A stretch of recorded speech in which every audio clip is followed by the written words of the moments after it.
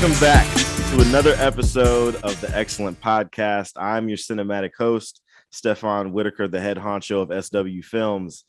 And today we have a guest that I've been waiting to do an interview overall with for a very long time.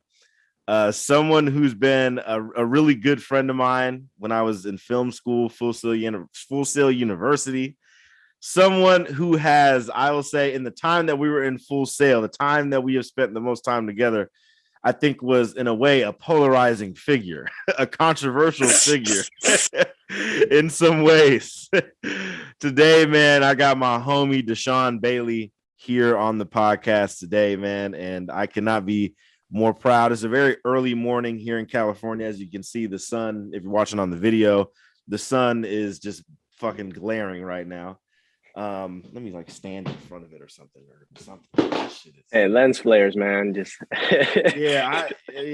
Anyway, but we have a special guest here today. Deshawn Bailey is here on the podcast. Let me stop fucking around. And Deshawn Bailey is here. And man, first off, Deshawn, how are you doing, bro? What's the word, man? What's happening?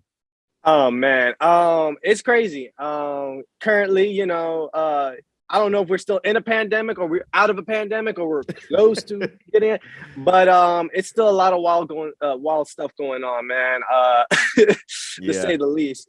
But just like a lot of filmmakers and freelancers out there, we hustling, we trying out here. It's tough, what's it called? Inflation going up, gas is all-time high now. Crazy. So it's one of those things where we all trying to survive, and everybody's trying to find a way. Yeah. So man. I'm doing the same too, man. I'm crawling. I feel like I'm in the trenches sometimes, especially when you're filmmaking, doing indie filmmaking. You're really in the trenches, man. It's like war out there. Deep so I just got out. Yeah, no, I feel it, man. No, I'm excited to have you on the podcast to talk, man. It's been a while since I feel like we've had a conversation, so it's good that we're doing it on the podcast to catch up. Yeah. Definitely. So thank you for hopping on to the Excellent Podcast. For the people who don't know you, man, speak to your excellence, man. Let them know who Deshawn Bailey is. Just let people know who you are, and also remind the folks who was fans or who've known you before. Remind them who you are too. Man, I'm always never good with these introductions. I feel like it's one of those things where it's like, introduce yourself. And when you do job interviews, they do the same thing. It's like, please tell me a little bit about yourself. I like movies and I make movies. That's what I like to do. And then usually you say something like, oh yeah, I've been to, I lived in LA for a couple of years. I did some, I'm originally, my dad is in the military, so we moved around a lot, but I've been in the DMV area, the DC, Virginia, Maryland area for the longest. Yep. So that's where I kind of got my start into finding my love into this whole world of filmmaking. You know what I mean? At the age of, I don't know the age, but I remember the grade, and it was 6th grade. That's where it all started. And I feel like even before then, I've always liked telling stories. So I kind of just see myself as an artist, as a storyteller, in every shape of form of it. You know what I mean? Mm-hmm. And I always like to say that, from a good friend of mine, I don't know if he says it, but he said, it's, filmmaking, it's a lifestyle. It's a part of you. And so that's how I kind of see my filmmaking journey, is that it's a part of me. No matter where I go or destinations, filmmaking will always be a part of me. So that's kind of me to a core, in a sense, if I were to introduce myself. I have done, obviously short films, music videos, a little bit of everything. When I was working in LA, I did a lot of commercials. Art department, that's what I was really heavy in. I was trying to get union. Still haven't got my union card, but that's a separate story. LA's politics is different when it comes to the movie industry. And but I've been on a lot of crazy shoots, good and bad, indie, a little bit bigger, and some smaller projects. And on on the smaller projects is where you learn a lot. Quentin Tarantino always has that saying of like, you know, get on a film set, you'll learn a lot than film school. And then after going through film school, you know, I'm not saying my experience was bad or anything, and I don't discourage, you know, people from going, but definitely it's like two different worlds. Because absolutely. Now I wanna break off, man, and start from the beginning of our particular meeting, which was at Full Sail University. So you know, I've had a few guests on the podcast already, and I've spoke about Full Sail a lot. Our mutual friend Andrew Domville, shout out to Andrew. I had him on the podcast. Andrew, me and him had a very long conversation about Full Sail, and I would assume I would assume me and you are gonna have a pretty long conversation about Full Sail as well. So let's start from that, man. Like, you know, how me and Deshawn met, and I could be wrong, so you might remember it differently, but how I remember us meeting is I was in a classroom and I didn't have like my usual group that I kind of rolled with, I guess, in the beginning, which was like Dari. Shout out to Dari. It was like Dari, Corey Narder, and then Nick Piedrahita, all those guys. Like all those guys, I was around, but then those guys, like I think, took a month off or some shit from the class. Something like that, yeah. Yeah. So then I was like, okay, I was new people. So I remember one time we were just in a I don't remember what class, but we were in a I remember the seating area. It was like Jeremy Jones, if you remember him. Yeah. This Nick Lambo, you know, was around us too. And then you were around us, and I think maybe Trevor was off to the side, and Ty was not really all that close. We were all proximity. Close, but proximity. But yeah, you know, so I remember either I made a joke about somebody or somebody was making a joke about something. I just remember my introduction to you was you just like staring, like looking back, kind of like laughing at the jokes and shit.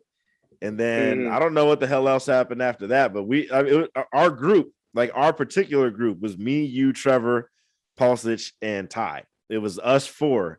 What was it, four, right? Yeah, it was four. Us five. Four. Including yourself. Wait, hold on. Ty, Trevor, it's five. Me. It's five. Man, I don't even fucking know. It feels sometimes it's like that. No, we always had like a switching person. There was always one switcher.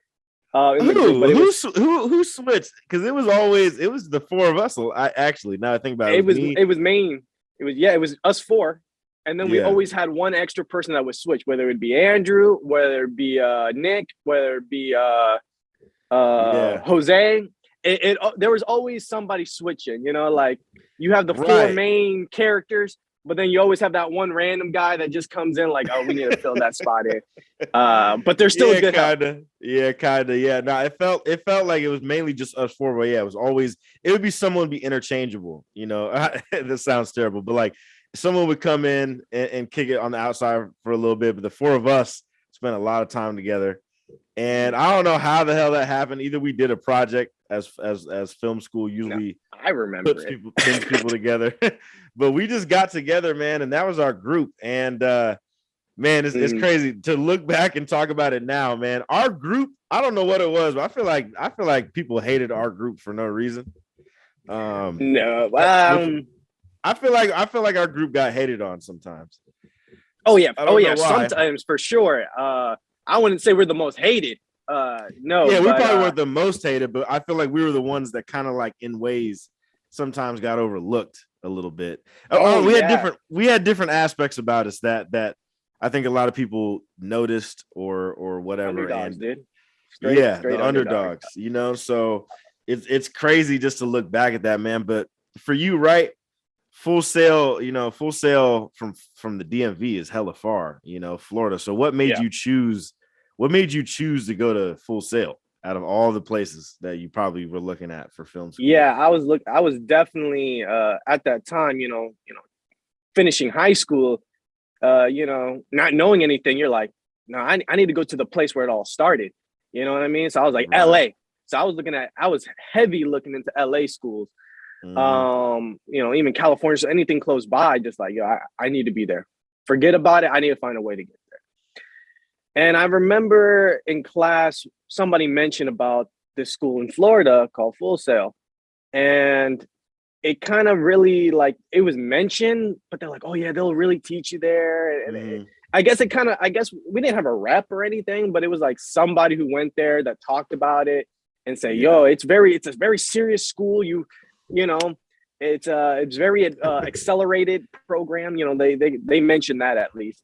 And they're like, oh yeah. And I'm like, oh yeah. And so I fill out some scholarships and the truth of it is like, once I found out I got the scholarship, I was like, damn, well, I might as well go. Other schools, like I went to, I actually got on campus and went to USC, one of the biggest film schools in California, in LA specifically. In the country. Yeah. Yeah. And when I had the tour and all that shit about like, all right, guys, this is how you're going to apply to get in. They wanted you to have a portfolio, demo reels, the whole nine. I'm like, damn, I'm not showing my high school shit to this school. Like, I'm like, oh, hell no, I'm outclassed. I went to that school. I was like, and they got these like 30-year-olds, like these older gentlemen. Like, I'm like, damn, this is the first level. This is the first class. And you got people stressing out. Like, it was one of those things that is like, this ain't for beginners. You need to go to another school, then transfer, or you better have like work prior to even get into this school. I'm like, damn, I don't have shit other than the high school. Because in high school, I was in a TV production exclusive school. So when I got accepted, I got transferred to a different school. So I didn't went to my local, whatever, they draw the lines, whatever school you're supposed to go to where you live. I went to another school that was specifically for TV production. Wow. And that's where, like I said, I fell into filmmaking. Like I specifically knew I wanted to do this like in 6th grade. And then when I found out that there was a high school program specifically for that, I was like, nah, I need to get into like this, and know more. So that's kind of how I, say, you know what, let me go to Full Sail. It's accelerated and it focuses on, filming versus going to another school where, so my motives were like, nah, man, I'm always kind of been like, I just want to focus on that and not worry about everything. Regardless, the school still made you do, the regular, math, science, all that other shit. Right. But I really still wanted to do this primarily. And the school offered that. So I said, you know what, let's take a leap. Let's go to Florida. It's not that cold. It's warm. So I'm like, all right, I'll take it. Yeah. Damn. Wow. So that's cool. You went to a high school that had it because where I'm from, Angola definitely didn't even have anything like that. We had a photography class, and I remember I did that. That was like my senior year. I think I did photography though. You had to go through like at least 2 years of art class that I heard of that. 2 years of art class. Had that too. Which I didn't really like the art classes. I'm not one of the people that can paint, and I like those classes, but I wasn't. I bullshitted a lot of the paintings and stuff. But to lead up to photography was cool. I remember I really liked photography class a little bit because I felt like that was also a precursor for me to get in there. But now that's dope, man. That's dope that it really kind of started from like you took initiative with it. Because for me and my passion for film, it started really, really early. Like I would say it was developing really early. Like I remember at a certain age, I was, always writing my own stories. And I was like, I'm going to turn these into films or video games or something. I was always big into that kind of shit. But then I didn't really start thinking I wanted to be a filmmaker really until my senior year of high school. Because like, I had played football. I thought I wanted to do that. I thought I wanted to rap at one point. I thought I like film was always there, but it wasn't one of those things that I thought like, oh shit, I could make money from this or I could make this a career. I think it's really once I like got to like once I said, all right, you know what? I actually want to be a director. I think I can make this. I think I could, be big one day. Like I was like, fuck it. I was like, I'm gonna go ahead and do this. And man, took that first step. So Full Sail then that's also interesting because when I got my scholarship, I kind of did the same thing. I didn't really choose any other schools. Full Sail was like my one school that I looked at and I researched a lot. And I'm like, yo, this school actually looks hella cool. It's in Florida. It just seemed different than like all the other colleges that like everyone else was talking about. Exactly. And that's when I got the scholarship, I was like, all right, this seems like the best choice. It's still expensive, but it's like, this seems like the best choice to go to. So I instantly went ahead and decided to go to Full Sail. And the rest was somewhat history. Yeah. But how was your time at Full Sail? Like I felt like I said, I felt like our group was chastised at a certain point. I felt like our group, I don't know, we got ignored from a lot of shit, which is funny looking back now because there's a lot of people who aren't even who were in class with who aren't even in the industry. Yeah. They either never broke into it or they were into it, and it was tough. And I've been lucky to I would say really get a great start out here in California, especially in a place that's not known like in LA. Like the Bay Area is so different. But I mean, I don't know. Our group was chastised in different ways. And I think all of us have kept moving in certain ways. But how do you perceive your time to be at Full Sail? Did you have an enjoyable time? Did you have a terrible time? Like what was your perception of that like? Man. Thinking about it, man, it brings out a lot of memories. It really does. It really does. The way you say it, though. I don't want to. It almost dropped a tear when you said, "Oh shit, talk about those days." I was like, those days. I think of it like golden years. Like, those days don't exist no more. But definitely my experience, man, it was like advanced high school. It was advanced high school, to say the least. Just like you described it, how we all met. It was a class. I don't know if it was a writing class, but I remember the room, to be honest. I remember the room. I remember the room too. And how we met the other two guys, look, I'm gonna say it here, but I was the one that started this whole little group shit, because I know towards the end everybody started. I think so. Yeah, I think you did this motherfucking shit. And just to give it a quick rundown on how it all ties in, this was like in the early part where we started to like get into roles of directing and stuff. So this was called DCI. So we were near that class. So this had to be around the 4th or 5th month. Like we went through like some of the bullshit classes, and everybody was still trying to figure out like who's not going on to. It felt like Squid Games almost too. Like, oh, did you pass this class? Nah, you failed. I guess you're gonna be held back. So we didn't know who our core group was of people that we're always gonna see. And like why I say it's high school part 2 is because it was like a little cliquish. Everybody would who vibe with who. And who has the same archetype, like, okay, that's the assholes. The assholes are going to stay with the assholes. The bougie, the little whites, all of them, right? And for me, I was like, at that time, I think back about like, damn, I remember some of the comments people used to say to me that didn't tell me, but I had to find out from other people. I was like, damn, well, I guess I was just a normal kid, everybody, everybody wants ass. Everybody want to, do things. And so, man, but I remember that I was like, I want to shoot something. That's how it always starts. It's like you want to do something. But you realize like, damn, the more you learn, the more like, I can't do it all by myself, but I'm in a place, and that's what Full Sail really does, is bring a lot of people with ambition together to start working together. And that's where it really started. And I remember I had this idea, and it was my first short film that I took seriously, and that was Maneater. And I was like, and I was writing up the treatment, and to submit it to hopefully direct it, but get it produced.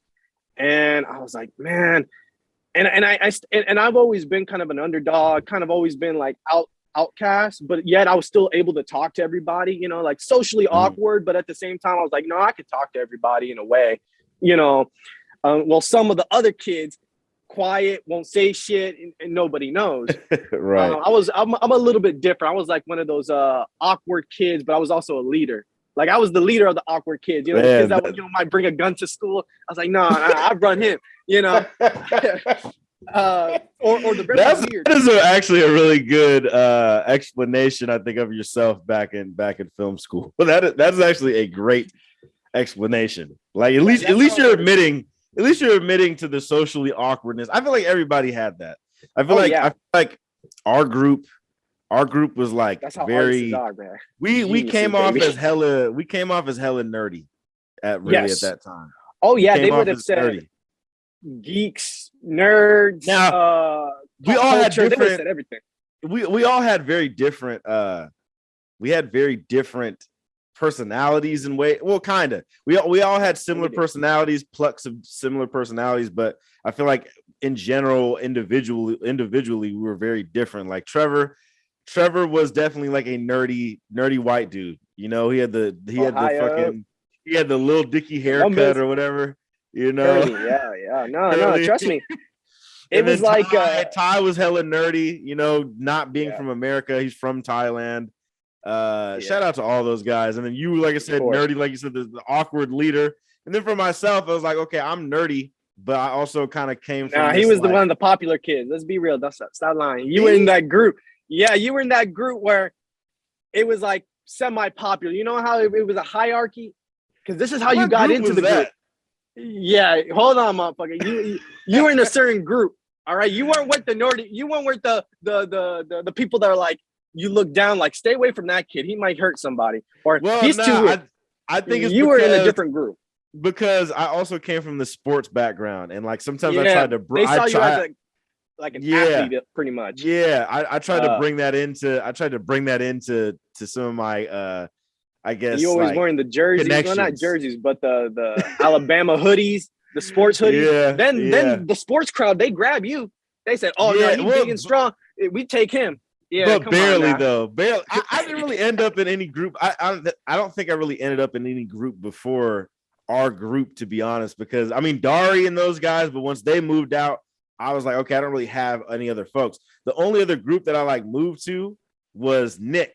You know what I mean? And Nick was just like a stoner at the time, you know, but but Nick had such a wide, like crazy sense of creativity. And I messed with that. And, you know, Jeremy was a part of that group as well. And so it was like those two groups. And then of course, Andrew, you know, and like, I really like, you know, I kind of formed somewhat of a clique too, or a bond in a way with Rick and I forget the one little dude. I don't think. Yes, he was. He was Puerto Rican. Was he Puerto Rican? Yeah. What the fuck is his name, man? William. What's his name? Will. Yeah, Will. Yeah, I don't remember his last name, but I just remember Will. But like I think I don't know something. But yeah, man. So like that's funny how our group got together, man. Just with that, but it's crazy. Maneater. It started from I think actually. Now I remember fully. Yeah. Now you're starting to put it together because it started at McDonald's. That's how I met the other two because I invited them to McDonald's to write on it because one was an editor specifically. So I knew I got an editor. The other guy was more into camera, which was Ty. So we both talked, and that's how we all kind of clicked because we were always seen last. You know, with Ty, he's just a foreign kid. Everybody wants to be nice to the foreign kid. Yeah. Then you got the typical white kid, you know, Trevor. That might, you know, they didn't like Trevor because Trevor was so quiet, and Trevor was quiet, but Trevor is one of them guys that like he'll secretly talk a lot of shit about you. Yeah. You know, you got to know the type of people because we came from all different places and people are just going to judge straight up. That's why I said high school part 2 because it's very stereotypical. Like we're going to get to that. We're going to get to all the crazy shit in school. But like Maneater, though, I remember because what had happened, I remember in Maneater, which everyone can go look this film up. We'll put the links of all the different films that Deshawn has done in the link below if you're listening on YouTube, and see if I can put the links on the audio versions as well. But I remember in Maneater, I was living in a house in Full Sail, or not at Full Sail, but in Winter Park. You were renting, yeah. And basically you asked to go shoot a scene or something in my place. And that's how it really connected. And it's funny because it's hilarious because, man, literally from that time, there was a lot of people that were involved, I think, in Maneater at the time that like never really stuck around with our group. Like, if you remember, I think Kino, right? I think Kino was the DP of that film, right? I believe I think he was. I think he was. If I look at the credits, right? Yeah, he was. And then we had Eugene Washington. We had Donna for film. Donna, shout out to Donna. We had a bunch of people, but I knew I had to build the team. You know what I mean? And not everybody. This was still early, where not everybody knows exactly what they want. So everybody's kind of trying out different things. Yeah. And I was like, all right, this is like, I want to take it serious. So I started getting all these people. And that's how I was like, I need a location. And then that's how we kind of started talking, because it wasn't that class. We were cracking jokes. And that's we didn't connect. We didn't connect super crazy in class. I think it was until Maneater came around. Yeah, it was after Maneater, basically, where for sure. Because at that time, when you had asked, I was like, sure. I had to tell my roommates. And of course they weren't expecting how long this shit would take. And I was like, I didn't know you guys I didn't know you as well. So I was like, yeah, sure, why not? And then well, that sounds wild to say. I didn't know you as well, but I was like, all right, fuck it. Like, yeah, I'm trying to, why not? And then I think I did a position on that film. I think I did something on that film. I think I either was like a second AD, I think is what I'm listed at on IMDb. I think so. Which is hella funny, because all the second AD gigs I did back in like film school, man, I've done a few second AD gigs in the actual fucking industry. And I realized like the shit I was doing back in film school was not what the fuck an AD does, So that's hilarious. But I mean, that's how it usually goes in film school. A lot of people do shit certain positions where they realize, oh, this is not how it actually goes.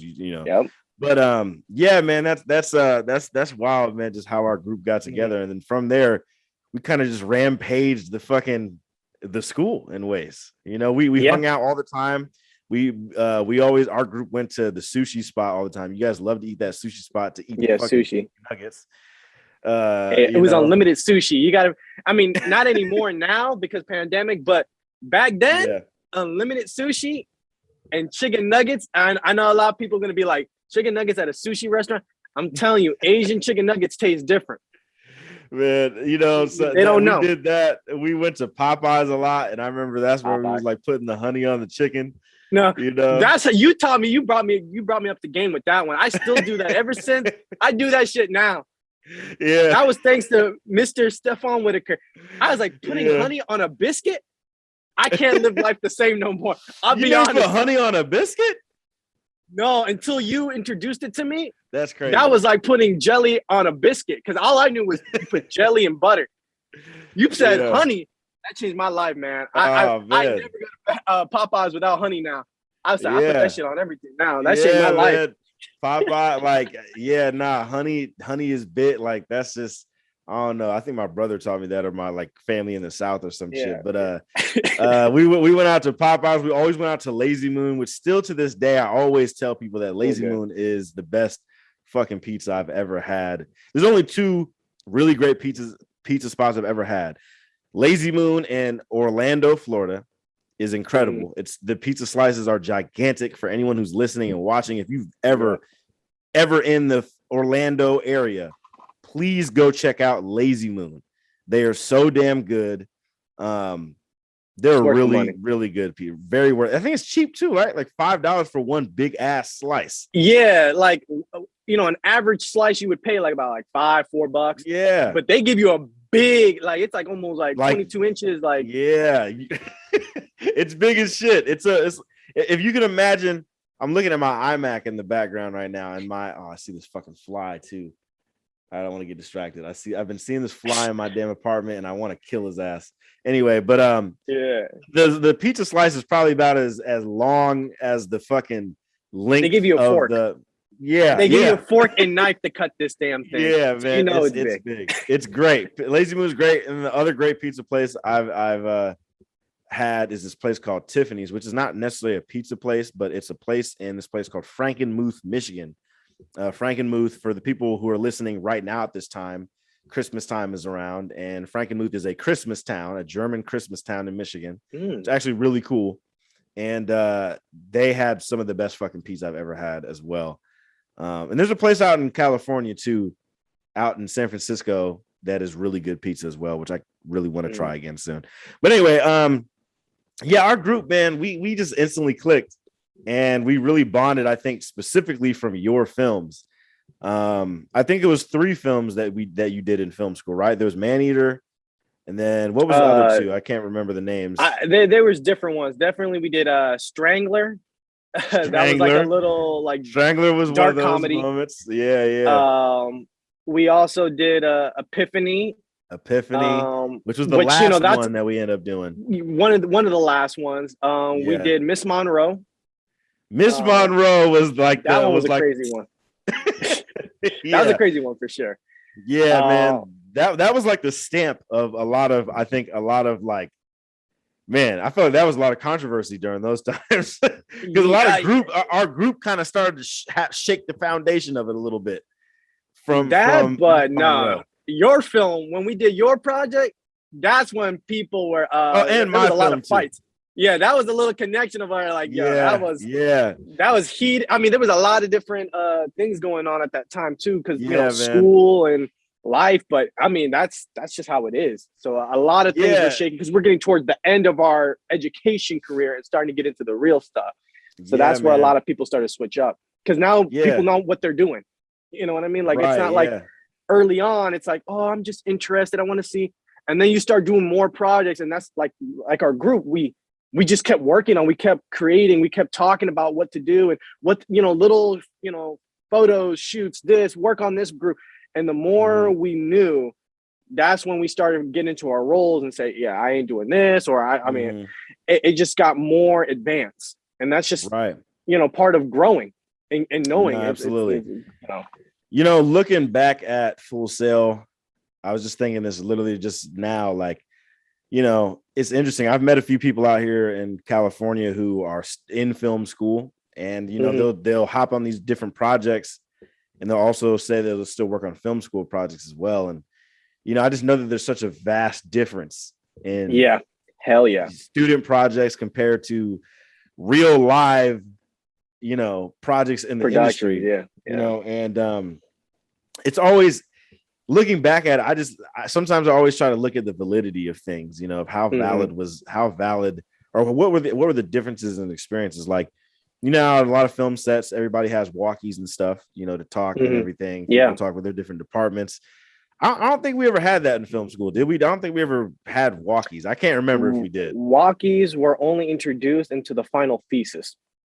That was the only time we had walkies, was at the last big project before you graduate, was the only time we got walkies. Which is kind of wild, because walkie etiquette and set etiquette, all that stuff, I feel like is just that stuff that we could have all taken to advantage and consideration, early on in these projects. But I don't remember using them at all, really, though, in film school. I don't even remember during that time. I feel like during that time we would. They didn't give you one. Nah, look, I was the key grip on that shit. They didn't give you one. That's some bullshit. Well, whatever. But like, it's funny, man. Like, just all those different films, we had so many different experiences, and like looking at how the real world of the industry works, it's kind of crazy. A lot of the stuff that we did and a lot of the conversations that were had. And you said, all of our different films were crazy. So Strangler, I remember we shot at Ethan. You remember Ethan? I think it was his house, right? It was his house. And I just remember that was kind of a smaller-ish crew, but like, I think Kino may have been a part of that. I remember Eugene being a part of it. Of course, Ethan. Ethan was a part of it because we used his house, and I think we also used his drone or something at the time.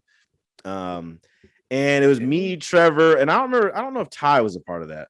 Was he? I don't think Ty was. I don't think he was, because he didn't want to DP it.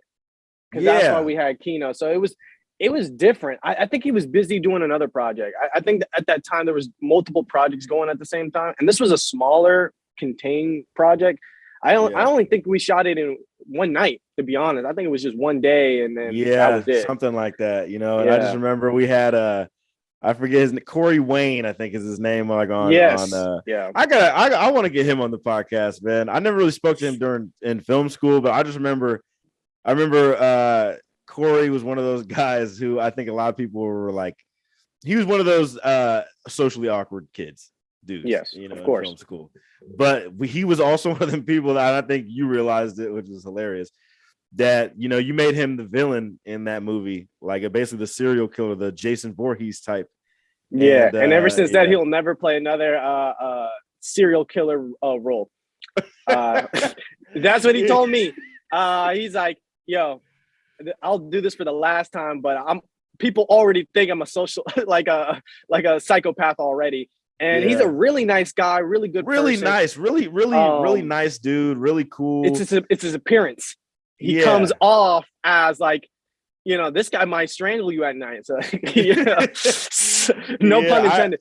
That's funny. I remember that shoot. That shoot was actually a really fun shoot. I remember, we did shoot into the night. And then after that was Miss Monroe. Miss Monroe was one of the craziest shoots because I want to say that Nick was the DP, I think. Nick was the Nick was our DP. Nick was the DP, but I felt like Ty was also involved in that in some way. He was for sure. He was there helping. He was doing light. You know how it is when, you know, you got the 4-man crew. We all pitch around. We're all switching hats. So I know. Yeah, he helped. Everybody helped. Man, it was. And then Eugene was kind of a part of that. And I think maybe Eugene either took the back seat or I think he left on that one. I don't think he was. I don't think he was a part of that. I think we let at that point we kind of split off at that point, I believe. Yeah. There was a time like that because again, Miss Monroe was the last project before the final thesis. Because we had smaller projects. I think How the Herd Caught the Dove was, at least if we're counting like the group. It was around the same time almost. Or I think How the Herd Caught the Dove was the last one that we did after Miss Monroe. Yeah. I think How the Herd Caught the Dove, which most people who are listening and watching the podcast, most people know that How the Herd Caught the Dove was my very first short film that will never see the light of day. But it's my very first short film. And man. So like literally, I think Miss Monroe. I remember that was a crazy one, man, because we were doing a whole lot. I don't know. That just seemed multiple locations. Multiple locations. It was like some action type shit, and it got hectic. I think at a certain point, I think it caused a little friction in the group. You know, I remember Ty being upset at one point. I think Eugene got upset too at a certain point. You got upset. It was a bunch of people getting upset. I think the only person that kept it calm most of the time was Nick for some reason. You know, Nick kind of kept bullshit. That's bullshit too. I tell you that. Shit too. No. But maybe everybody had something, you know, because it was a lot of moving parts. Yeah, and then moving on to my film, How the Herd Caught the Dove. Definitely, there was. We did have. It was funny. There was people walked off, man. People walked off, but you know, it was weird. I don't really know why. I don't know. You don't remember? You were so tired. You don't even remember that shit. Nah. So I remember, so for the people listening, I remember we did the Indiegogo fund thing first, which is crazy to think about because like doing the Indiegogo film to actually trying to do the short film, I don't really remember like kind of how it got set up. We got a little bit of money. We didn't get a whole lot of money from the Indiegogo. My mom, who was one of the producer, my mom basically said, all right, I'll chip in for you for your first damn film. Shout out to mom. But I remember our first real day of shooting, I think. Was his name Raphael? I think, or what was his name? Ralphie. And the fucking son is crazy. Yeah, Ralphie was gonna be my key grip, I think, on the film, and he actually allowed us to shoot in his aunt's home in Orlando, his aunt's house in Orlando. You know, and they are Haitian, so you know, very. It wasn't like a culturally distinct particular kind of home, but we had to change up a couple things in the house a little bit. Yeah. And Ty was my DP. Trevor was the editor. You were my first AD. Yeah, that's how I remember everything. And Nick was supposed to be the gaffer or something. One of those two guys. He was. Both of those two guys didn't end up on the film. And Rolfie, me and him got into a situation. And I remember I was like, why? I forget why. Oh, because he wasn't doing shit. He was because he never came in. He never came in. He had a set time. He was never there. He just he left. He came in because this is his aunt's house. Like, he don't got to do any work. And so that's where the friction started to happen. Yeah, and it I started got building mad at up. that. I got mad at that. I was like, dude, I'm glad you let us use your aunt's home, but you need to get your ass to work. And I remember what triggered him when we had a conversation. I said, man, do you even want to be a filmmaker? You over here sitting around. I didn't go at him hard, but I do remember I said that, and I was like, damn. That's when he got really mad, and I was like, I was upset because I was like, man, he's not gonna let us use his aunt's house, but he still let us use it, but he didn't work on the film. We talked, but he left. Yeah, I remember that conversation. Yeah, he said, you know what I mean? Fuck it. And shout out to Rolfie, man. That was like that project. I remember. I remember that project like definitely did not make me and Rolfie close no more because me and him we weren't close, but we spoke a couple of times. I remember I did like some photography and shit for him because he was like one of them pretty boy Haitians who got he one of them scammers low key. No, but it was at the same time. Like when we talk about different problems, there was so many. I mean, but that's how you learn. But then Nick as well, if you remember Nick. Yeah. Now how it happened with Nick. Nick was a part of, I want to say, the Indiegogo campaign. I think. I'm not sure. Really? But the reason why Nick didn't end up on there is because he had either beef with you or Ty at the time. It was Ty at the time because it was at the same time about something about Monroe. What was it? I don't know if it was that, but it was just like they were at that time in school, they had a fight for who's going to be the DP for a certain project. Yeah. And so really it was just egos clashing about how something should be lit or, I don't like the lighting, and the communication between the two are so vastly different where one is direct, the other one's more indirect. And that already starts tension because it's like, oh, you want me to do this? You want me to do that? Oh, he don't tell you.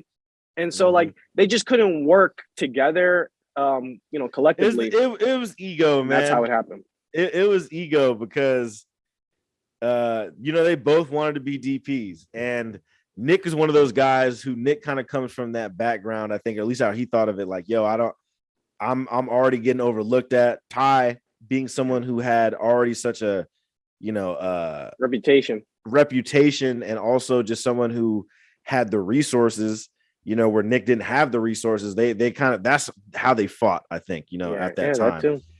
Shout out to both of them, man. Both of those guys are both my homies. Oh yeah, both our homies, and great folks. But yeah, man, I remember that happening because of that. Nick didn't want to hop on the film, but Nick did something. He created the poster for the film for me, at least. Creative differences. That's what we say. Creative differences. Creative differences. Yeah, And then after that, we did Epiphany. I think was real small. Yeah. I think it was literally just really small. A lot of people dropped out. It was just me. But it was like one of those things where I'm gonna shoot something. And all right, a lot of people. Was it just you that did it? I thought Ty shot it. Yeah, Ty shot it. Okay, but I was the only actor. Yeah. It was just the four of us. It was just our group. It was just four of us. It was driving around. And man, that's how I think. That's Epiphany around the time was like a real epiphany. I think that was the time when we realized, like, all right, it was a small group. Our group was super small, contained. And I don't know. I just always thought our group was overlooked at, man. Like not just our group, but even like the group of me and Nick. They didn't believe. Yeah, a lot of people didn't like our group, man, and a lot of people chose some of the other folks that were more of these. The stereotypical, the white saviors, the teacher pets, the ones that already the ones where the teachers talk about other teachers too, where they're like, oh my god, this group, they're gonna make the greatest thing in film school history. Yeah, man, it was something else. It was like that. What was your? Because I spoke about it to Andrew as well, and I still stand by it. Like that, I didn't have any close relationships with teachers at all at Full Sail, like at all. There was teachers that I kind of remember who, like, kind of struck a chord with me a little bit. I remember if you remember Andrew Geimer, who was not, he was like one of the first teachers we had. He was the first. Yeah, he was one of the first, and I remember he was cool. You know, I don't know why he just had he was just a really nice dude. And I remember I took a picture with him because I was so happy to be in film school. I was like, all right, let me take a picture with this random guy and white dude. You know, he was hella cool. Shout out to Andrew Geimer. I remember Kevin O'Neill. Although I didn't really strike a chord with him, he's still a friend with me on Facebook. You know, Kevin O'Neill, he was the directing teacher, instructor, whatever. And you know, obviously directing was the one class that I was super excited about because I'm like, all right, I'm gonna, you know, it's like I want to be a director, you know, and Kevin was just a nice guy and he seemed like a director. He kind of seemed like your stereotypical white-haired white guy director, you know, in the industry, you know. But shout out to Kevin O'Neill as well. There was one teacher, man, and I don't remember his name, but he would cuss a lot, and I liked his class because he was just fucking straight up. That was the lighting class. Yeah, he worked on Dead Presidents, and he worked on I think Apocalypse Now or something crazy like that. Or something like that. Yeah, he was our lighting instructor. And he was one of those you know, been in the industry since, you know, the 80s, you know, and ever since then you kind of get that, you know, chip on your shoulder. He don't care who you are. He don't care, you know. And nowadays, you know, with PC culture and, you know, and there's a reason why he's a teacher now, because imagine him back, you know, in LA, in the Bay Area, with the whole Harvey Weinstein shit. Yeah, you ain't making it too long, but he was one of those guys. From one of those guys. Oh, from the golden age. Oh yeah. They're from the golden age of filmmaking, where you can say whatever the fuck you want, do a lot of coke, still come to work. And I met a lot of those people in LA. And some of them are still working, and some of them are working at the prop houses or in the union, like buildings. Because you know, now you say something wrong, goodbye. Yeah, nah. So with him, he was just hella funny. He just cussed a lot. He was one of them teachers that didn't give a fuck. I don't remember his name, but you know, I don't remember the name. I feel like that. I feel like he's not teaching anymore, probably. And then of course I remember. Of course, I remember young girls. Oh my god! I don't remember him like that. What was he saying about the girls in class? Oh yeah, man, he was hitting on a lot of young things. I mean, especially blondes. I remember. You know, I don't want to say no names, but you know, I still follow her on Instagram. You know how? Look, man, that was sugar daddy energy. I'm telling you. Don't even start. You know, Donna would know. So also I remember Nikki Wilson. Nikki was somebody who I have a friend on Facebook still, and someone who I remembered I really liked her a lot because she worked on Jurassic World, and she was also just such a she seemed to be the one person who had like a personality and attitude that like kind of meshed with a lot of the younger folks. I feel like the most with a lot of black people. Yeah, honestly, yeah. No, that actually is true. No. I think I remember counting that. Go ahead. You had to say something. I can already tell. Yeah. No, she was very. She understood black culture. She was one of those, you know, women who understood the struggles in a way and was an ally. I'm gonna say that. She was an ally. But she was around a lot of brothers. So we know how that goes. But anyway, Nikki. But I remember saying this about Nikki in the interview with Andrew.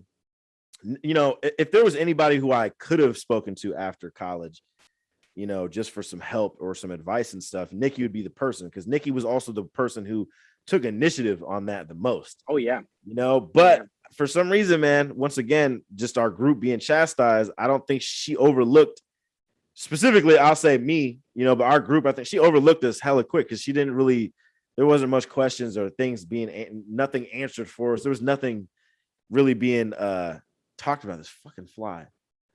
Yeah, that shit distracting you. Yeah, I'm seeing it. Like this fly. Anyway, but Nikki was one of the people that kind of overlooked our group and never even like, I feel like I tried to speak to her at certain points, but it just nothing ever clicked, which, you know, that kind of, and I don't blame it on Nikki. Nikki's a great person. And I know she's not even teaching at Full Sail anymore. She's like actually in the industry doing something. But yeah, I remember just that kind of shit. It just made me not, you know, I realized, you know, we'll talk about it as well, just our time after Full Sail. But yeah, none of the teachers, there's not really anybody from Full Sail that has added to my my career since leaving Full Sail. There's not one fucking person that I can think of.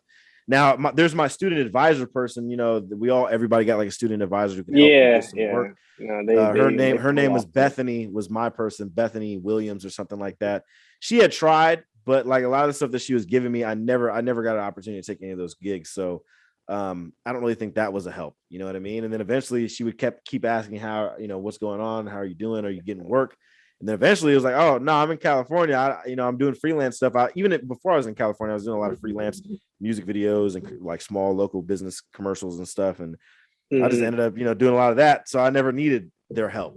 But I think, you probably say the same for yourself, right? There wasn't a teacher that kind of like stuck around for yourself, even for any of our group, really. There wasn't really, like, the only teacher I would say was literally the last class before graduation, and he was more of a more into writing than anything, like really story based. I don't even know if I remember. His name was I think it was Chris Gary or something like that. I can't even remember how it was, but I remember what he said to me, because it's one of those things that it leaves a lasting impression. And one of the last things I remember saying was like, I should have went to LA. For film school or like, in film school. This was you're saying that's something that he said or you said? This is what he told me. Like literally, that stuck with me. He was like, I should have went to LA. And he was talking about, he regretted his decision because, he started a family. He had this ambition. It's like, oh yeah, I'm gonna go to LA. Just like how all film students or anybody who's aspiring to be something, they're like, oh, I want to go to New York, Chicago, Austin, wherever film is being made, Louisiana, all that stuff. And he's like, man, I should have went to LA. I should have been more serious about going to LA, because if I was more serious, I'd be in LA right now. He didn't hate his life because he just had a new kid and thing, and he was fortunate. This is an instructor, like this is somebody.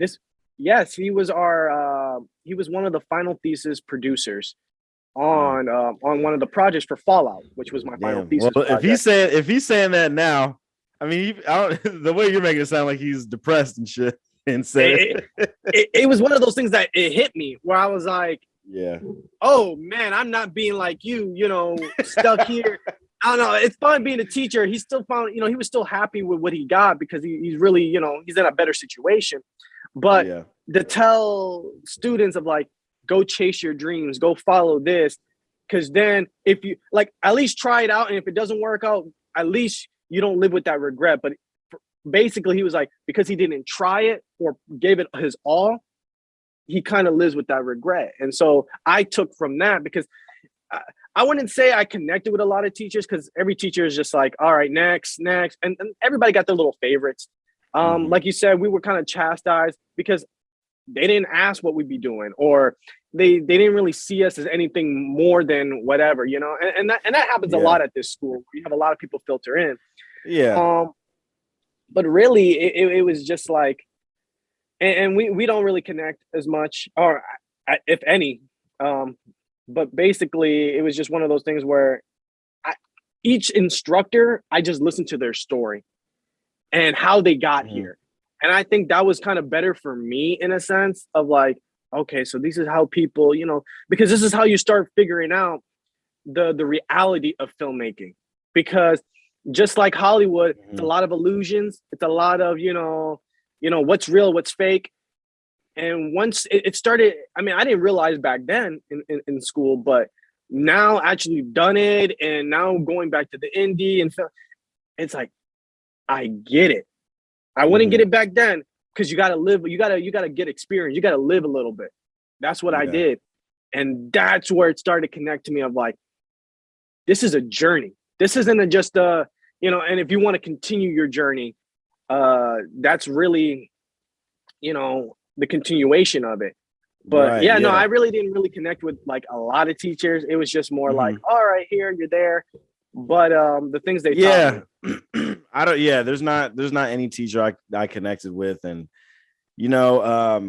that was one of the only things that I think maybe soured the experience. And also just like it feeling like high school, because like the high school drama, there was a lot of that shit too, I think, that happened in school, you're always getting in fights. Who? Me? Yeah. Remember that one time in a documentary class? Nah. Yeah. Oh yeah. Nah. I remember a couple times. Yeah. No documentary. Yeah, this man always. What was his name? His name was Trayvon. Yeah. His name was Trayvon. I remember him. Big dude. And don't forget the TV production class. That one. That's the one I always remember. That was the finale. That one I always remember. And it's weird because I forget why me and Trayvon had an argument in documentary class. I think it's because I told him, I don't know. I forget why, and like all the people I had issues with in college, like, which was never really any issues. You know what I mean? It's like no one ever put a hand on anybody, so there was never any issues. It was misunderstanding. Yeah, I don't know what the hell these dudes is doing now, nor do I really give a fuck what they're doing now. So that's what you said back then too. Nah, but I don't say that maliciously, but it's just like, yo, I'm living my life and I don't know what the fuck y'all doing, and I'm not gonna stay up thinking about it. I care about my homies who I connected with, but the people I didn't connect with, I at least hope I hope that you're doing something that's making you happy and making you some money and you're alive. But other than that, that's about it. Yeah. So Eugene, I remember that argument with Eugene, which really started. Well, now him and Nick had more of the issues more than me and him. It was a collective. When all of us had issues with him. Actually, it was our whole group. It was our whole group. Actually, it did. Yeah, man. Yeah. I told the story already on here. I told the story already, but like, it's funny, man. After that, Eugene was not trying to. It was always weird between Eugene and. Oh no, because they just saw us as kids at that point. Because that's where the respect got deterred. Was that now I don't even see you as a creative anymore or an equal. I just see you as a child now. And I'm like, damn, bad, you were talking that to child, like he was saying some old people shit, with translations of like, y'all split your wig back. I'm like, yeah, bro, what is this, 19? Yeah, he said, I remember that. He was like, I'll split your wig back. I don't know if he was saying it for real malicious. Or he was just talking. He was malicious, man. That was like, because I just remember him getting up in my face, and I just remember I put my hand on his chest. It just was like, yo, back the fuck up, dude. Like you're a skinny ass, like 38-year-old man. I'll whoop 36, your ass. 38, 36. I'm just like, I don't care about, man. I was like, I don't care about all that shit you talking. He reminded me of my older brother, only because of like him and my brother got that same like old head knowledge, and they're about the same age too. But I'm still like, nah, dude, like you are a skinny 38-year-old, 36, whatever. Like I'll slap the shit out of you, bro. I don't give a fuck about where any of that shit you talking about. But Nick definitely didn't care, because Nick was on this New York, Nick's from New York. So Nick got that New York hothead type of shit going on. Yeah, it was already done. Nick was like, yo, son, back the fuck up, son. He's like, Nick is hilarious. Shout out to Nick, man. I can't wait to get him on the podcast too. But like there was a bunch of drama, man, that I didn't fuck with. Those are the two things that deterred me about film school, was the high school style drama, and just the lack of connection with teachers and shit like that. And also just the cliques, man, which also goes back to high school shit. Like there was a lot of cliquey people, man. And we, even though we had our own clique too, I feel like we were able to at least want to talk and be nice to people. You know what I'm saying? Oh yeah, we wanted to work with everybody. We tried to work with everybody, and it was just always outcasted. You know what I'm saying? But I look back at it now, and it's like, damn, some people work in silence and who are doing a lot of shit, and some people work in silence for sure. Yeah. I have noticed that. I have noticed that a few people have, who steadily work, who don't say shit much, which is like, they don't say anything. You don't even know what they're doing, but hey, they work. Like I remember like Stevie, right? I don't know what the fuck Stevie does. You remember Stevie? Stevie was one of the there was a few girls in class that was always like the girls always got work. Girls. All the girls always got. No, Nikki was one of those teachers, that we just mentioned. Yeah. She was one of those, very, getting more women into the industry. and very proactive Right. about that. And Right. she was the role models for a lot of female filmmakers, and that's a beautiful thing to get more people into it and help them out. And I mean, I'm telling you, she was that kind of that anchor that helped a lot of women get into the industry a little bit more. And so, you know, it goes a lot. Yeah, like like there's a lot of people I don't know. There's a few people I still follow, but I don't see them post a lot. You know, there's a lot of people who they don't post a lot, man. I feel like it's, the people out of the people from our class who I kind of follow. Like a lot of people got families now too. You know, people have families, have kids and shit. And I'm like, damn, and I'm talking about people our age. People are married and shit. Yeah. I'm like, wow, man. Like me and Andrew were saying, like, yo, we really went psychotic to continue to be doing this shit. I feel like some people either couldn't handle certain things and left the shit, or simply enough, like, I mean, it just, people wanted to kind of have an easier, more lifestyle straightforward life. And I think for myself, and I'm sure you would say the same for yourself too, like after film school, it has been a long journey, and it's just been, it's not the easiest road that we could have taken. It's not. But there's a lot of people still, like there's a few people that are still doing shit. I see like I don't really know what he does, but John Waldron posts every now and again. Shout out to John Waldron. I really like his photography. His photography is always fucking amazing on Instagram. He was always great at that. Yeah. Charlie was one dude that everybody fucking liked because he was foreign as well. Golden child. But he was hella nice. He was I always respected Charlie, even though I'm sure, he hung around those really cocky little white dudes. He always put up humble. He was always he always put up humble. He was always nice. He was never like the dickheads that he hung around. You know what I'm saying? Like he was every once in a while cool. It'll creep out, but most of the time he was very humble. I'm sure when he's around them, just like everybody else, when you're in your group, you're gonna talk hella shit about everybody. But shout out to Charlie, man. Charlie's actually someone who will pop in sometimes and comment on certain shit. So I always respect Charlie. I got love and respect for Donna as well. Donna was always like the big sister, someone who was always just nice to people and always connected. She was really smart with her approach. Her and Eugene were like in the same age range, but she came from a different background. I think she's from Brooklyn. That New York energy, I'm telling you, different. I think it's that New York that energy. When you're hungry, and right. It's different. She's still doing it big. You know what I mean? Donna's me and her doing still great. Talk here and there, and I mean, I'm trying to look for the words to kind of describe how she helps. We like, like you're saying, like a big sister. She's always looking out for filmmakers. Because I think she wanted to. I think that she really kind of takes that one of them roles of like mentorship or teaching. I feel that's kind of something that she could do, and I think that's something that she had wanted to attempt. I think at one point, but it was her. And then I remember, she's still doing stuff. Natalie Ayers still does a lot of stuff. I don't speak to her as much, but she got me in her close friends on Instagram, so I'm like, I bet. I don't get that. She don't follow me, but I follow her. Damn, she don't follow me. Natalie, I would like to get her on the podcast because I remember specifically her telling me one time that she was not gonna do anything film wise. You regretted going to film school. I remember her saying that, and then now I feel like everybody went through that shit. To be honest, everybody had that one down point. They're like, "Damn, I should have never went to film school."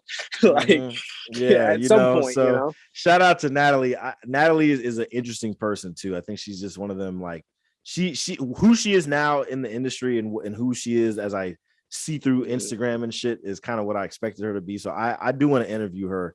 I like to interview a lot of people. Vegetarian.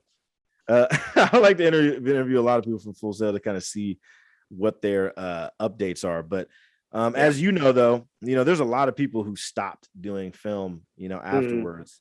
And kind of before we get on to the shit that happened after school for both of us and for yourself. I mean, what are your thoughts on Full Sail now? Kind of leaving the conversation about Full Sail, but what are your thoughts on it now? Do you think? I mean, have you kind of heard of anything different changing within the programs? Do you have a different outlook of film school now that you're out of it? My only outlook about it is just kind of like it's really about networking, because when I was working in LA, I also worked with other film students, that went to more prestigious universities and kind of saw how different programs were that I was in versus the programs they were doing. And really, most of it, I mean, it's number one is networking. It has to be. Because everybody can kind of pick up and learn certain things, this and that, and everybody's gonna have a different experience for sure. But it's the people you work with, and if people mesh with you, because a lot of the work I got in LA sometimes was because of me working on a student film and say, hey, yo, we need this person, and you know, this production needs this, and then you start getting to bigger roles, you start getting paid more. And it was all because of networking with other students that were going through their master program and with Full Sail. I wish it was more of that, because I know certain people did get that, and that's why they're doing pretty big. But I'd say as a collective, not everybody had that same experience, because not everybody connected to a certain teacher. And that's a lot of things that they try to mention that I feel like that's the human element of like filmmaking in general, where it's like, you got to be somewhat of a people person, or at least if you're not a people person, people kind of have to like you to put you on game, or at least to recommend you or to go here and this and that. Because if not, think about a lot of people that are not doing film, or they just kind of gave up, or the ones that they just don't connect to anybody. And we realized that you can't do this. I mean, there's some, you know, like Andrew, and he realized he can't even do it by himself. Is you get to a point where you can, like, the bigger the products you want to go and the higher the, you know, you can't do it by yourself. If not, you're always going to stay at a certain level. And so a lot of the people, they didn't level up. You got to talk to certain people. So it's too bad, man. A lot of people stopped doing it, you know, and I'm not going to name any names, but there's a lot of folks who stopped doing it. And you could definitely see their whole, you can see their whole life kind of change. And in our group, I think specifically, you know, like Ty went back to Thailand. I remember that was hella sad, because I remember our graduation day was like basically the last day that we could see that motherfucker in person. And that's crazy, bro. It's about to be 6 years since we've been out of college, actually. Now that I'm like, we're about to be 6 years out of college, man. And it's actually kind of nuts to think that it's going to be 6 years. It's hard to believe. Full Sail went by super quick. So, I mean, I guess it's not that hard to think about, but 6 fucking years since we graduated. Not even like, you know, like when we started school, that's like 8 years just about. Like, and that's really crazy, man, because I'm like, damn, because I just remember going to Full Sail, going to Florida, my family driving me down there, and just, you know, never being away from Indiana like that, never lived anywhere else. You know, I was like, man, it's a whole new world. This is gonna be a whole new world. It's a culture shock, you know, a little bit, because there's a lot more diversity in Florida, of course. Yeah, you saw more black people, more Puerto Ricans, more Haitians, you know, hella different people. So, you know, Florida, it was a really cool experience. You know, Trevor, I you know, eventually want to get him on the podcast as well. You know, he eventually stopped doing film. And I'm sure we'll kind of get into that as we kind of talk about your time in LA. LA can beat your ass. Yeah, you know, so, and for myself, you know, I kind of just stuck. I took really the baby steps, I think, out of everybody in the group, low key. I took the, I wouldn't even call it baby steps. I don't want to say that. I think I took a what could seem to be a longer route, and maybe, you know, not as an explosive start, you know, because it was like, I came back home and I said, all right, I'm going to direct, shoot, edit, produce, write, all of these things that I do. And then these are going to be the projects that, you know, I have out. I didn't have SW Films as a thing until the very next year in 2017, which the 4-year anniversary, for people that are listening to this, the 4-year anniversary has passed, but the 4-year anniversary was a couple days ago, November 26th. Didn't do anything special. I hiked and took shrooms. That's the only thing I did. But yeah. And you know, that's the only thing I did. I didn't do that in celebration for the 4 years, but yes, 4 years of SW Films.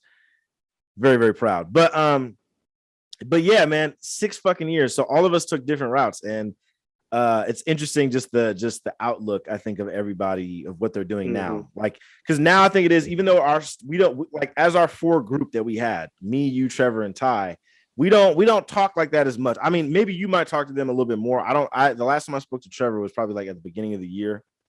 The last time I spoke to Ty was probably that time that we actually had during the height of the pandemic, had our conversation on Facebook.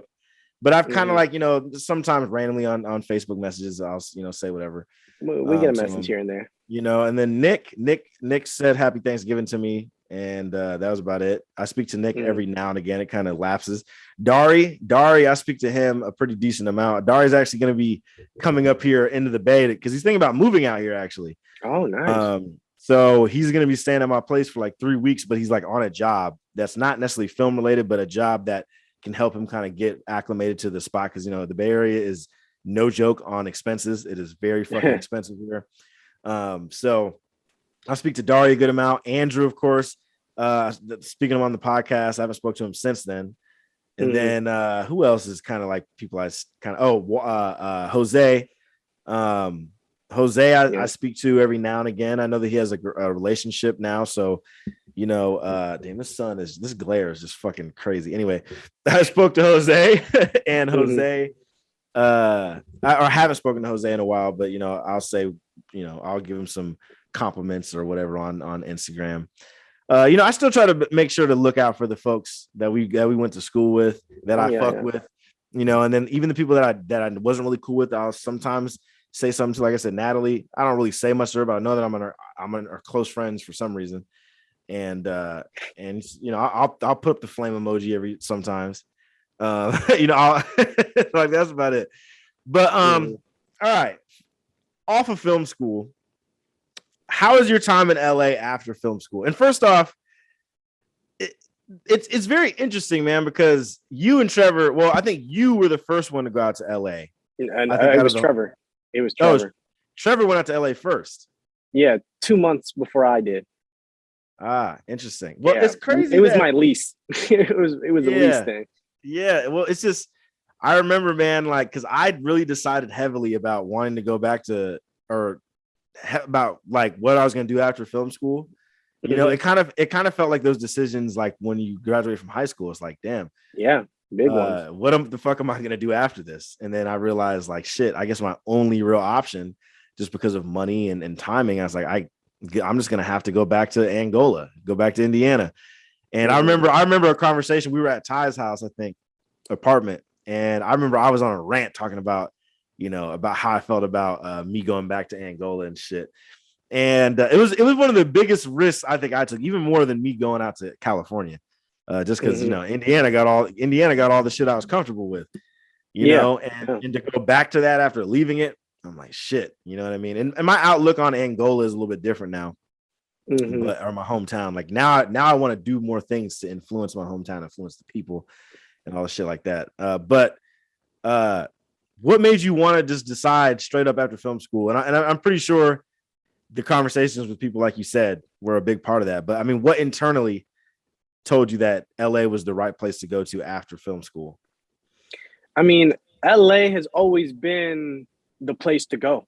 Even when I was in high school, I always talked about, man, I'm gonna go to LA and then I'm gonna marry a Mexican woman. Like that was where kind of like when I was young, that's what I was like, yo, I'm gonna do those two things: move to LA and marry a Mexican woman. Oh my God. One of those things did happen. I did go to LA, but I didn't get the Mexican girl. But I always kind of saw LA as this kind of like this fantasy, this dream. And it had like this golden gate. And I just never had the golden ticket. That's San Francisco. I'm just playing. Yeah, but I kind of saw it like it was closed off to me. And I was like, I need to find a way to get into LA, whether it was scholarships, schools. And when I did that detour to go to Florida for school, I was like, you know what? This is I kind of thought of it like, you know what? You call it a detour? You think that was a detour to go to film school? Oh yeah, because if I had, because like there was I think there was like 2 or 3 schools in LA that I was already kind of applying, and I was kind of like trying to hear back, but like again, I didn't put all the, final submissions in, but it was one of those things where when I got offered with, with Full Sail, I was like, you know what?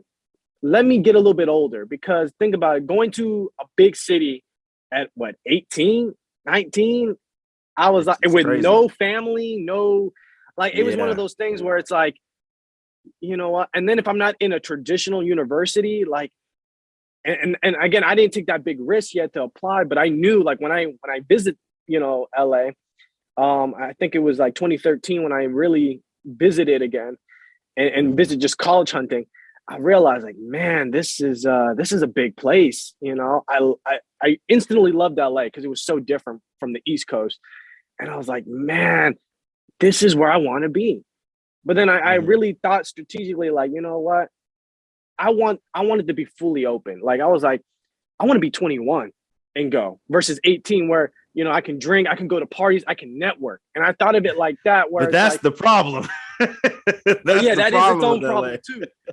But I was like, I don't want to be too young, because it's like, I don't know if I would be taken serious. And then not having everything, I feel like I had to do a lot more growing up. So I was like, you know what, let me go to Florida. It's a little bit more contained, definitely cheaper in a sense. And I was like, you know what? And I'm still kind of, on the same time, from, family wise. So that's why I was like, with LA, I was like, let me finish up school. And then when I finished up school, I was like, I'm going there now, because I already waited. I already did my time. I dealt with this bullshit here and dealing with, I was like, no, I want to meet with real people in the industry, not these people who did a little bit of this, a little bit of that. I'm like, no. I want the full experience, going to Hollywood, doing the dream, just like how you hear a lot of actors where they pack their bags and move to LA and starving artist type stories that you hear a lot. And so I was like, no, LA has been my dream. I worked hard to get there. I was like, I was going to do it at all costs. I've always been like that. I was like, by any means, I'm going to LA. And finally the doors opened and I got in and made that way. It's crazy, man. Like LA is such a place that, LA is such a temporary feeling and place. I feel like, at least for me, at least how a lot of people talk about it, because, it's romantic, ain't it? Like, I went to LA one time. I worked on a music video with Baby Keem and Kendrick Lamar, which is the biggest production I've worked. Not the biggest production, but it's definitely the production that I'm the most proud of that I've worked on, because like that was like a goal. Yeah, because it was a goal. It was a goal. Yeah, man. It was a goal to work with Kendrick in my life. And like I worked on it, and I kind of explained before how I got that project, but I'll kind of briefly explain it to you too. Like, I was working on a whole nother shoot in the Bay Area. It was a commercial shoot for the brand called Ollie's, which is like some like the gummy brand, if you've seen them in Target. And I worked with this first AD who worked on Kendrick Lamar's All Right music video. And they shot that also in LA, and also they shot it, in the Bay Area too, which I didn't realize until the dude said it. And I was like, I wanted to meet that AD because I'm like, yo, he's worked with Kendrick. I got to meet that guy. That's one of my favorite music videos. I think one of the best music videos of all time. So I was like, I got to meet that guy and just ask him, what it was like. Spoke to him, boom, had a good time. This was a pre-light day, so we weren't even shooting. It was just a pre-light day. And then I get a call from this other AD that I worked with on a Misty Copeland shoot. If you know who Misty Copeland is, she's a ballerina, one of the only Black female ballerina dancers, and she has a short film coming out. By the time that people hear this, it possibly will be out. I hope. I'm excited to see it. That was my first time being a second AD, and the AD who hired me as a second AD to go on the Kendrick shoot. He said, hey, he called me up a few hours later from having the conversation with the AD that's worked with Kendrick already. He said, hey, do you want to come down to LA and work on a Kendrick video? Kendrick produced video. It's for his cousin.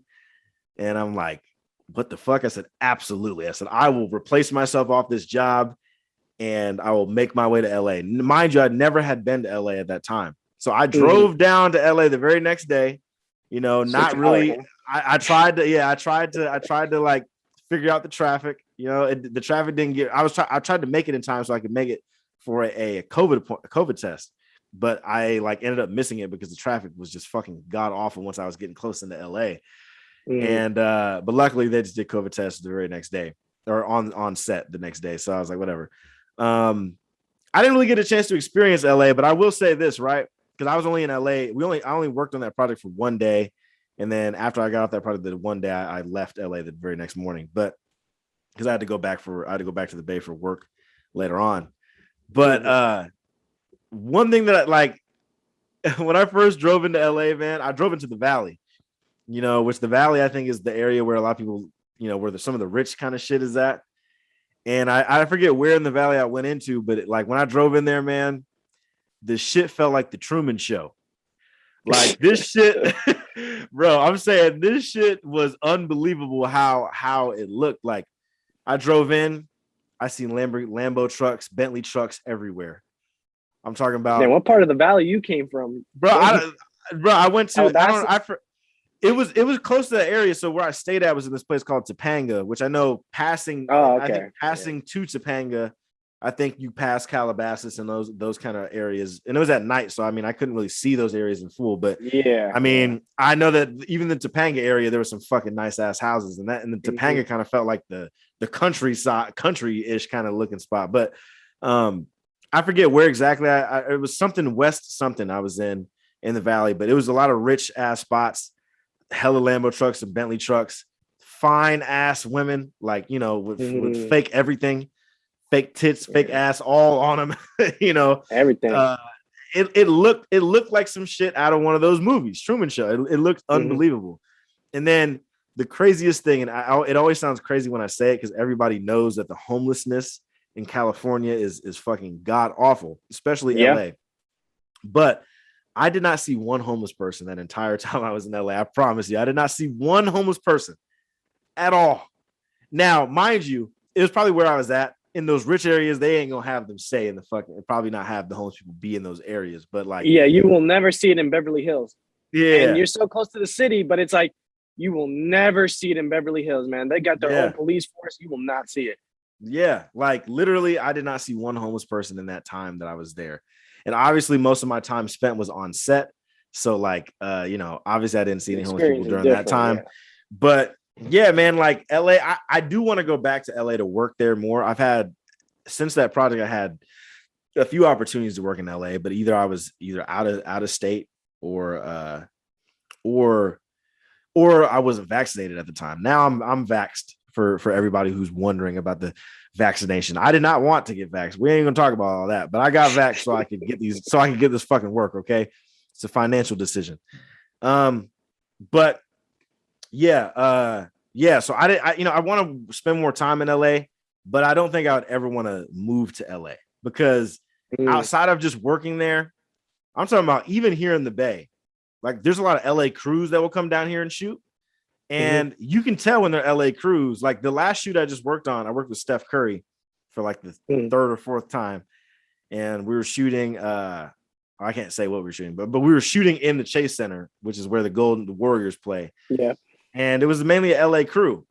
And you can tell because some of these motherfuckers was like dickheads, yo. Like I just remember the production supervisor I did not care for. He was kind of an asshole, the first AD was from LA. I didn't really get a chance to speak to him, but I could tell. I could just hear him on the walkie. I'm like, okay, yeah, this dude kind of seemed like he's an asshole a little bit, but he was all right to me, I guess. I didn't really speak to him. But like you can tell who the fuck is from LA and who's from the Bay because the energy and the attitudes are very different. And it's interesting, man. I've heard a lot of different comparisons or bad comparisons. Like I remember, the show Insecure, they shot I think one day at Stanford, which is in the Bay Area in Palo Alto. Yeah. And I didn't get to work on that project, but I just remember hearing about there was LAPAs there that were acting like assholes to like a lot of the Bay Area crew folks, like completely acting like dickheads. LAPAs, right? they're like they basically the equivalent of LA PAs is like just a regular grip and electric is how motherfuckers felt, like how they was talking and looking and all that bullshit. Oh man. I heard about that and I was like, oh, that's interesting. So when I eventually worked in LA for that one and only time, as of now, I expected because I was the second AD, so I'm responsible for all my PAs. Basically, I'm the head of all the PAs and background and shit. And it was weird. I didn't know anybody, so I'm like, all right, I got to appoint who's gonna be my key PA, and I didn't appoint anyone really. I mean, the girl, shout out to Maggie. Yes, Maggie, that's her name. I just want to make sure I get it right. Maggie was my somewhat like my background PA. I definitely appointed her for that job to help me out, and she did a great job. Shout out to Maggie. But yeah, I was like, yo, some of these PAs, every one of those PAs damn near on that job were fucking new on the Kendrick job. I'm like, what? I'm like, I thought y'all supposed to be super uber professional and shit, and y'all are all damn new on here. And it was a little surprising, but I don't know. I need to spend more time in LA, but definitely I think it is a kind of like a common thing now that LA is one of those places where there's just a lot of fake shit. And I want to ask you that because you still sound like you have a lot of love for LA, which is something I've always noticed that about you, that you still seem to have like a respect for LA as far as in the film industry.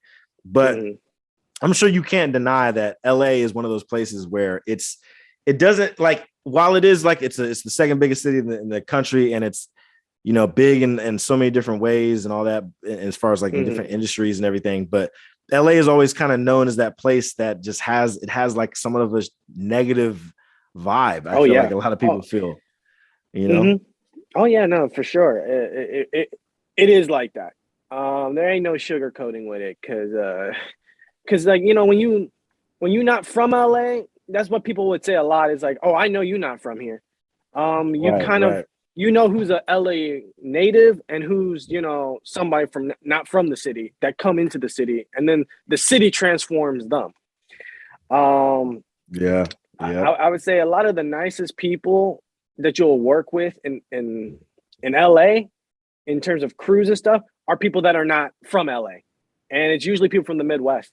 They're one of the nicest people, very, very humble, and just have that kind of general, like that's just the kindness of, like, they're helpful, they're willing to help. And, no matter how many years they've been in the industry working in LA, they still kind of carry on. I'm from Minneapolis, I'm from Minnesota. Like, I work with different people, even in reality TV shows that I worked on. I was like, oh, you're not from here, because it's just the way they carry themselves and certain kindness, you know what I mean? Versus like the LA natives, where it's a whole different beast, you know what I'm saying? So yeah, I still have love for the city, man. I really do. It's crazy because I mean, on the Baby Keem and Kendrick shoot, that whole crew was really dope. It felt like I was working with Bay Area people. Like, they were just really nice, and there's some people that you could tell are just sprinkled with a little bit of like attitude and ego and just this jaded type of bullshit, and but for the most part, everybody was really cool. It felt like I was working like in the Bay. I hope to work there more. That's definitely a goal and a plan. I don't want to move there.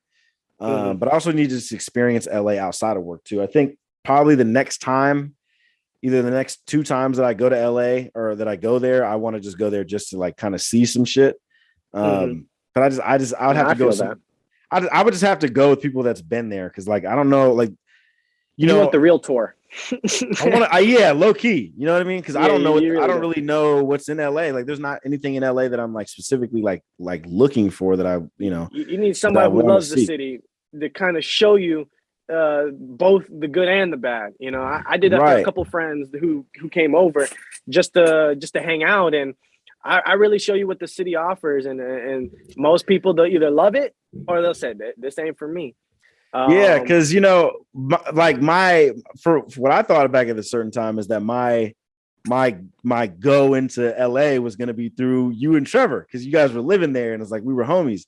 But then you guys left, and then there's not too many other people that I know who still live in LA that I'm like kind of cool with. There's like my homie Andre, who I met out here in the Bay, who like basically lives both in well, basically like stays in LA most of the time now. I don't even, but his family, I think, is still out here. I don't fucking know, but he be staying in LA a lot. There's people I've worked with out here that have made their home base in LA. One of my good friends out here, Semi, I think is either moving to LA or Atlanta. I don't really know what the hell he's going to choose. He'll probably choose LA, which I don't think is the best choice if we're talking about those two places. But maybe for, you know, money wise, I don't fucking know. But yeah, but you guys are my in, and then you guys left. I mean, like how you talked about the city transforming people. Like, yeah, how did the city transform you? Do you think like it had more negative or more positive effects on you? I'd say it's a little bit of both. And from my experience, definitely, in terms of transforming it again, Hollywood, you know, depending on who you talk to, it's like, oh, this is the devil. This is, you know, Sodom and Gomorrah. Some certain people would be like, oh, this is heaven. This is paradise. This is where else, you know. Really, the city is very toxic. Other than the smog and pollution, it is very toxic. The people you meet, the good and the bad, a lot of crazy shit, a lot of fucked up shit that does happen there. The city transforms you because you have to adapt. And that's why a lot of people, you know, people we went to school with, or people that just wanted to give it a chance, they don't last more than 6 months. They don't. Whether it's financial reasons, a job, the people, the lifestyle, they don't make it more than 6 months. After 6 months, people are just like, you know what, I'm tired of this, you know, and that's how it is, especially if you don't have family or a support, like a support system. Because I feel like in LA, you really need a support system, because whether it's your group of filmmakers you work with or friends or family, you really need a strong group, because like I said, the city is toxic. Again, I love it. I kind of see it as like you know, it's like a hellhole that you love. You know what I mean? I don't know if New York is the same way, but I feel the same way how you feel about LA. Like, I love visiting New York, but I ain't living in that motherfucker. Like, I'm not living in there just because I know the problems. Yeah, I don't know. I don't know what the industry is like in New York, but I mean, just the city alone, I would never want to, you know, the city itself is massive, and there's just so much, way massive. There's so much more than just, you know, that's the thing too, man. Like, you know, if we're talking about just like environments and shit, you know, this is maybe not really getting off topic. I think it kind of makes sense, but I mean, you know, in film school, one place that they spoke about a lot was Atlanta. Atlanta became like the real hot spot for the industry. We were so close to it. Yeah, right around that time. Yeah, so close to it. That makes sense. Yeah, like, you know, so Atlanta has become like a pretty big hub, you know, because of Tyler Perry and his studios and Marvel. Basically they say Atlanta's like Black Hollywood, you know, which is, you know, interesting. Me personally, I don't think I would want to, like, I thought, like, I remember back in film school when they talked about Atlanta, I was like, I don't want to live in Atlanta, because I was like, I don't know anybody. I have a sister that lives in Savannah, Georgia, which is, you know, I think still like a decent amount of far away from Atlanta. Still far away from Atlanta. Couple hours. You know, plus I'm like, you know, my sister, I love my sister, shout out to you, but I'm not like super, super close with her. Because she's like my half sister. I barely ever really speak to her as much. But yeah, like basically, you know, I was like, I don't know if Atlanta would be the spot I want to move to. You know what I mean? I think I wanted to get the fuck out of the South, to be honest. I felt that. Yeah, I wanted to get the hell out of the South, really. And then, you know, then it was like, okay, would Florida be a good place to stay in and work? And like in Orlando, you know, Orlando's obviously big tourist spot, you know, and there like now, and it's not a good place. You know, well, right, but like, you know, people would go work at like Disneyland or Disney World and like Universal. And I think that's what kind of got people fucked up a little bit, because when people think, oh, you're a filmmaker, you're gonna go work at Universal and Disney World, I don't think they understand what the fuck that means. Like this is not a film studio. This is a fucking theme park. Yeah, that's here. You know, so most people had to go. Most people, I think that's why the Show Pro degree. I think that's why that Show Pro is probably mostly went in there. You know, or music. A lot of people went from music or video games. I think gaming. Music and that school. Yeah, music and gaming are like the two biggest degrees at that school, which I support. I mean, that's dope. I mean, they got the big ass definitely. arena in there now.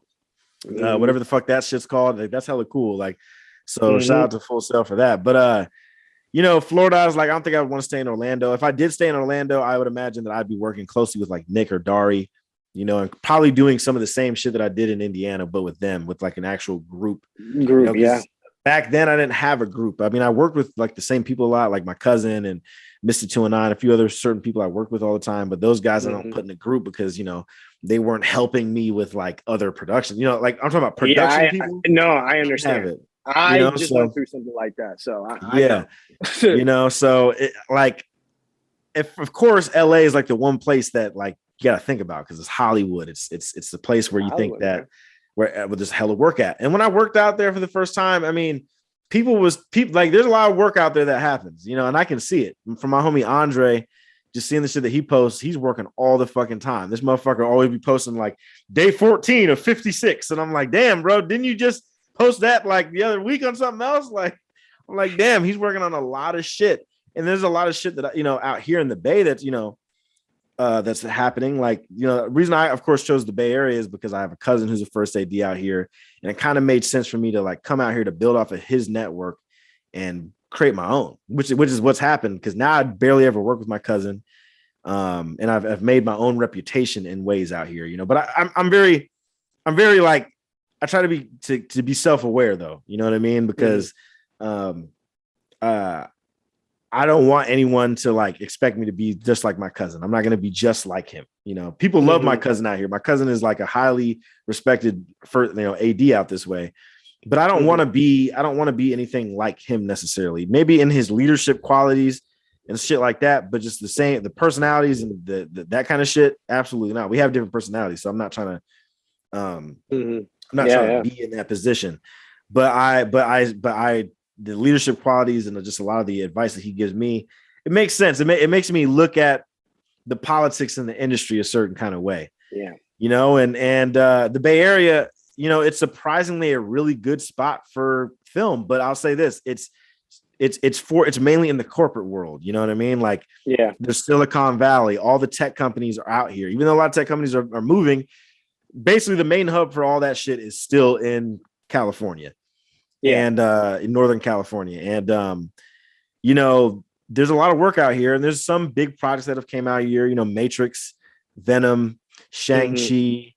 You know, there's been some big TV shows that they just brought back Nash Bridges that was shot in San Francisco. A bunch of different shit has been shot out here.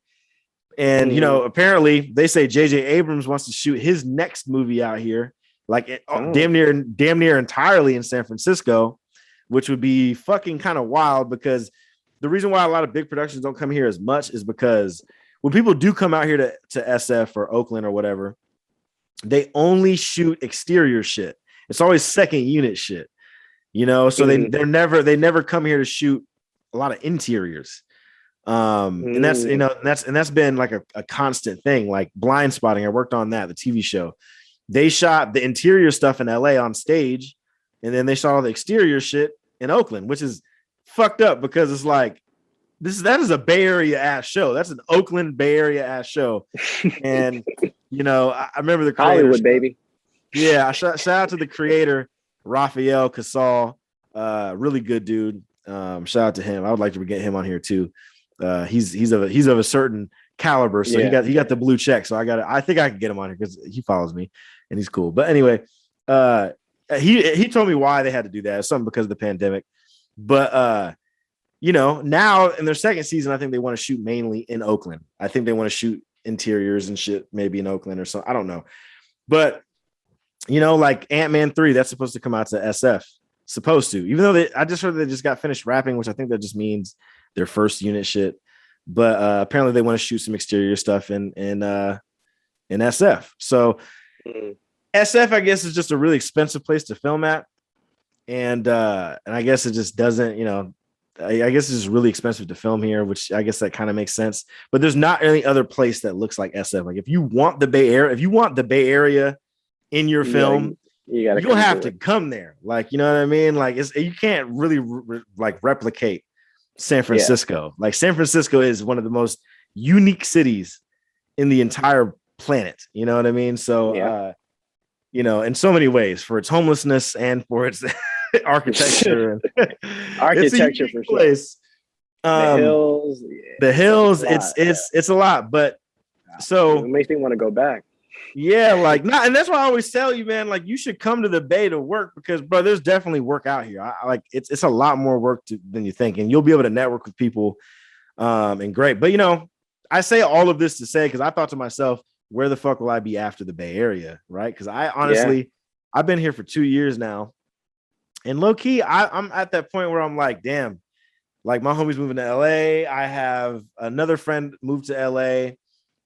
There's like a couple other people in my life I can imagine moving somewhere the fuck else too. So I'm thinking to myself, man, like all right, where the fuck could I go next? I wouldn't want to move to LA just because LA is, like I said, it's different. It can change you, it transforms you. There might be more work, you know, there's definitely gonna be more work out there, but it's also gonna be much more competition, I think, with the work because there's so many people out there trying to do the same shit.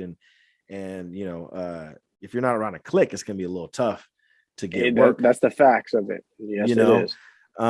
So I'm like, do I want to go out to LA and move there? I don't think I would ever want to do that.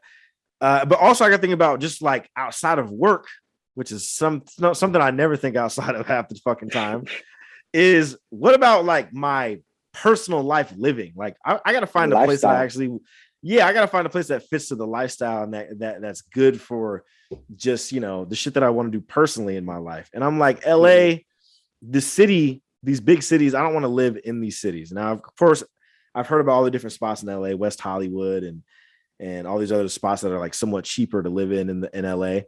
But like, I'm just like, I don't think I'd want to see myself doing that. So I thought about where the fuck else I would move to. I would never want to move back to Indiana. You know, I love Indiana, and there's things I plan on doing for the community of Angola, Indiana, and Fort Wayne, Indiana. But like, I do not want to move back to those places. Those places will always be tied to me because that's where I was born. You know, that's home. My mom still lives there. My brother, my niece still live there.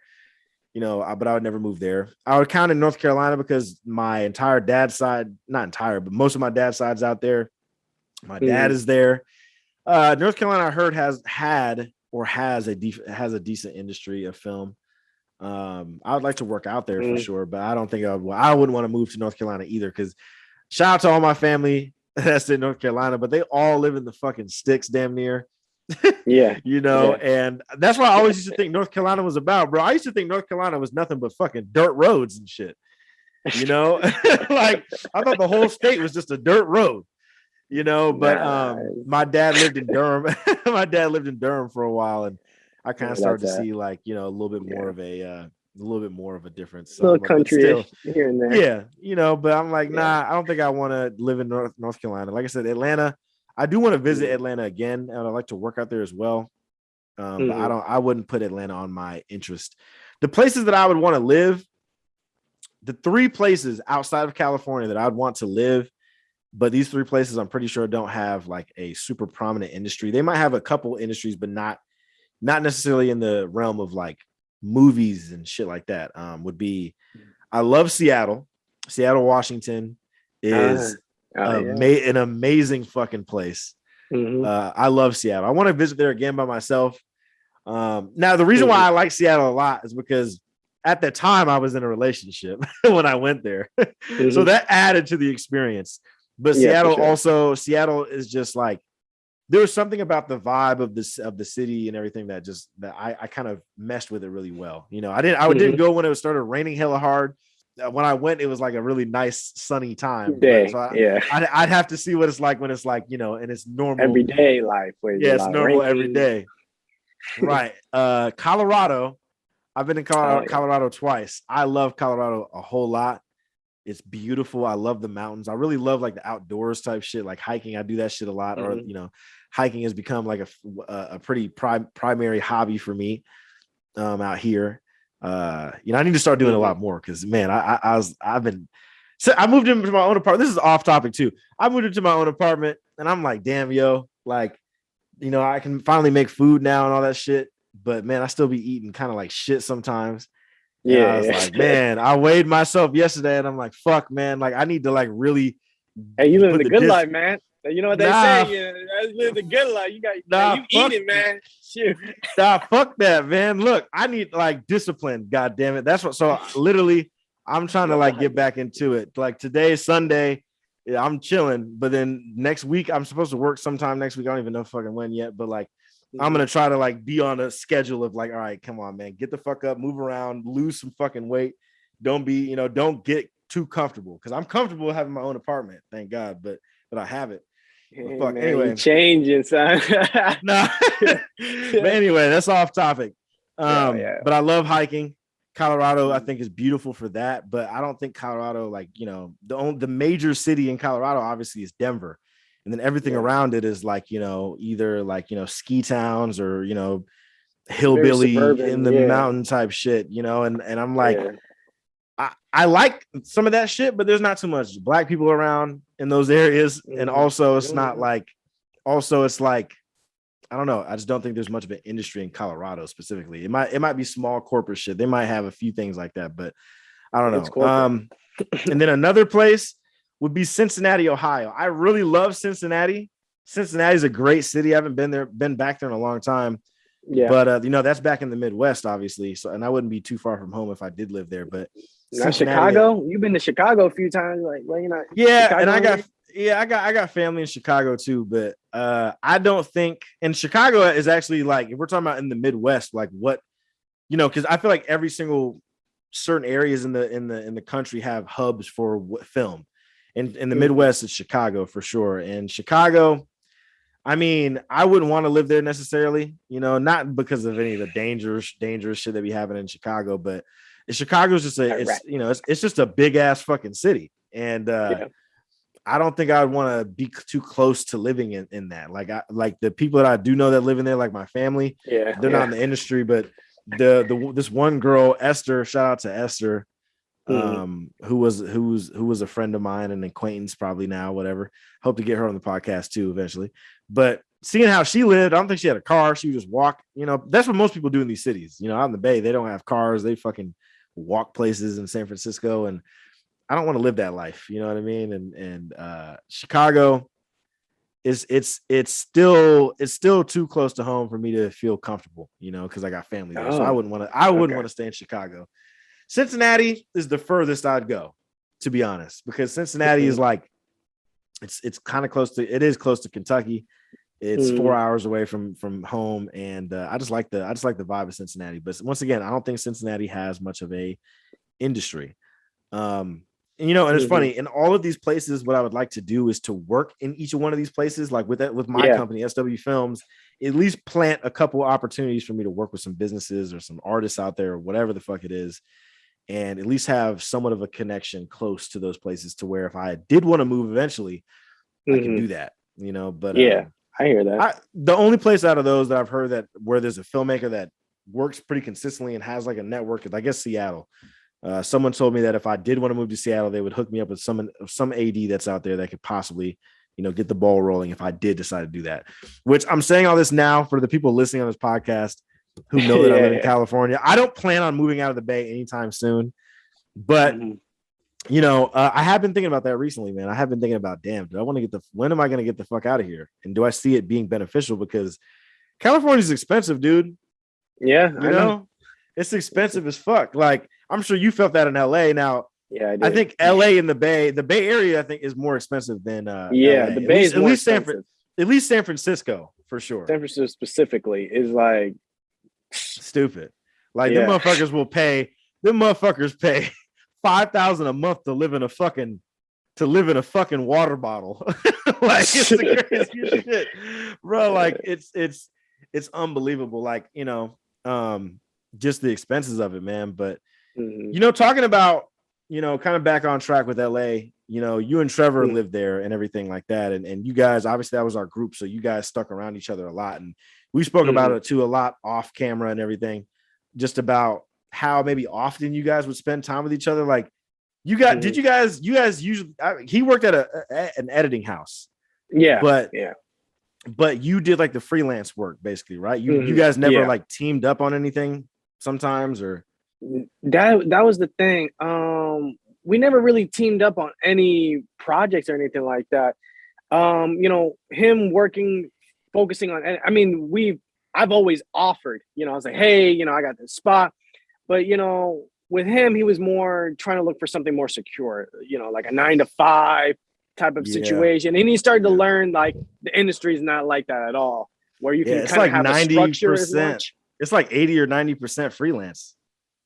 It, I it, mean, it really basically. is, Yeah. and his personality, and that's something like I said, we all learn, and because he came from a small city, small In town, Ohio. Yeah. In Columbus, near Columbus, and going to the Dublin, big city, Ohio. yeah, and it is really different.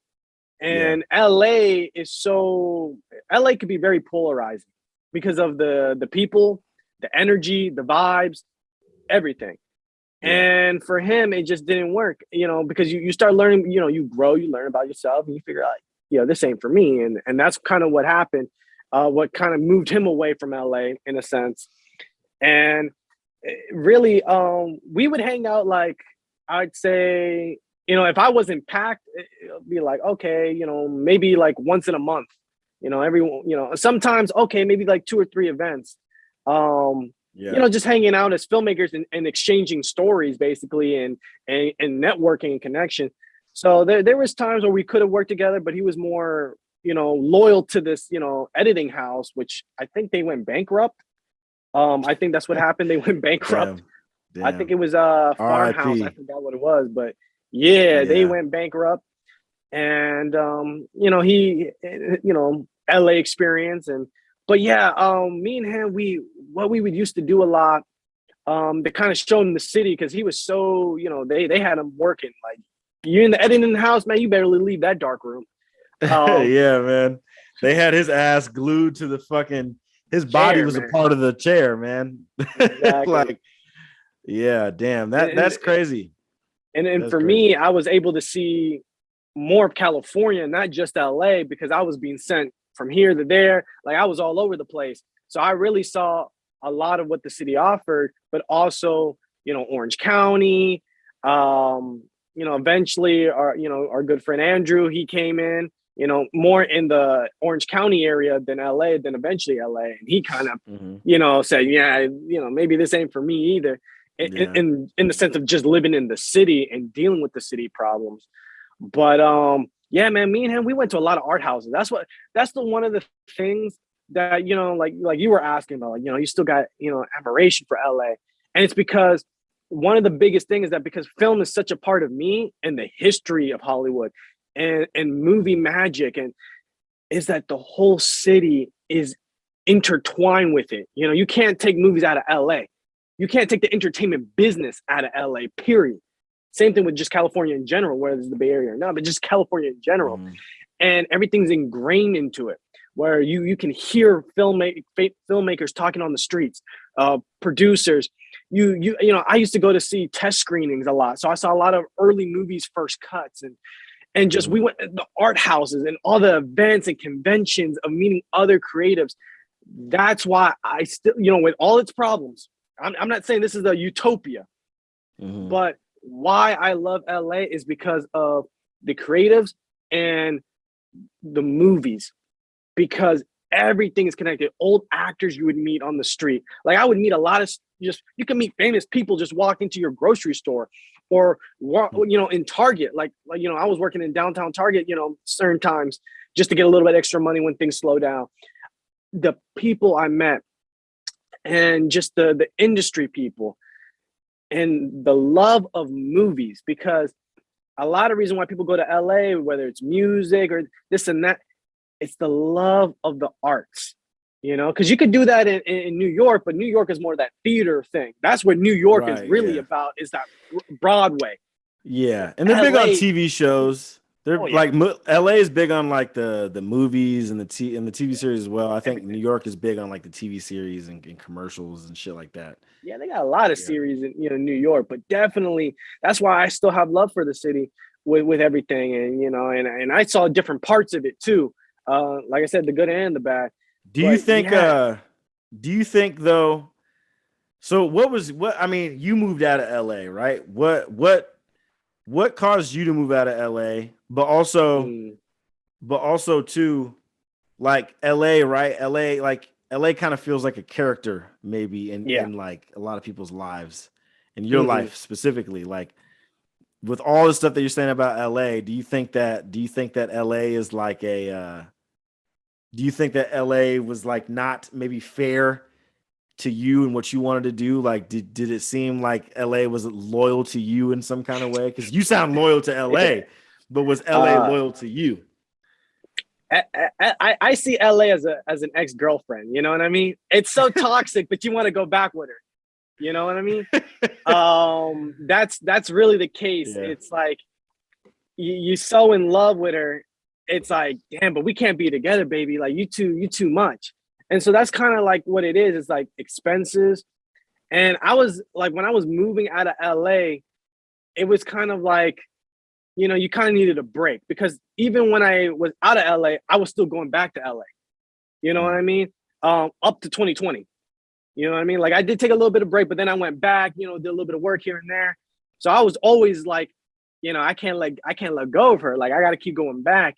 But then, like I said, when the pandemic stuff started to hit, and since I was in union, a lot of the work was really niched, very tight. Of like, you got to be in a crew. These people got to Mhm. really love you. And there's work. There's more work now than there was. Yeah.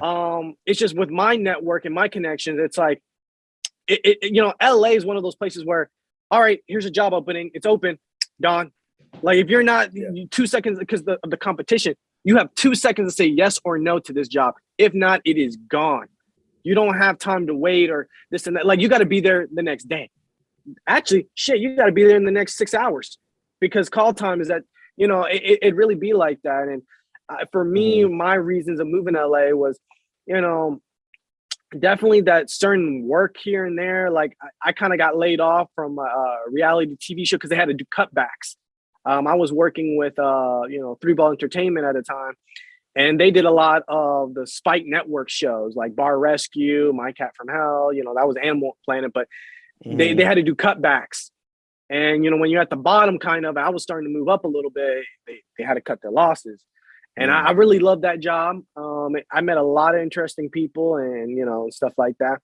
But things started getting tighter because you know how expenses and so I was doing. I mean, at one point I was doing 3 jobs, then freelancing at the same time, making that schedule Mhm. work. It get to a point where your mental health, you're not living because you do all this work. So you eat, sleep, or maybe well, actually you shower, eat, sleep, and then you're done. And then you do it back to back, and you're running on almost 16, 18-hour days of going here to there, and you're driving. And it gets to a point where, like like I said, the city, like I keep bringing it up, like how toxic it can be, and dealing with people. You stop taking care of, like I'd say, like when I was living in LA, I wasn't really taking care of myself as much as I should have Mhm. been. I was eating out more because when you make this money, you got all these good places, all these good food. I was not Right, taking care of my man. body. Even though I was hiking, I was doing other, it's just like it wasn't enough because of the Yeah, lifestyle. I feel it. Yeah, yeah. I Uh, feel that way too, man. And I feel that way recently, man. Like I feel that way a lot just because I have my own spot. mm, I can be comfortable in here. And I was like, okay, I want to make sure to get all different types of shit from my house. And I'm like, man, I need to get like good shit to eat. furniture I and need to shit. start eating more. I got furniture in this motherfucker. I got a big ass couch, a big ass bed, this dining table, this air conditioner. I got like, it's a studio apartment. So I mean, it's Hmm. small, but it's great because I live by myself. Like no one, I came from living with my aunt, who was like Hmm. technically like a roommate, kind of right. And basically moved out of that and moved out here into the East Bay. So I'm like pretty like real close to Oakland, like 20 minutes south of Oakland. Hmm. And it's like I'm in the perfect spot to where I need to be to like go to work. Like I've been working a lot in San Francisco since I moved here, since I moved Yeah. into this apartment. So I work in, it's close to SF, it's close to Oakland, it's close to San Jose and Silicon Valley area. So, all the work is pretty close because I lived in Vallejo, which is more north, where it was a little bit further of a drive sometimes to go to certain places, and that fucking sucked. Yeah. So I'm gonna milk the shit out of this apartment until I start making a whole shit ton of money and then invest into a fucking home or something like that. Yeah, no, for sure. But with all the shit that you went through in LA, because I know there's so fucking much more, but like, is there anything that you would have done differently, like in that time that you initially moved there? Like, what would you have done differently in your time in LA? Fuck loyalty. I mean, let me explain that. Please do. Because what I would have done different is that sometimes you got to work with the devil. And I had a lot of different opportunities, but I chose loyalty because that's just who I was, you know, like this man brought me on to this job. I'm gonna stay loyal to him, you know, because he was the one that brought me into, you know, he's the one that brought me the work. So a lot of the things is that I was very loyal to the people who helped me. You know, you help me, I'm gonna help you. And that's what it really was. And definitely, hold on, my damn, yo, man, your voice just got hella loud. Yo, because my thing just died, yo. Yo, this is a perfect point you could cut right quick. Because my thing. So we're just gonna use the mic. Am I still okay right here? Yeah, it's just loud. It's like tubby-ish sounding a little bit. How about now? It should be good right there. Right here. All right. So I'm gonna speak right here. So let me start that back up. So the loyalty part is the thing was I was loyal to a lot of people. And sometimes loyalty will cost you good work and good opportunities. And that's why I kind of like, if I were to do different, I'd say fuck loyalty and go where the money and better opportunity. Even though these people are scumbags. There was a situation in LA where, you know, this guy was a big AD. Everybody knew him. He did a lot of shows, this and that. And we were working in his house doing flooring. They had a connection. So the guy that brought me in, we're like, okay, we're going to help him renovate his whole floor. All right. So again, in LA, you do a lot of crazy jobs, different gigs. Like you were on the art team, I'd imagine. Your art team. Yeah, it was definitely art team. So we're like, all right, let's switch. All right, let's work on the floors. Right. And he was a very big, powerful AD. And we started doing that. And a situation happened with the guy who brought me in on the job. And they had an altercation. And this man was definitely on, on some. And he was like, you can go, but he can stay. Give me your number right now. I'm gonna get him a job right now. Just kind of just throwing it in his face, like you're a has-been. You from the 80s, you're done. Your industry, you were in the union, you're trash. I'm way, kind of flexing that LA power because that's how this city is. It's like, you know what? I'm gonna put you on a gig right now. We were actually filming this, and this and that. And so and this happened not just once, but this happened at least, I can name a handful of times where people would put me against other people and say, I'm gonna take your protege, I'm gonna take you, he gonna work with me out of spite of like, yo, fuck you, da-da-da. Like, I'm gonna put him on. And so I was always in the middle of like loyalty or going for the money for a better opportunity of this and that, and then work with this asshole, this crazy motherfucker. Because for me, it's like, if you're willing to do that to somebody you used to call a friend, or you don't know when it's going to happen to you. And so I being naive and young, how I kind of see it, I was like, no, loyalty is who I am. I'm like loyal to a dog, and that's still who I am. Loyal to my homies, my people, my filmmakers. You treat me right, I'm always going to have your back. You know what I mean? That's just who I am. And basically, what I kind of regret is because what if I took those shots and work with the devil, work with these assholes in LA? Mm-hmm. I'd still be in LA at a higher position. And then maybe I could have maybe not changed the system, but hire good people that deserve good opportunities and kind of put me at a higher level of power to where I could possibly make a difference. But this is hindsight. This is after the fact, you know what I mean? Where years later you think about those situations and it's like, man, like, what if, and that's what, with age and stuff like that. But definitely is that you kind of have to say fuck loyalty, and you gotta have to like you kind of already, you've heard it from, different people like LA Crews and how like, yeah, it's like that. It's ego, it's power, because like some of these older guys and even women sometimes, like there's been times I've been turned down from jobs where it's like, sorry, we're only looking for diverse women only, or we're only looking for a women only art department, or we're only looking for African, and everybody's gonna have their, or you have to have this political, bias, or you must be trans friendly to work on this production. In LA, it's so, it's very liberal, obviously, but there's also, different concern where it can affect work. And then if, you like this person, I'll never hire you for a gig, even though you could be a great person and be nice to everybody, but because you have a different opinion, you're gone. So that's where a lot of the playing politics, playing this facade, like a lot of fake people, that's where a lot of it comes from, because everybody's trying to play on this balancing scale of like, I need to get this work, I want to work with this person, or I can't work with this. And that's LA to a sense, where you're working with different people that have to like you, or you're forcing it, or I only work with this crew, and if it's not with this crew, we walk. And that situations like that has happened too. And you choose loyalty with that person, because there's times that, like, somebody didn't get paid, or some situation with the AD or the producers, and the whole art team is like, you either with us or you with them, and you either walk or not. Right. And sometimes that affected work long term of where you were going. So just in a nutshell,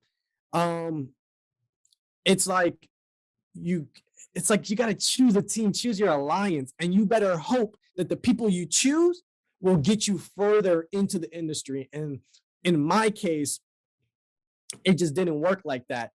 I chose loyalty because that's how that's just how I rolled.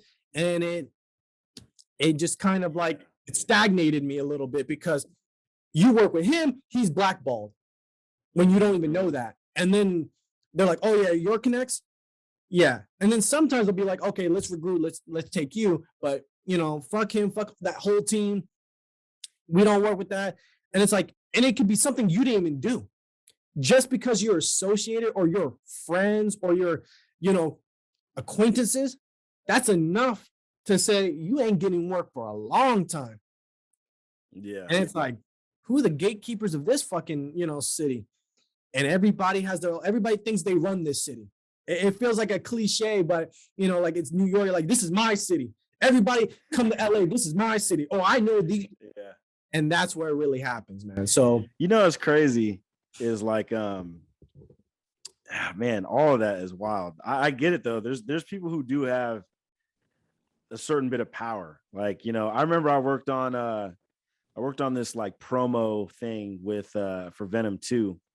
Mm-hmm. And the producer I had worked with before on an indie feature, and he wasn't one of the more prominent producers on that indie feature, but I remembered him because he was kind of cool at the time. Mm-hmm. And he hired me for a job, and I forgot it was that particular producer, and he asked me if I had any other people to bring on, and I wanted to bring on two of my homegirls to work as PAs, and they didn't get on, and it was just a bunch of back and forth. So I was like, I kind of like was asking him, like, I was like, yo, why the hell you ain't pick my people? All this kind of shit, not realizing that this is that producer that I worked with at one time, and I was wrong to do that, because I was the key PA, I think, on that shoot, but like me questioning the producer, like how I did, I was like, okay, no, I definitely was wrong doing that. So that was one of those humbling moments. But I remember that producer on the very first day, there was supposed to be someone who's going to be a truck PA. Oh, and fucking the truck PA never showed up on that day. And the producer was hella fucking mad and all this type of shit. And I remember I was outside talking to him when he was dealing with all that. And he was saying, I'm going to call every producer I know and tell them not to hire this fucking guy. And I'm like, That's what he said to you or to the guy who didn't show up? To the guy who didn't show up. He didn't say that to me. Okay. Like if he would be stupid to say that to me because nigga, I'll fuck you up over my money. But also it's like, nah, I don't think he would do that because he respected me enough. Even when I tried to like kind of, you know, stand the ground wrongfully, I guess, quote unquote, about my homegirls getting on the job. But like he had said that to the guy who didn't show up that day. And I'm like, damn. I was like, you really gonna go through all the trouble to call every producer that you fucking know? They do to not hire this particular guy. Like I get it. That PA did not show up on that day, and it was a day that probably for sure needed the production truck. But it's like, are you really gonna do that? And I don't know if he did or not, but he seems like a motherfucker who would do that. And I'm like, damn. Now I don't really know how much power that guy has. I mean, he's one of them dudes that I don't know. They're all interconnected, man. It's like Congress or some shit. They're all interconnected, man. Because they all talk. Think about it. Who else is going to understand filmmakers than another filmmaker, you know, or another producer. And when people get that downtime, they talk, man. Everybody talks. That's just how it works. Yeah, nah, for sure. Nah, that's true. And I'd be hearing it, and I'm thinking to myself, like, wow, man. The way that the industry moves is so different from a lot of the politics from other industries and other different careers. And it pisses me off sometimes because I'm like, yo, like let me tell you about myself, man. Like my reputation, I think, in the Bay is, well, one, I'm Hilton's cousin, you know, so people know that. But also I think people know that I work hard as a PA, so they, you know, usually will hire me to like be in PA positions, whether to lead or, you know, to at least make sure that some heavy lifting is done. You know, because I'm the big black dude, the big strong black dude. Let's make sure to bring him on so, you know, we can help move some fucking pop-up tents or some dumbass shit like that. Yeah. But there's been times, man, where like there's certain conversations I have with people, and just there's that way that certain people have a conversation, like, will say shit to you. I'm just like, sometimes, man, I just wish somebody would snap on me one time, just one time out here. Like really, really try to snap on me about some stupid shit.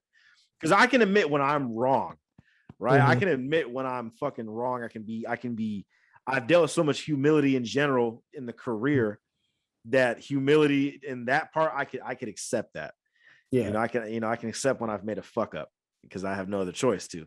But I just want someone to just snap on me over some really dumb shit one time. You know, obviously professionalism is so important. So I, you know, always got to keep that to the utmost. But I just want someone to do it one time. Just so I can really, because there's been times, man, I really just want to like bark on motherfuckers on some of these jobs. Like I really want to do it. You know what I mean? I don't think anybody would ever lay a hand on me out here in the industry, because I mean that's ridiculous just to want to fight somebody. You know, even though there be times I'll be wanting to do it though. Whoops out here. Yeah, look, there be times where I'm like, yo, I'm like, so there be certain people on set that I'm like, you need to feel what it's like to get your ass beat at least once. That person needs to feel what it's like to get punched in the fucking mouth because they talk too much. They say dumb shit. Yeah. There's a lot of people I've met in the Bay Area still. And like, there's a great community of people out here, but there's some folks that I have met where I'm like, you need to get knocked the fuck out.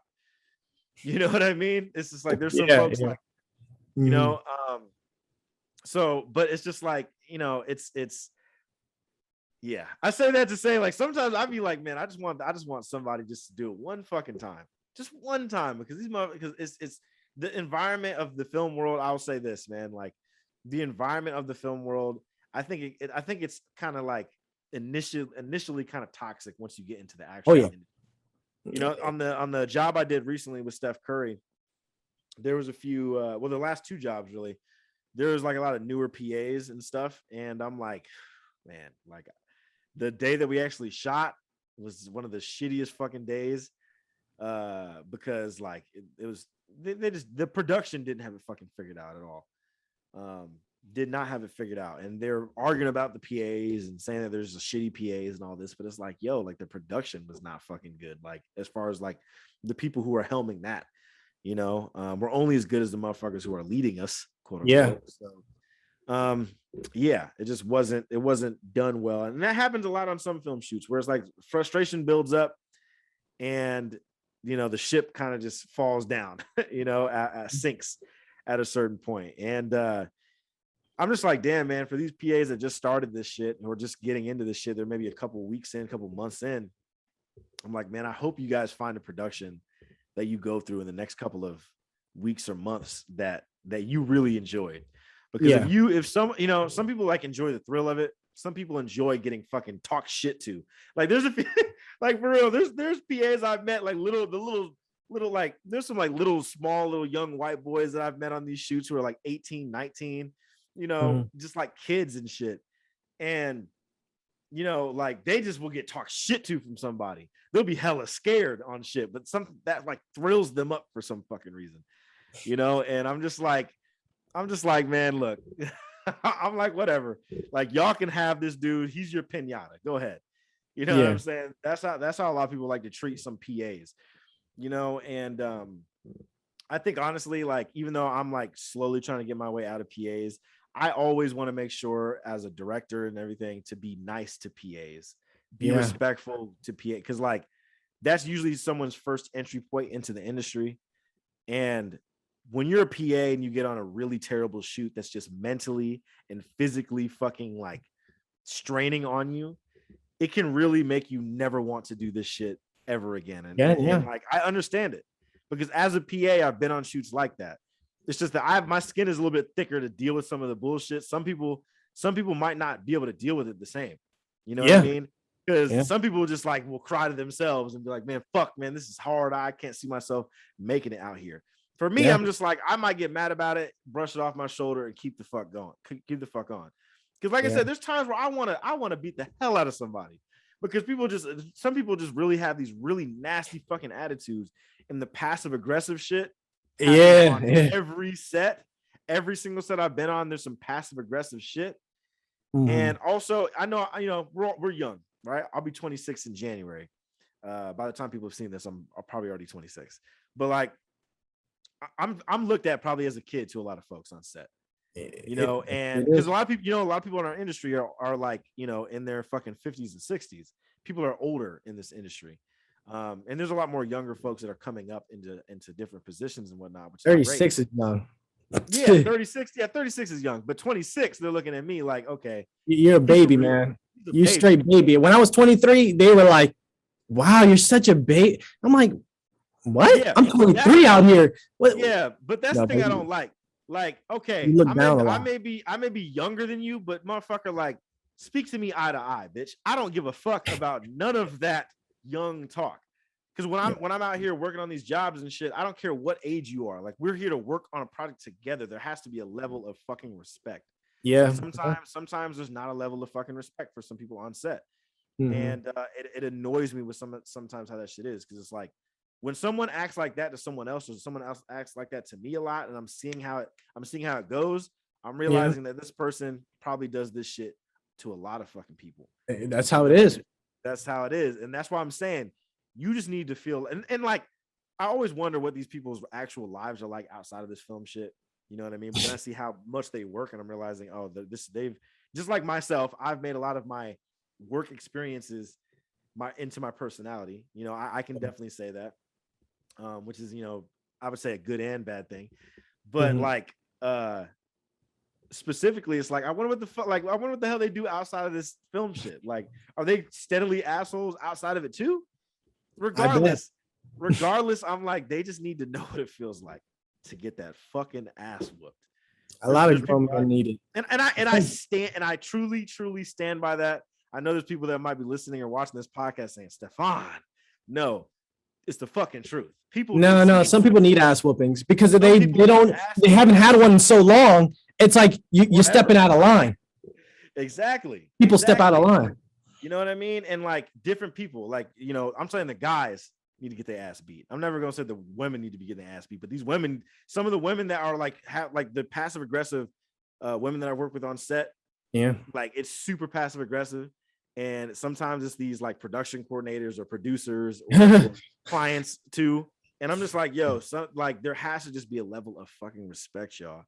Because here's the thing for me, the reason what makes me mad about it, the reason why I get pissed off about it, is because in the Bay Area still, and I'm sure it's the same way in LA too, there's not a lot of Black people that are usually on set. Like there's only been 2 sets, I think, in my entire life, maybe 2 or 3, where I've worked with majority Black folks. Big Sean video, which was before I moved to California, majority Black folks. That was one of my favorite shoots because of that reason. Not like because of that reason, but that was one of the reasons I really loved it. You know, the Kendrick and Cole, or not Kendrick and Cole, I wish, but the Baby Keem and Kendrick video, that had like a mix of black and white. I worked with Marshawn Lynch for the very first time I worked with Marshawn Lynch. I think it was kind of somewhat a majority Black crew. But a lot of the times that I'm working, it's like, okay, there's only a few Black folks, or I might be the only Black person. Yeah. And sometimes when the passive aggressive shit comes in that way, you know, I'm not looking at it as anyone is racist or a bigot in any kind of way. But sometimes sometimes the passive aggressive shit is melded into a little bit of that sometimes that I have felt in the Bay. And I'm like, all right, I don't fuck with that. You know what I mean? And it's like, because I'm a certain position, if it hurts for me sometimes when I'm like, I spoke to some PAs in the last shoot and they were like, yo, he's like, I see that there's some shit that is fucked up with how they're treating us. But he's like, the person is like, yo, because I'm a PA, I feel like I can't speak up. And I'm like, nah, speak the fuck up. because here's the thing, fuck a position. I'm a human being. I'm the same type of fucking human being. I'm a being of human, just like the motherfuckers that is up atop ahead of me. So if there's certain people who make it feel like you can't speak to them, and I'm gonna just be real, fuck those people. Go speak to them. You know what I mean? Nah, there's people I'm gonna speak to. I don't give a shit, because at the end of the day, we're here to do a job.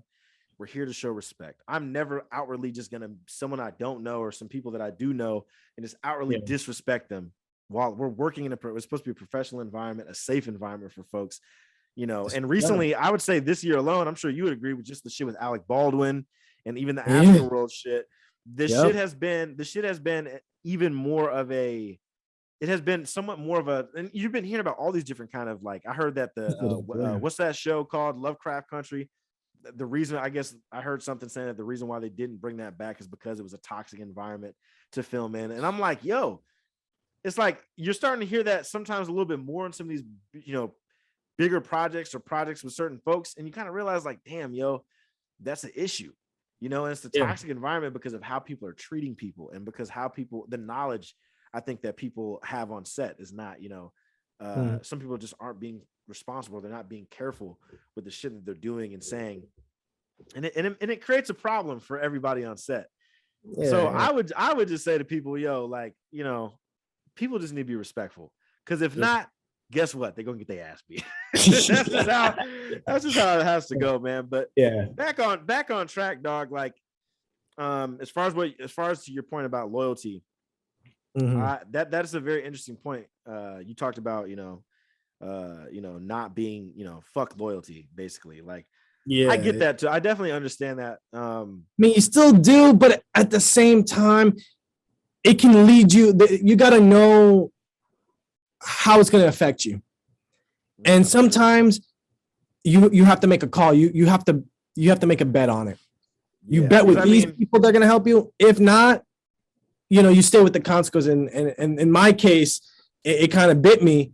And, you know, like I said, that's why I kind of, you know, when you ask the question, and, you know, to other people that are trying to get into this, it's like, let me give you a heads up, depending on what, you know, because I know a little bit more about LA stuff, and I kind of gears it towards more LA, getting you prepped if you do decide to go and work in it. And it's like, you're going to see a lot of crazy stuff, man. And at some point, you're going to have to make a decision whether this production is, you know, like I said, there's a lot of dangerous shit. Some of these producers, dirty, and will get people hurt. And this is why you start hearing about these situations and people speaking up about the harassment, the verbal harassment that a lot of PAs take, you know. And that's why I'm saying, I'm like, I wish a motherfucker would try to do that, bro. Like, now, of course, I don't ever want to be blackballed. I don't ever want to compromise a position on set. But it's like, yo, if I'm really feeling disrespected, or I really feel like something, I have not felt like that. Not even that production. There's one production that tried to make me like like guard off like this area of like homeless fucking shit one time. Yeah, And lock I it. just and I remember it was more funny than feeling like I was in danger, but it was like the homeless people were like, man, I was over there like having to lock up this area because our actor had to run underneath this like bridge or whatever, and that's where all the homeless motherfuckers was at. So I had to kind of like, you know, lock it up, I guess. And it was like a really small crew. My cousin was on this shit too, but I just remember being by this area, and then one of the fucking there was a homeless dude that came out of the fucking wall and said, "Yo, 12 is here," and I'm like, "Oh god," I'm like, "Shit," I'm like, "These motherfuckers all got alerted and shit," but it was all good. I haven't been on a shoot where I felt like I've been truly disrespected. I haven't. Like I have to be aware of that. Like there might be times where I'm really mad or I feel like, oh man, I'm gonna say something to this motherfucker if some other shit happens. But I'm like, I realized that my appearance, you know, someone's not gonna be super outwardly disrespectful towards me because I'm not gonna stand for that shit, man. Like that's why I'm saying I hear about stories about people getting crazy disrespected. Like I had a homegirl out here who she was a PA on something, and then she got yelled at by another PA, like yelled at in front of everybody else. Oh, and damn. I'm like, yo, I really fucking wish. I actually want that shit to happen.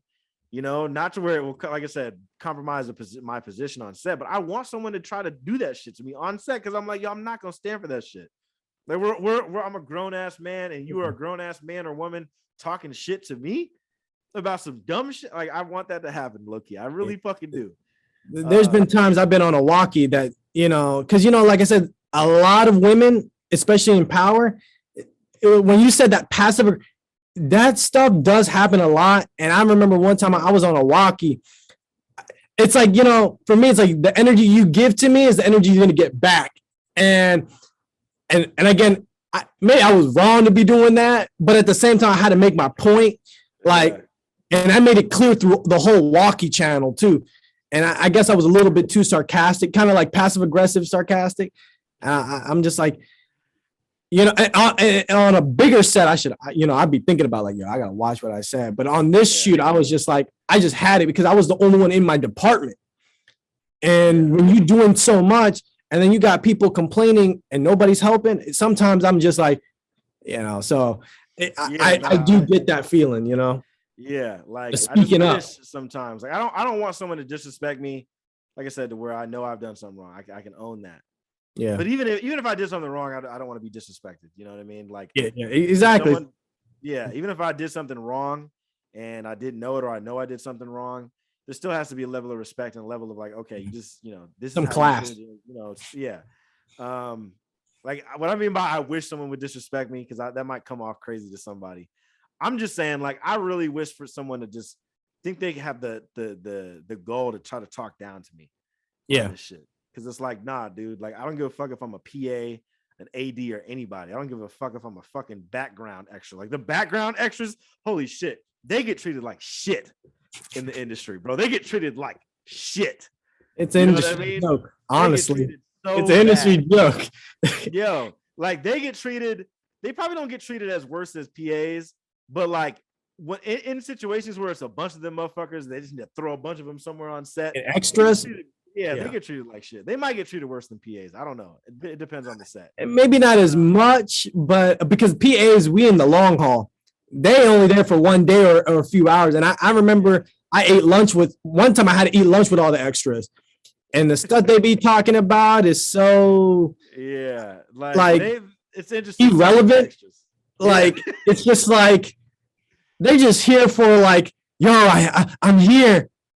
And then that's it. Like they want to go to the next gig. Like, you know what I mean? It's like for them, it's a different thing. But for us, it's like, hey man, we can't just pop up and leave like you guys, you know. But yeah, I've made some pretty good friends or good acquaintances with some background extras, or people who are part of like second team, you know, people who usually do that kind of stand-in shit. But yeah, they get treated like shit. But I'm just like, I just wish someone would try to talk down to me, because it's like, dog, I don't care what position I am. Yeah, you are a grown-ass person on this fucking set. Mm-hmm. And it's like, bro, you're not going to, especially not, you're definitely not going to talk. Like my cousin Hilton, right? I love my cousin Hilton. And I can't wait to get him on the podcast because there's hella questions I have for him. he's one of those guys that he's one of the only ADs in the Bay Area, and really I've ever worked with, even LA ADs. He's one of the only ADs that will actually like talk to his PAs. There's a lot of first ADs who will not say shit to the PAs. It's like, all right, second AD, you deal with them, or second, you deal with them, or production coordinator, you deal with them. But everyone, all the other ADs, they don't like, the first ADs will never usually say shit to PAs. My cousin is the only one who will actually talk to his PAs and try to like educate them through the process, and he gets frustrated just like everybody else does on set. So there's been times where I'm like, yo, my cousin, I love my cousin, but there'll be times where I'd be wanting to give him the 3-piece too sometimes. I ain't gonna lie. Like, I do want to give him the 3-piece too, and I love my cousin. So Hilton, if you're listening to this, I love you. You know what I mean? I'm not asking for a fade, but I'm just saying you're gonna make me mad enough one day outside of work to give you the fade, maybe. I don't know. I'm just saying, because, and I'm sure I do the same thing to him. I don't want to say it's just him doing that, but I might do the same thing to him. But there's just a lot of, sometimes it's the way some people come off. You have to realize that's who their personality is. And my cousin all means good and well by some of the shit that he gets on me about, because I know he wants me to be a great fucking filmmaker. And I understand that and I appreciate it. But just like I'm sure he would say, I think everybody's a hypocrite. Everybody's a hypocrite. I don't think there's anybody who is not a hypocrite or has declared hypocrisy in their fucking life. So, there's a lot of shit that I'm sure that these people that they don't want from people that they do to other people, and they just don't realize it. Yeah. But it's just something, man. I think just the moral of the story of that is just be respectful to people, man. Because I'm telling you, outside of this shit, motherfuckers could really get their ass. I'm so serious. Outside of this shit, I don't know. Sometimes I just need to let off my steam by just not beating somebody up, but just like I need to go and box and shit, Yeah. Outwards energy, I don't know. Sometimes I just challenge it, Sometimes I feel like wanting to fuck someone up, but loyalty. Back to that point, because I keep getting off of it. I understand you to a point because I don't feel necessarily loyal to a group. Now I kind of do. Like my main group of folks, shout out to Semi and Adai and Jasmine. Like those are my peoples out here. Like those are like my real friends out here outside of like film shit too. Mainly probably Semi and Jasmine. Shout out to Adai. Adai's like that too. But I feel like whenever I speak to Adai, we're only at work and shit. And Adai be making me mad as fuck too on these sets. Man, there's my homies make me mad sometimes. God damn it. Nice. Homies, they be making me fucking mad. I be wanting to piece up everybody. That's why anger management. All right. Anyway. Maybe that's what it is, because I feel like I've been getting mad as shit. I have been an asshole a lot this year too, but we're not gonna. We'll talk about that. Yeah, that's another topic for another day. yeah, but yeah, man. Like, I get what you mean, but I feel like I would never want to jeopardize any of my people, and of course I don't want to jeopardize myself. Myself is, the most important. But if there's a way to like to keep that certain, because here's the thing, right? I guess there's a certain situation that kind of pops in my head with this a little bit. There was another dude that was a part of our friend group, like here in California, and him and another friend got into it. They like argued about some bullshit on a whole nother set that they were on that I wasn't working on, and they were on that shoot for like a month or something. And they had a whole little dumbass piece of drama that happened, and that friend, left the group chat.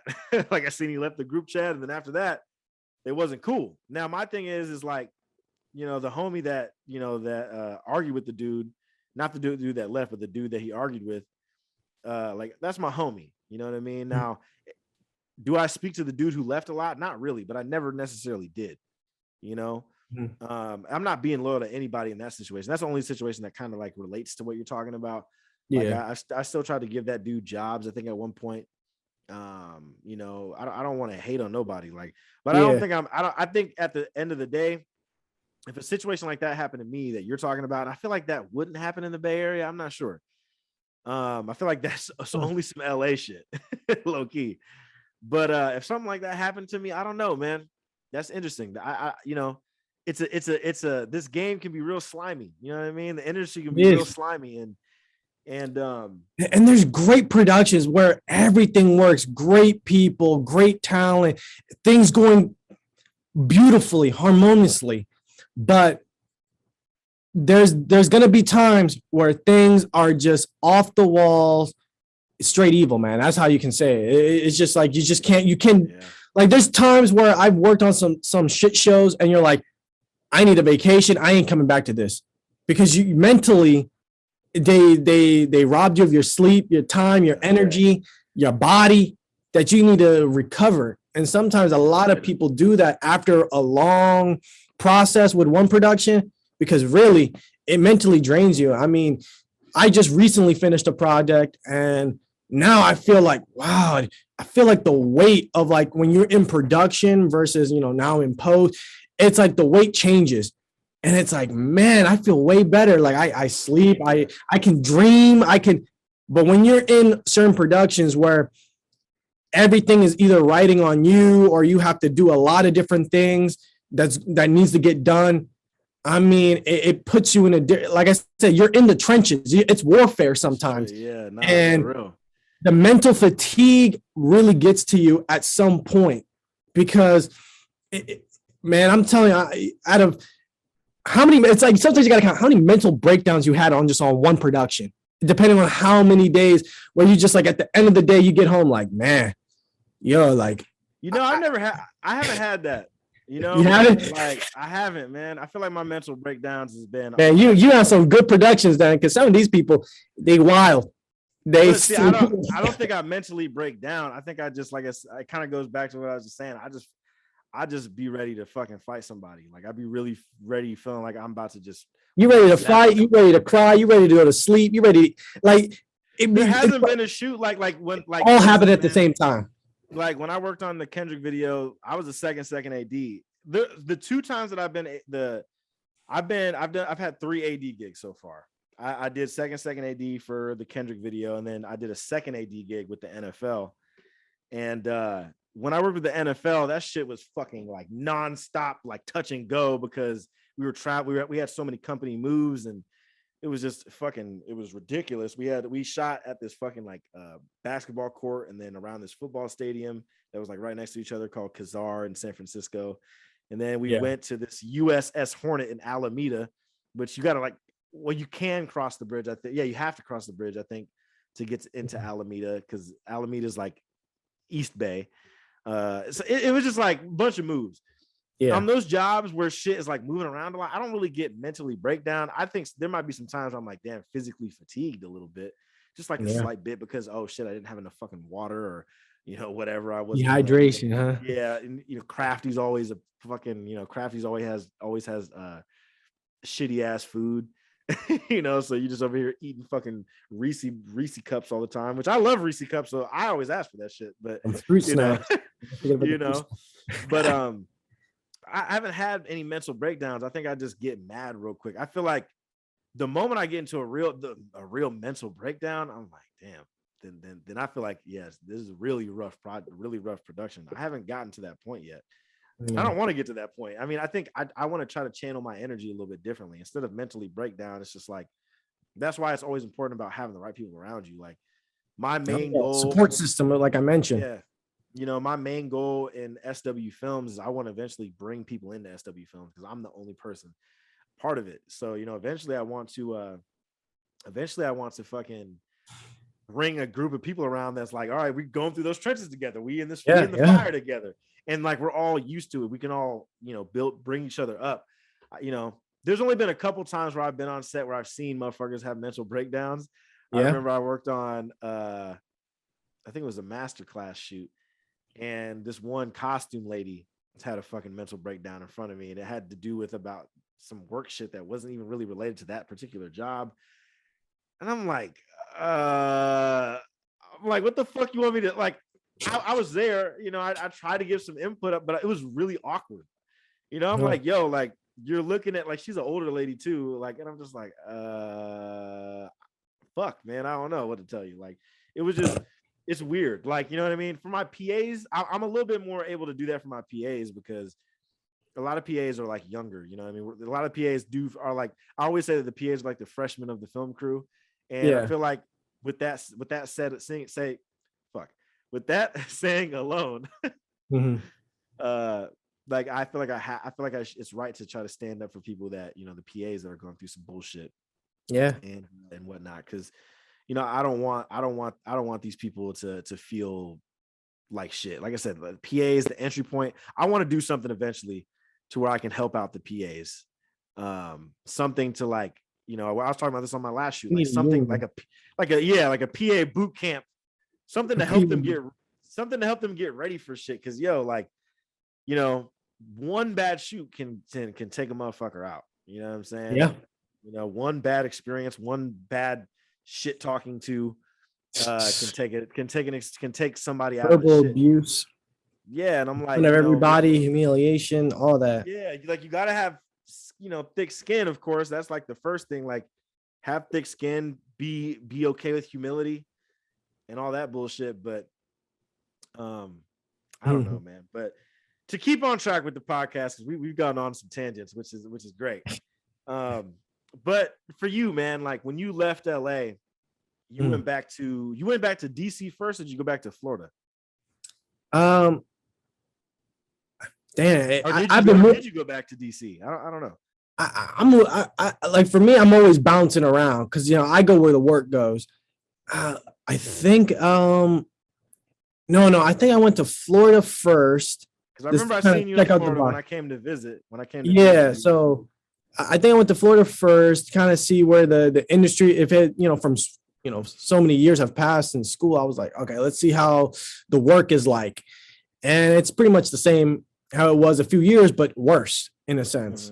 And then trying to get on, and because it's a smaller film-based group, they already got their teams. So like anytime you know, whether it's Animal Planet or any of these like production types, there is no entry point because it's their people.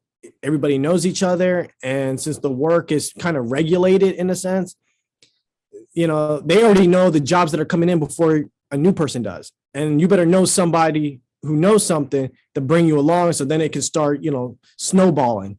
If not, it's like, oh, you really got to go through the schools, and then the schools gatekeep it to whoever they like, send them the info. And then by the time you think the competition is just as bad as LA, but in LA, it's like everybody knows somebody and everybody needs to be like adaptable. So I felt like it was easier for me to get work in LA than it is in, you know, Florida in general. Oh, of course. Yeah. Absolutely. So I was like, what? Like even in Miami, it's like the same way. I'm like, it's easier for me to get work in California than it is, and knowing how competitive it is versus these smaller cities that are more corporate or commercial based versus movie based or TV based. It's really it's a challenge in itself. So I was even bouncing in DC for a little bit, but DC does a lot of more news type stuff. Makes sense, right? I'm not really big into that stuff. Hell no, yeah. And I was there during the whole Black Lives Matter protests, and you know, everything was going to shut down. Were you there? I was there with all that. Were you there? The insurrection. Oh yeah, I was there too. DC? Yeah, during that. I think funny enough, I was in DC a day prior to where they had it, because I was there for the protest. Because I wanted to be in it, you know what I mean? I was like, oh, I want to take some this and that and kind of see a point in history. But when that started to happen, there was a lot of agents. I was near the White House. Man, I'm telling you, it looked like Blade Runner or a post-apocalyptic movie because they had so much graffiti on, like, you know, federal statues and people with signs that looked like the end is near. It was weird, but there was a lot of agents, man. I'm telling you. So being there for the insurrection when they yeah, that's crazy. Fall of America. Yeah, not all of the white folks that really was big up in Trump heavy were there. Like, there's people I think from even that I'm sure people that I know of. Oh yeah, they were there from Indiana. who's definitely out there, and I'm like, wow, man, y'all are some fucking like. Y'all are some idiots, man. Like, that's crazy. But The world, man, the world is so fucked. The world is so fucking wild. But you know, you make a good point though. Back to saying how it's harder to find work in those other places. Obviously, that just goes by the market. You know, like there's, like the markets just don't have that. You know, like when I moved back home to Angola had nothing for me, nothing at all for me. I had to make all my own shit up, which is great having a cousin who was rapping at the time, making music, and other people making music at the time. None of these folks make music. To kind of promote yourself, yeah. So I mean, I got a chance to work with them and shoot music videos, and then just build opportunities along as it went. And I still try to find myself doing that, even though I'm out in California. I still try to find myself doing that with the community or with companies out there, and that's the main goal. One of my main goals for next year, 2022, is to start the implementation of bringing resources for entrepreneurs and creatives there. And there's not too many entrepreneurs or creatives there, but I want a lot of people just don't know what to do down that route, and I think with the success that I've had and the, we'll call it the notoriety that people have seen just through social media, people probably definitely look at me a different way than they used to. So now I just want to use that to my advantage. It's like, I'm gonna use that to my advantage to let y'all motherfuckers know that I'm gonna be one of the natural fucking leaders out here. And when it comes to adding resources and adding inspiration and motivation and a kickoff point for the entrepreneurs and creatives, that's what I've always wanted to do. And I think, once Full Sail, was over, once I got back home, that's kind of when I started to realize, the shit that was able to do. But reality sets in. Like Florida and those areas, like I'm sure these places have communities for film, but it's like, you have to know somebody very specific, someone who's really working in those industries. And because I always hear I've heard a few times out here that, I had a production in Indianapolis, and I'm like, what? How the fuck did y'all motherfuckers got? I'd be wondering, like, how did they get these opportunities? But it's one of those things. Know. But when you came back to Florida though, man, I mean, like what? Because you said you did take a little bit of a break from film. Like what kept you moving so diligently to like want to do film? Because I mean, Trevor, right? I remember the very moment when you told me, Trevor's said he's done doing film, and then I spoke to Trevor, and Trevor said basically that he was done doing film, but also he's starting to kind of, I think, slowly kind of get back into it a little bit, but there's, out of our group, like, Nick, I don't think Nick did anything with film really after college, which is too bad. And I think he's started to kind of get a little bit of sense of inspiration back. More like photography. He's more like photography. He's been getting a sense of photography back, but like he had lost a lot of that shit after college. And, some people really fucking lose it because they don't have maybe the same type of people around them that are as creative as them, or that have that creative spark, and I realized that. And then for yourself, you stopped doing film for a little bit, and I was like, damn, is Deshawn going to be done doing film? So I'm glad to hear that. It never stops. It never really stops. That's what I was about to say. So what has kept you moving to accomplish that fucking goal? Because like, I feel like for you, right, out of all the homies that have stopped doing film, you're the one dude who's like, I'm not going to give up. Like, you still have this shit in your mind and in your foresight. Like, what has kept you moving towards that goal of what you're trying to do? What keeps it moving is, I feel like it's two things for sure. Two. The first, like I mentioned before, is that, a filmmaker, it's who I am. You know what I mean? It's like an identity.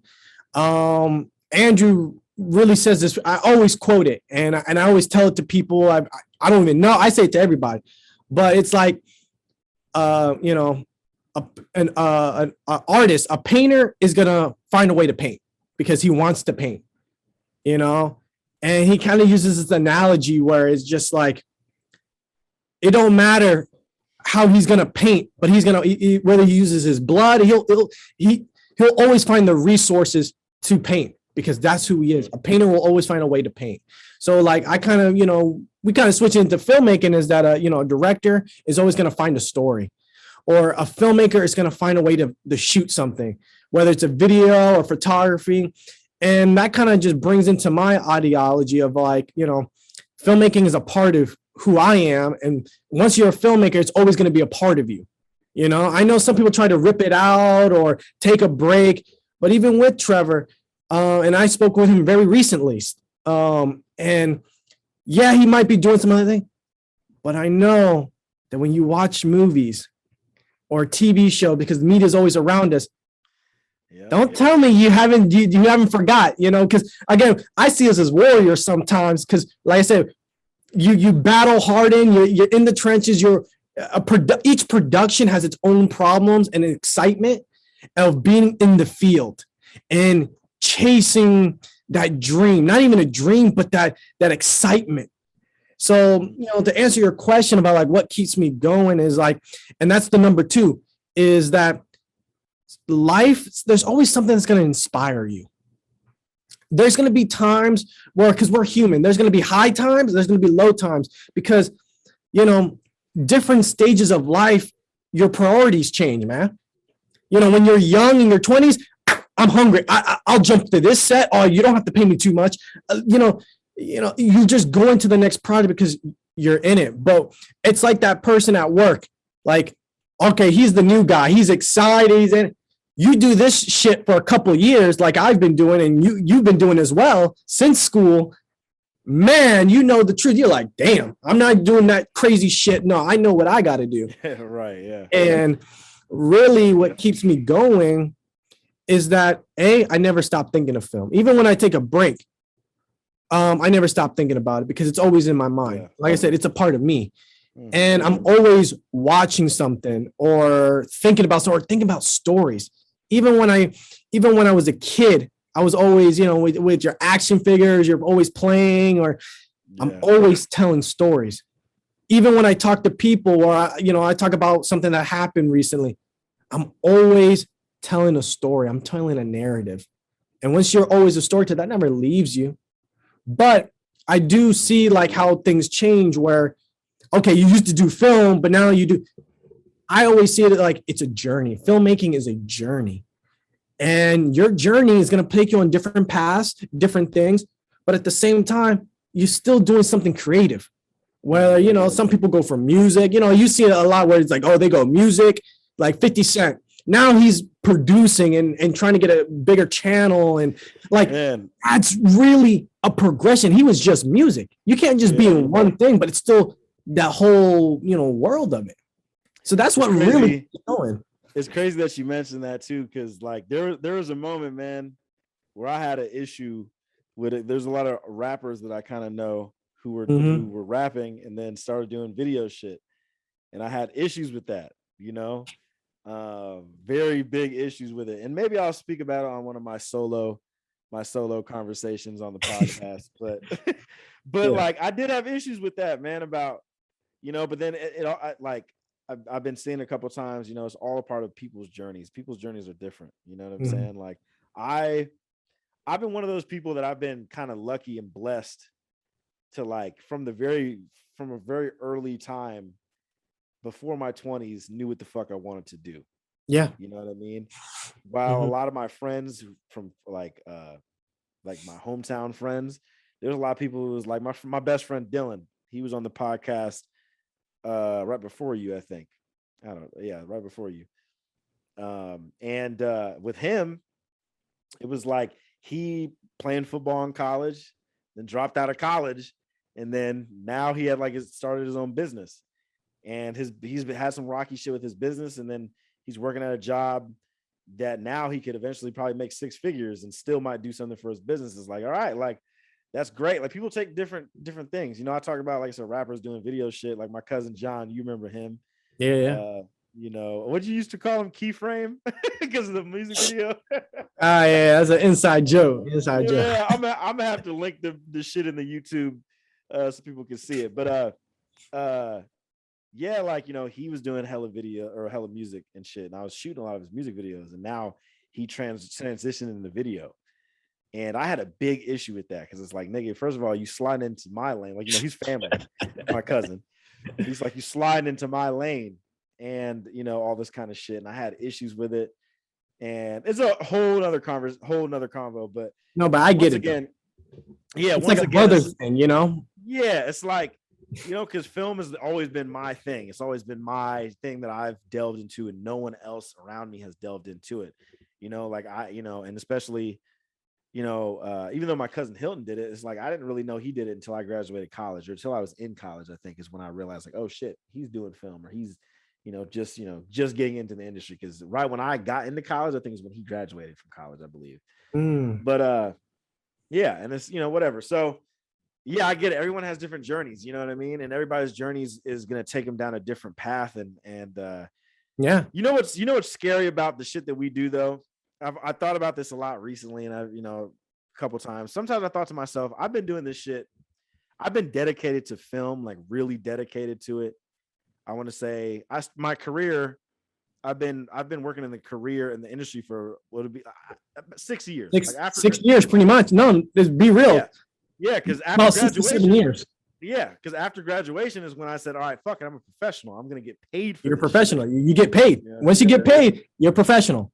Right. Well, but you get paid. you know what it is. You know what I mean? But like, so 6 years career wise, but as far as like the entire passion, when it really started, when I said, oh, I really want to do this, it was really like that senior year of high school. So it's been like 8 years, and then I've had this passion since I was like in third grade, really, like when it really spawned. But yeah, it's been a long time I've been into this. But I thought to myself, what if I was doing all this shit, and then I realized, like, fuck, man, this isn't catering to like the life. what I really thought I wanted to be, like my lifestyle and my happiness and all that other shit. Because I will say this, right? And I've said this a couple times on the podcast, is that I'm like a workaholic in a way, not to where it's like I'm working like a shit ton of, I've been working a lot recently, but it's where like all I've been thinking about is work, and there's not really much else that fucking matters. You know what I mean? Like there's not much else on the personal side that really matters, and I've been disconnected from certain things. And I feel like to get to this level that I'm at, I feel like I've had to disconnect to a certain point. And I'm sure you probably feel the same way, probably. Let me say some real stuff about that. I know me and Andrew, we spoke a lot about this in 2019, because that was kind of where I had a little bit of a break, like a couple months, just to clear my head. And and even he went through a similar period as well, where he took a break too, and just like a mental, take care of yourself type of break. Because he was bouncing from California to the Fort Lauderdale, like he was, still doing that, I think. Yeah, so he was bouncing around as well. And a lot of those deep conversations we spoke about is that when you're a filmmaker, we make sacrifices. Yeah. And when you've been doing it for a period, because I feel like, damn, like really, it's been almost 7 years, pretty much, almost 7 years of just being dedicated to film and being in this industry and going with the ups, the highs, and the lows, where you're making a lot of money. And then there's times where, damn, I can barely eat noodles. You know what I'm saying?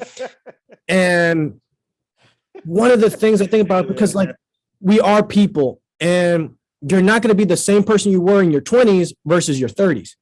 Priorities do change.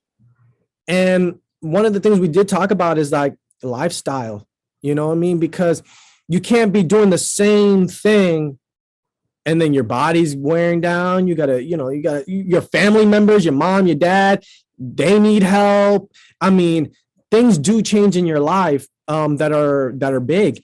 And one of the things that when I was in LA and I was killing it, is that since, like I said, workaholic and stuff like that, it's like you kind of sacrifice your personal life in certain extents, depending on what that may be for you. But for me, it was more of the love life, not having a same shshit though. You're so into it, like film is your love. You don't have nobody else. There's not enough room for her or whoever you want. Film is my love. Like I definitely get that. And that's why last year it was such a different position, because it was like I was in a relationship last year, but I was chasing that shit for a long time, and I was also new to California, so like the type of experience and work I was getting hasn't equated to maybe how I feel now, Yeah. But no, I feel that. I mean, it's crazy, man. Like personally, personal life, I feel like I've now that I moved into this apartment, I've definitely delved into it a little bit more. It's like I try to make sure to take care of myself, make sure I'm taking care of my rent. Who else is going to take care of you? Yeah. That's the thing. You don't have nobody else because you doing your grind. That's great. But you're going to get to a certain, like, that's how I was starting to notice it. And I was like, man, if I don't start switching up my plan or because like it's all about what you want for your life. And that's different for everybody. And, you kind of have to reflect on that and say, yo, in this few years, like some people are already buying houses, that I know, or they already got a family, kids like we talked about. And it's like, what do you want for your life? Because we know some of those industry people that have been doing, and they've been doing it for 20 years. No family, no kids, none, but they got their, their filmmaking core, and that's what's kind of been holding them together in a sense. Mm-hmm. But you see those older guys when we're on set, and you see what they've become, and then you're kind of like, do I want to be like that? Or maybe, you start thinking about it. Yeah, it's different because some people are very miserable, and then some people are very happy, and but some people just have a certain kind of privilege. Not everybody understands film, man. Not everybody understands the lifestyle that comes with this shit, because a lot of people feel neglected. Oh, you don't have time for me. You can't, but you love it. That's why I say it's a lifestyle, and not everybody's going to understand that lifestyle, and not every person is right to be in your lifestyle. That's gonna, exactly. Kind of go with it. So yeah, no, exactly. And I'm still trying to figure that out, man. I feel like, next year is like a big change for me because it's like this year. I'll say this year. Late 20s. You're late. Yeah, getting close. Getting close. But this year is like it's like this year. I feel like I came off my breakup to start out the end of the year really. So I was like already kind of in a fucked up mood because of that.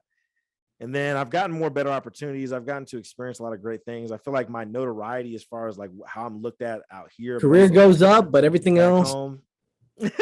No, like, my notoriety and around here and then back home is it's been a lot more out in the open. People are seeing a lot of the shit that I've been doing. I posted my picture with me and these different celebrities that I've gotten a chance to work with and be around, and it always gets talked about or whatever and whatnot. But then I really feel like since the very beginning of the year, I feel like I have been an asshole. I've been kind of toxic. I can't even hold you, and I bet everybody else doing the same thing. But it's funny, like I've been an asshole. No, I've been an asshole and toxic to like sometimes like if I'm, there's different people I we're talking about romantic relation. I haven't been in any relationships since my ex, but like little flings and shit have definitely had. That's the only time you got time for it, to be honest. Yeah, bruh, for real. And I hate to say it, but it's kind of the truth. Like I do want a relationship, and I feel like I could. I don't know. I don't want to say that. I feel like I could definitely dedicate some time. Yeah. But then there's definitely a compromise that has to come there. And I don't know. I'm really back and forth of what the fuck I'm willing to compromise. Because part of me is like, I need to work more on my personal life. And being in a relationship, I feel like I could work a little bit more on that. Where I'm at now as a single fucking man, like I'm working on it. Like I got my own fucking place, man. Like this is a blessing to have, Yeah. I've got my own place. In times like this, it's relatively cheap compared to places in the Bay. It's a huge blessing because of that. Like I've been able to focus more on myself with that fact alone. Yeah. But at the same time, as I see myself, like I said, gaining more fucking weight recently, and fucking also just being kind of not like burnt out from work, but there's been a couple times where I'm like, shit, man, like, all right, I need to focus. I've been put so much work into this freelance shit and not SW Films. I need to work more on that. There's different priorities, you know what I mean? And I'm trying to figure out what the fuck the priorities are for next year. And truthfully, what all the priorities are pointing towards, they're really pointing towards SW Films. And it's really pointing towards SW Films because that's what my main business and brand. This is what this podcast is built under. This is what this is what everything that I fucking have done has really been built under. It's been SW Films has made it a long way, as far as like what I've done this year in 2021, as people are, as we're recording this, like you know, I've gotten a chance to do a lot of really cool productions, you know, but I haven't done too much stuff in California with SW Films yet. I've shot one music video for an artist here, shot a couple other little small things that haven't been seen yet. They'll probably be seen once my demo reel gets done.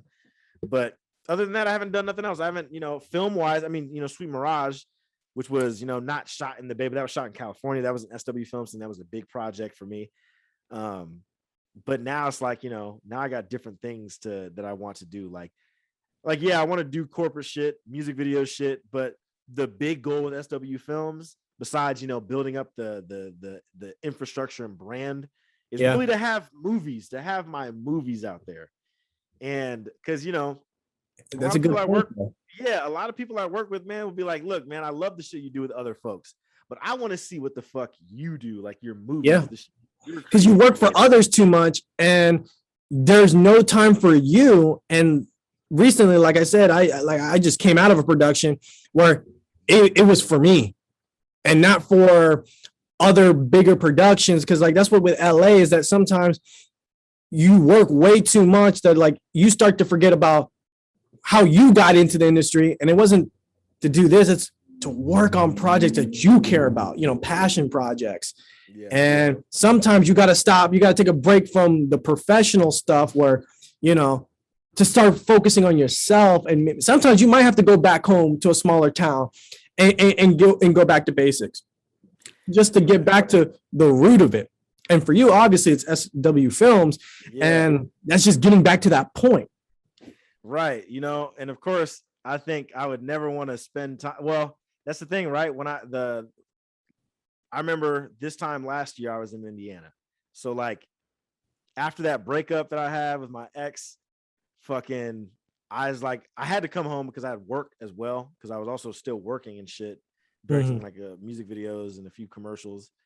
But at the same time, I was like, yo, I needed to kind of step away because that breakup, you know, I was in love and shit, you know, and it can fuck a motherfucker up. Yeah, so I spent time back home, and I spent a little longer time than I should have. But I think looking back at it now, I think sometimes California does that. Yeah, not it's even toxic, California. ain't it? You love it, but you got to go back to it sometime. No, but I was like, it made me spend time away from home, and I told myself, fuck, man, I don't want to spend that long home, because even when I was home for that long, I just wasn't happy because of the breakup. I was having hella arguments with my mom, like really fucking bad arguments and shit. And it was like, I just realized like, fuck, man, like I was just in a position where I was like, what the fuck am I going to do? And I think that there's certain moments this year that has helped with that, but I still have kept a little bit of assholishness in there. And I do want to change that a little bit. I've always been a blunt person. Does California change you? Does it start transforming? Once you know the real? Doesn't it start?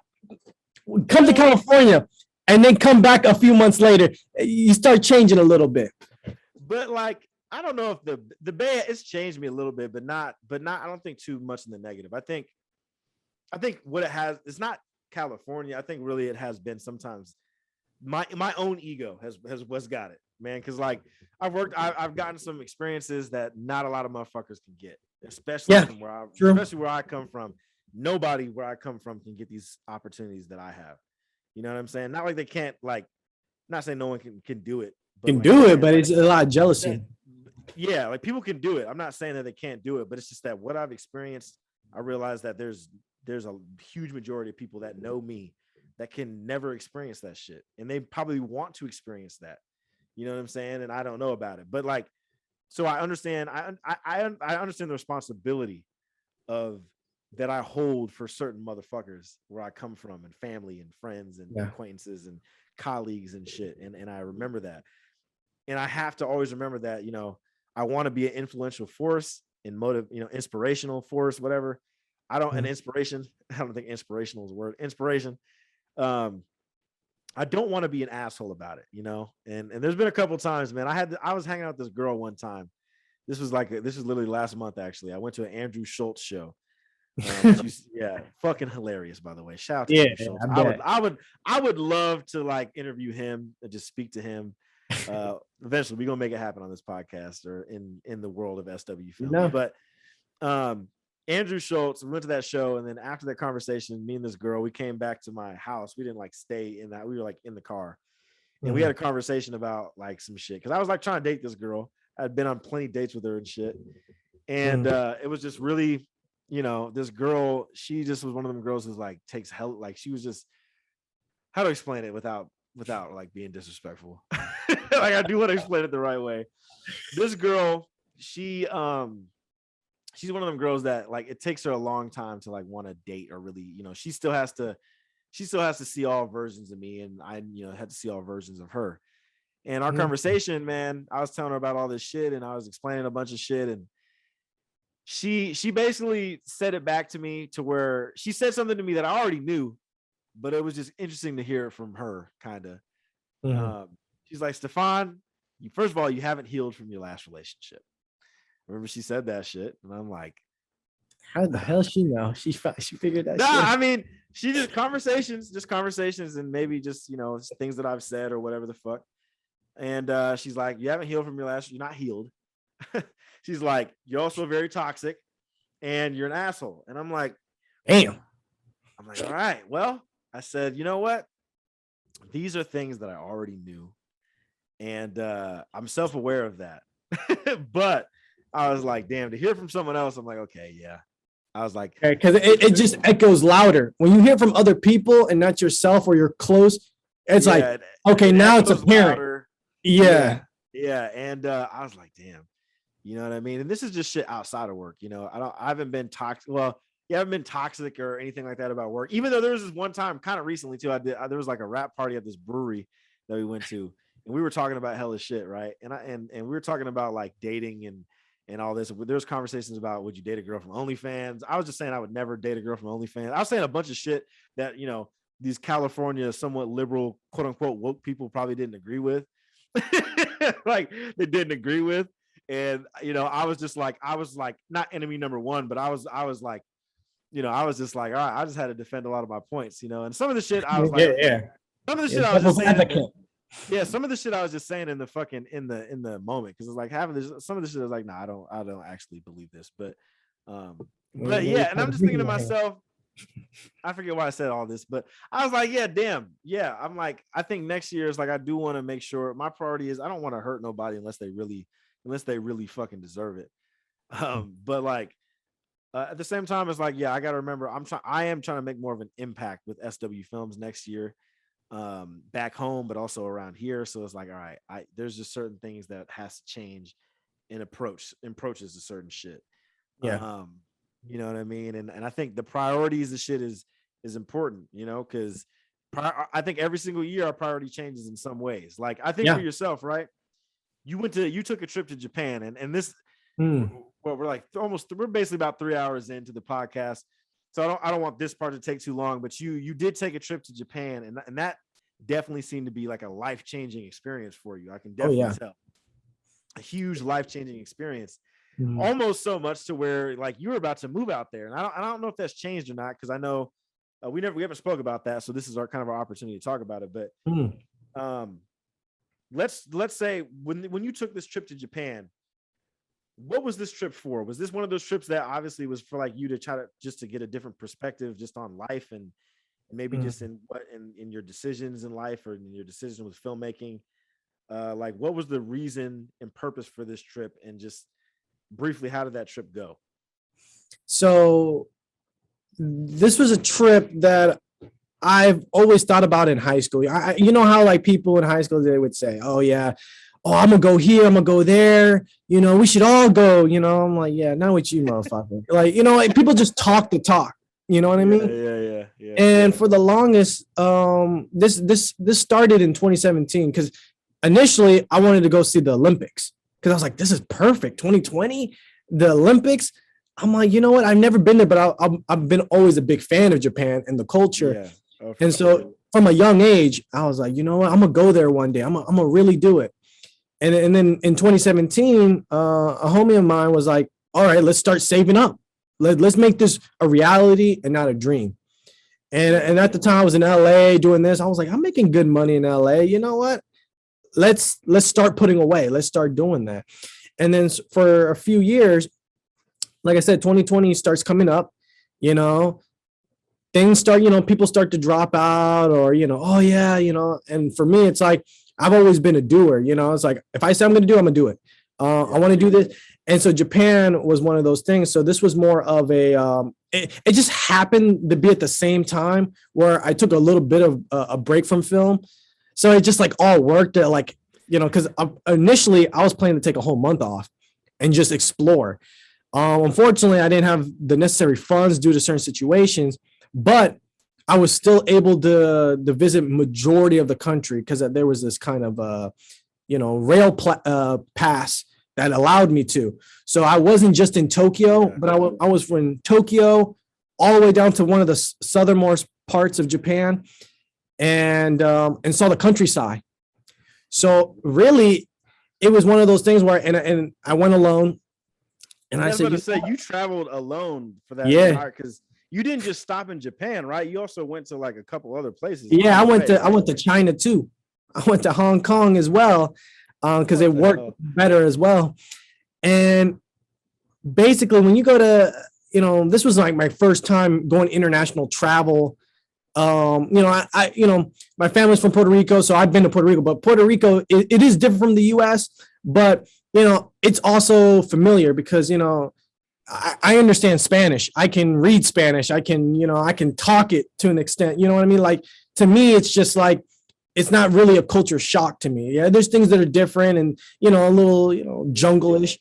But when I went traveling alone is a big thing to do. I mean, I've traveled alone before, and I really want to travel alone a little bit more too, to some places that like, hold a bit of peace of mind for me already, or just travel somewhere new alone. Yeah. But traveling outside of the country alone is it changes you. That's a whole different kind of thing. I mean, I know some other people that have done it, but I've myself, I don't think I would do that just because, I'd have to learn a little bit. I've learned recently, there's a YouTube channel I follow in Japan, and I really wish I could remember their name, but they're all about like kind of like what it's like to live and be a certain person or do a certain job in Japan. I forget what it's called, but very great YouTube channel. And I've learned a lot about the culture and certain things, from there. Like I'm a huge person with Japan as well, because Japanese culture, I do have to contribute or attribute that to a part of me wanting to be a filmmaker, with Godzilla. Godzilla is one of the biggest like inspirations in my entire fucking life outside of film too. But an anime as well and everything. Like Japan just has that culture. Like the furthest I've learned of Japan culture wise, I'm like, a little bit with how, how the etiquette of, like eat like food and shit, like iritakimasu, all that. All those different kinds of things. But that's dope that you took that fucking trip, and that's crazy that you took it alone. First of all, like how much like did you have to prepare for that trip though? Like that's like a long, because you were out there for how long? Like what, 3 weeks? Almost like 3 weeks. Yeah. Like how much did you have to prepare for that? Like just what you were gonna do and that kind of shit. For me, I've always been a guy who I always plan for the worst. And I planned for months. I had PowerPoints just for my, just like, I need to know. I looked at the maps, Google Maps, Google Earth, like just knowing so I wouldn't get lost, because I knew, I gotta learn a lot, like the SIM cards, my phone, Wi-Fi, just like, and luckily Google Maps, man, they have this 3D like map where it looks like, if you ever play like a racing game and you have these like imaginary arrows. Google Maps has the same feature. And then on top of that, Google Translate, you can take pictures of words and it'll translate it. You know what I mean? And I know now that's prevalent. Shout out to Google. I've been working with Google a lot this year. Shout out to them, man. Google really be leading the way in software. For real. And they were a big help with this trip, especially in the urban cities. Because like anytime I was in the urban cities, where it's Tokyo or Kyoto or Osaka, I didn't really feel lost. I felt like I knew where. I didn't have to ask direct. Like I knew where I was pretty much going for majority of the time. And those big cities are more foreigner friendly, so there'll be English words or English menus, and I still knew a little bit of Japanese. You know, I know more now since I, you know, before I went there, but I knew like, oh, I know what that means, or I know how to, you know, I kind of know how to move my way. It wasn't until I got to the countryside where there's no English, there's no Korean, there's no Chinese. Oh, And right, definitely there ain't no English. Yeah. So, that's in where in Japan, right? Like you're Yeah. still gonna find some people. Like I'm sure you found, like in Tokyo, for instance, you probably like seen a couple Americans there. yeah. Running Well, into definitely them. all walks of life, but anything that's not Asian, you're foreign. You know, so I mean, yeah. that's just a fact. That's a fact in a lot of those countries, because America is one of the only places where there's like a real melting pot of people. You Yeah. know, but in these other countries, it's like all of, you know, The people, you know, you're German, you're all German mostly, you know, or in Japan, 90, I think it's 98% is all Japanese. The other 2% is like China, and then everybody else. Yeah. That's it's the Japanese way, you know. If you're not Japanese, you're other, you know. And like I said, it is culture shock, but that trip, it opened my view on so many different things to the point where I want to work over there, and definitely Yeah. I want to do talk film. about I want to shoot some. Oh my god, I took so many pictures over there, and did little videos where I was like, I want to work with some, because I did work with Japanese filmmakers in LA, in down, you know, LA area, doing a commercial with them with the Super Mario Run. So working with Nintendo, but I want to have that same opportunity again in Japan and see, because it's a little bit different, you know, working with foreign filmmakers and the process versus American Hollywood way. That's definitely going to be the next part of my journey, is to work international. Definitely see my boy Ty in Thailand. Yeah. And we all just gotta do that, man. We've been planning. Oh, yeah. We've talked about that. We've talked about taking trips together. I'm definitely down, man. Like I'm gonna see him. What's this COVID stuff? What's that board? I'm going, because I don't know if COVID's ever leaving. He ain't leaving. He ain't leaving, man. He ain't trying to go fat in LA. Yeah, COVID is here to stay, probably, because we're about to be 3 fucking years into this pandemic, yo. Like, and people forget we're in a pandemic, but we are still technically in a pandemic. Like, yeah. What they announced that new variant, Omicron. Yeah, like, what kind of name is that? Like, not, but like, this shit is The Transformers. I don't want to get too far down the rabbit hole with this bullshit. But this shit is called Omicron. And I'm like, what the fuck? It was just called Delta, a normal ass name. Now to make this shit sound more destructive, Omicron. Like, who the fuck is naming this shit? Like, I'm so like, I don't know, man. We are in the strange. We all done with it. We done. Fuck it. If it's gonna stay, let the world keep running, because I'm done with this taking a pause, doing this. I'm like, I feel so locked down, because I love to travel, like going to LA, doing it. And then when I had an experience like that before the lockdown, I said, I need more of it. Just because, like I said, filmmaking is a journey, and I feel it in my bones. It's time to go. You went to Japan before the thing, before the thing, right before the shit hit. Damn, that's kind of crazy. I got sick over there too, and like I said, it started in China, motherfucker. I was there. At first, they were talking about these whispers, so I didn't know shit. You know, the government, you talk about that shit, and I'm foreign, so I know I didn't talk about that shit on my phone. Yeah. And then, you know, this is a little bit off topic, but I was there when the Kobe situation happened, you know, when he passed away. And I heard Kobe did that shit on the train. Yeah. They're like, Kobe Bryant, I don't know what the fuck happened, but I'm like, Kobe Bryant? Why the fuck they talking about Kobe Bryant right now? In Japan, bro. That's you start seeing the Japanese news, you're like, oh shit. That's nuts, dude. That's nuts. Like, bro, everybody like, I want to get on that real quick too, but before that though, you did talk about moving to Japan, and you were about to move there to become a teacher or some shit, to teach English, right? Yeah. And hold on for any. I'm gonna say because I remember saying this before. Imagine pulling up to a Japanese class and this nigga Deshawn is your teacher with this exact same hat on, bro.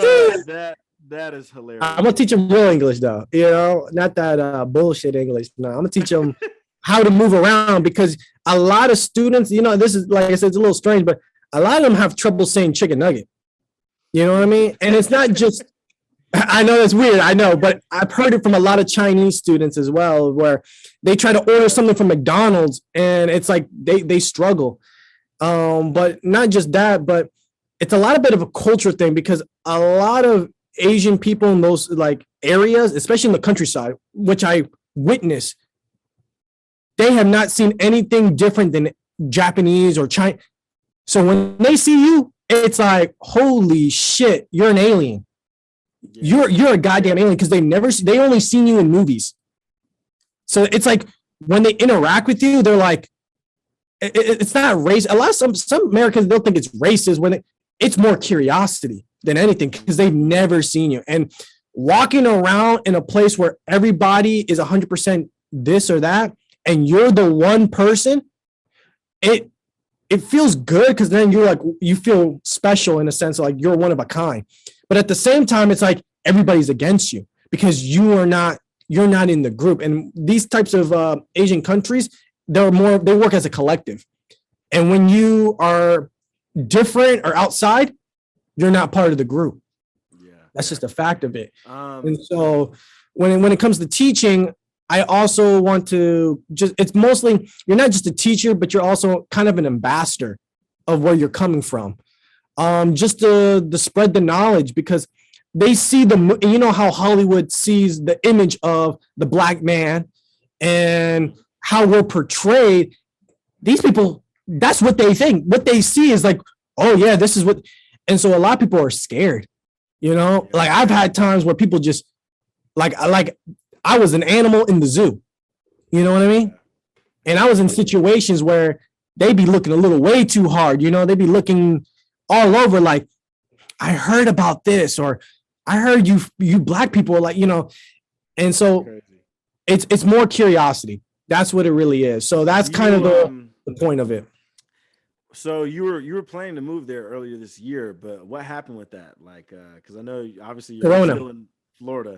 COVID. Corona. Basically the Japanese government and even the Chinese government, the border is shut down. They just recently opened it to certain people, but they're a nation where they react very slow to change. They're not really big on change.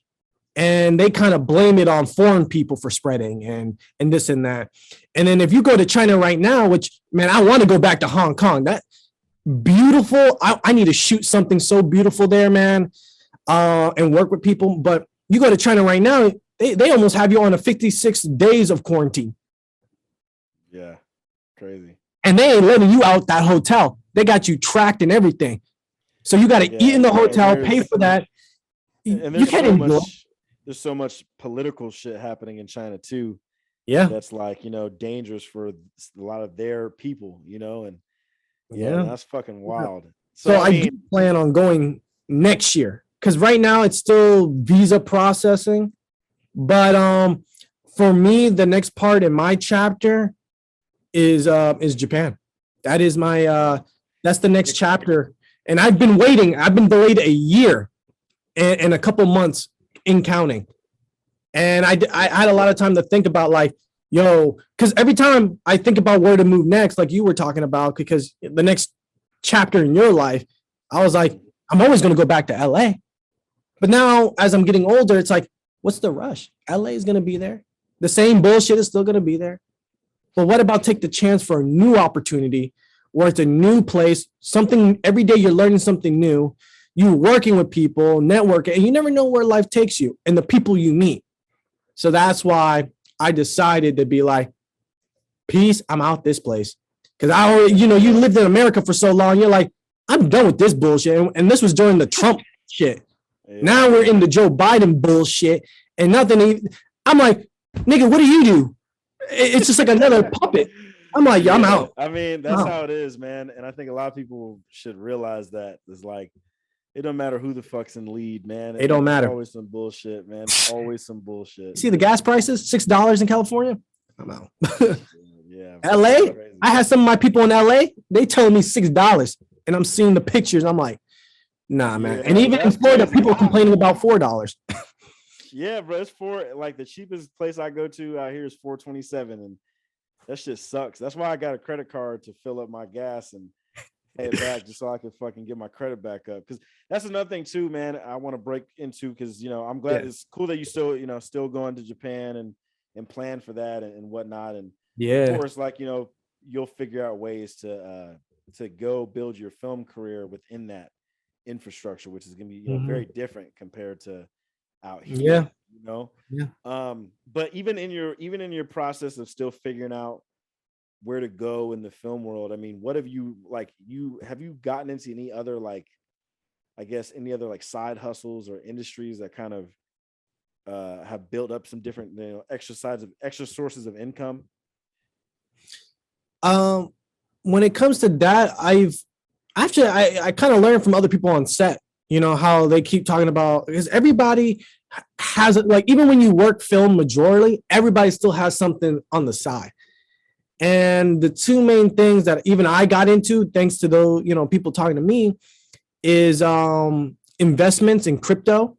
So I've been doing pretty well in crypto, here and there, but also, stocks and getting into that, which I have, which really big help during the pandemic, but also, I guess this would be considered real estate, but renting and being a landlord. And so during the pandemic, having those extra source of income to rent, I had a second car at one point, so I was renting that out. Man, that was a big help. Yo, how was that? Because I'm actually thinking about doing that. That's why I'm getting my credit back up so I can be able to afford another shit. But I'm thinking, you ever seen those big ass trucks, the Ford Raptors? Yeah. I love those trucks, man. It's one of my favorite vehicles ever in the world. I'm thinking about financing one and renting that bitch out on tour.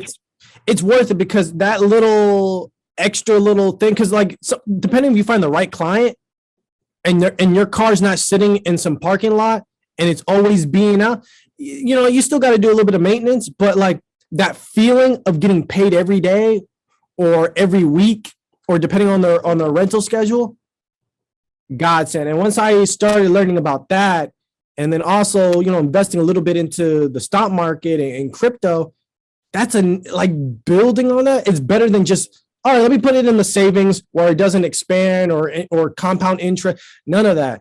So not only just being a filmmaker, you got to, just to live a normal life, you got to generate revenue streams depending on where you want to go. So that's what I've been also kind of working on as well. The kind of like I said, you need, when you want to make your own projects and have control creatively and this and that, you're going to have to finance somehow, and, or buy property assets and stuff like that to really generate that. And that's where I would want to invest some of my money that goes into and just keep it afloat. So that's what's a big help. And then buying the gear you want or this and that, it really comes in handy. But that's I'm just thinking about, next year is also a year just calculated risks, more risk taking in terms of that. Like if I actually really put the money together and financed the fucking Ford Raptors, 2020 versions, and I'm not even talking about the new 2021 versions, them shits is like $75,000. That's a lot, and financing it, what the risk is like, I would rent it out on Turo, and also I would also use it as like a camera car too. Yeah. I would put like three. I'll basically make that car like a work truck for different things, like as far as rental shit, and then shit, actual shit with like the film industry too in ways. But I'd have to be probably paying with good credit, probably still paying around $800, $900 a month for car note, and then $400 for insurance or some shit, and then maintenance and all that, and then gas.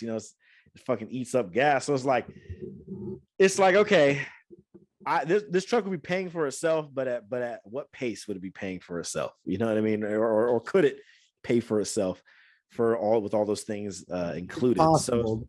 So it's all about the clients. Yeah, it's definitely possible. And a lot of people have Ford Raptors out here, and there's a few people I know on Turo who rent out their Raptors and shit. So I'm like, yeah, I think I could definitely do it. So I'm thinking about doing that. I don't want to talk about that too much because I'm just want to make that the plan. But there's in this industry itself, man, like as a PA, right, in the Bay Area, right? Like this is another reason I think about where would I be at in the next couple of years. Where you're 30. Yeah, right. Like I'll be 26 next year. That's almost 4 years from now, or almost 5. Crazy. At 30 fucking years old, I don't want to be struggling anymore financially. I don't like let me say this. I've made a very good amount of money this year. I'm happy with that. I've made a good amount of money. I've done different productions where I've made a lot more money at, the AD positions. I've made more money in different projects. SW Films, I had my biggest client this year with Wenzel Metal Spinning. That was really dope to have. At 30, just financially, not even just talking about impact and quality and all these other different kinds of things, aspects of life in my career. I just want to make sure that I'm good financially to where it's like, my mom doesn't help me with any other type of fucking expenses anymore. I can take all of that back, so like my mom don't have to worry about shit. She can worry about her own shit and I can help her out as she's been, as she has helped me sometimes. And also to where it's like, I'm comfortable. I'm comfortable with everything that I've created. Hopefully I would have a fucking girlfriend or something in that time. I don't know. Hopefully. I would definitely want that to get close to building a fucking family and marriage and all that other, shit. Yeah. But it's just also, I have to think, you have to be really aware. Like I said, I have a friend, my homie Semi, plans on either moving to LA or Atlanta. He's worked on 2 movies in Mississippi recently, and then he's about to be a second AD on a movie in Atlanta up until Christmas. And I'm happy for that guy because I remember he kind of came in and started, not at the same time that came out here and doing shit, but I remember meeting him on a shoot, and he was kind of like just fresh out of college trying to figure some shit out. And I'm like, okay, he's moving to LA, and I'm thinking, damn, I don't want to move to LA. And I'm thinking to myself, like, fuck, I want to move out of the Bay Area probably in the next year or so. And I'm thinking to myself, it would be crazy for me to move out of the Bay Area if I didn't have anything built in the infrastructure of SW Films. Because being freelance, right? To be an AD, to be a freelance person, yes, you're a position, you're at a higher position of some people, but you're also still working for somebody. You're still working for someone. You're still helping their dreams get achieved. And SW Films, that's something that I own. That's something that has value to it. That's something that I realize I can really bring, I can really bring a lot of value to places and groups of people and individuals or whatever with that thing that I've built. And I want to be, that's my job to be a part of that. So it's like when people are moving these LAs and Atlanta places, I realize these folks, and there's nothing against that, but these folks are trying to build their individual businesses or individual careers and stuff like that. And that might not always be owning a company, it's just working and just, getting money through that. Me, it's like, it's a little bit different. My goals are a little bit different than those folks. So it'd be wrong for me to move out of the Bay Area without having established anything of SW Films before then, so that's why I wouldn't make that move right away. And 26, getting close to 30, 4 years away, it's like, that's wild to think about. 30, I can't even lie.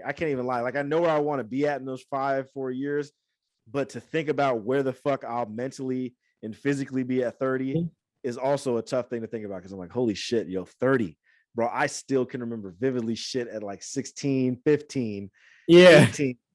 But to think about 30 years old, holy shit, that's something different, bro. Like, if you can make it up there. Right, bro, pray to God, and God has been good to keep me and all of my family and friends healthy and all that. And that's why I also try to be big on that too, man. Like, to really live a healthy fucking life. It's fucking tough. It is fucking tough to live a healthy life, especially when you're working on like not just physically healthy, but mentally healthy. And that's why I want to ask you too, man. Like you talked about like the mental breakdowns and just mental health in general, right? How has these last 6 years or how has these last couple of years affected your mental health? How has it impacted you? I'd say like there's it's up and downs, man. Like I feel like I do believe like, what doesn't kill you make you stronger, type of thing, because every time you know how to deal with it, whether it's hype, because in LA, I'd go because there's so much to do. There's always something to do, whether it's the beaches or, hike trails, or just take time to get out of the city and explore and get some fresh air. You start learning ways on how to deal with it and how to cope and let that energy escape its way in its own avenues. And over the years, I've realized that, everybody, you got to know yourself, and everything's going to work differently for everybody. But definitely for me, it was just like, sometimes you got to slow it down, because sometimes when you're in it, you're going to the next thing. And when you're in those trenches, like I say, you work hard, but you're a person. You got feelings, and depending on because it's not just work. You got personal problems. You got family hitting you up. You got family situations. You don't know who got locked up, who passed away, who's not. And then somehow, because of family, you're dragged into it. And it's like, this ain't my problem. I got my own problems to worry about. But that's not how, families work.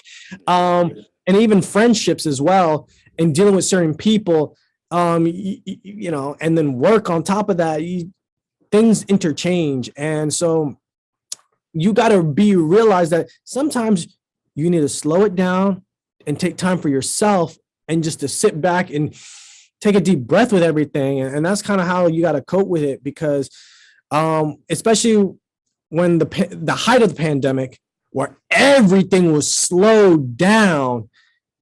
And for me, my biggest like relief, because I would go to the movie theaters every month, depending on the movies, every other week.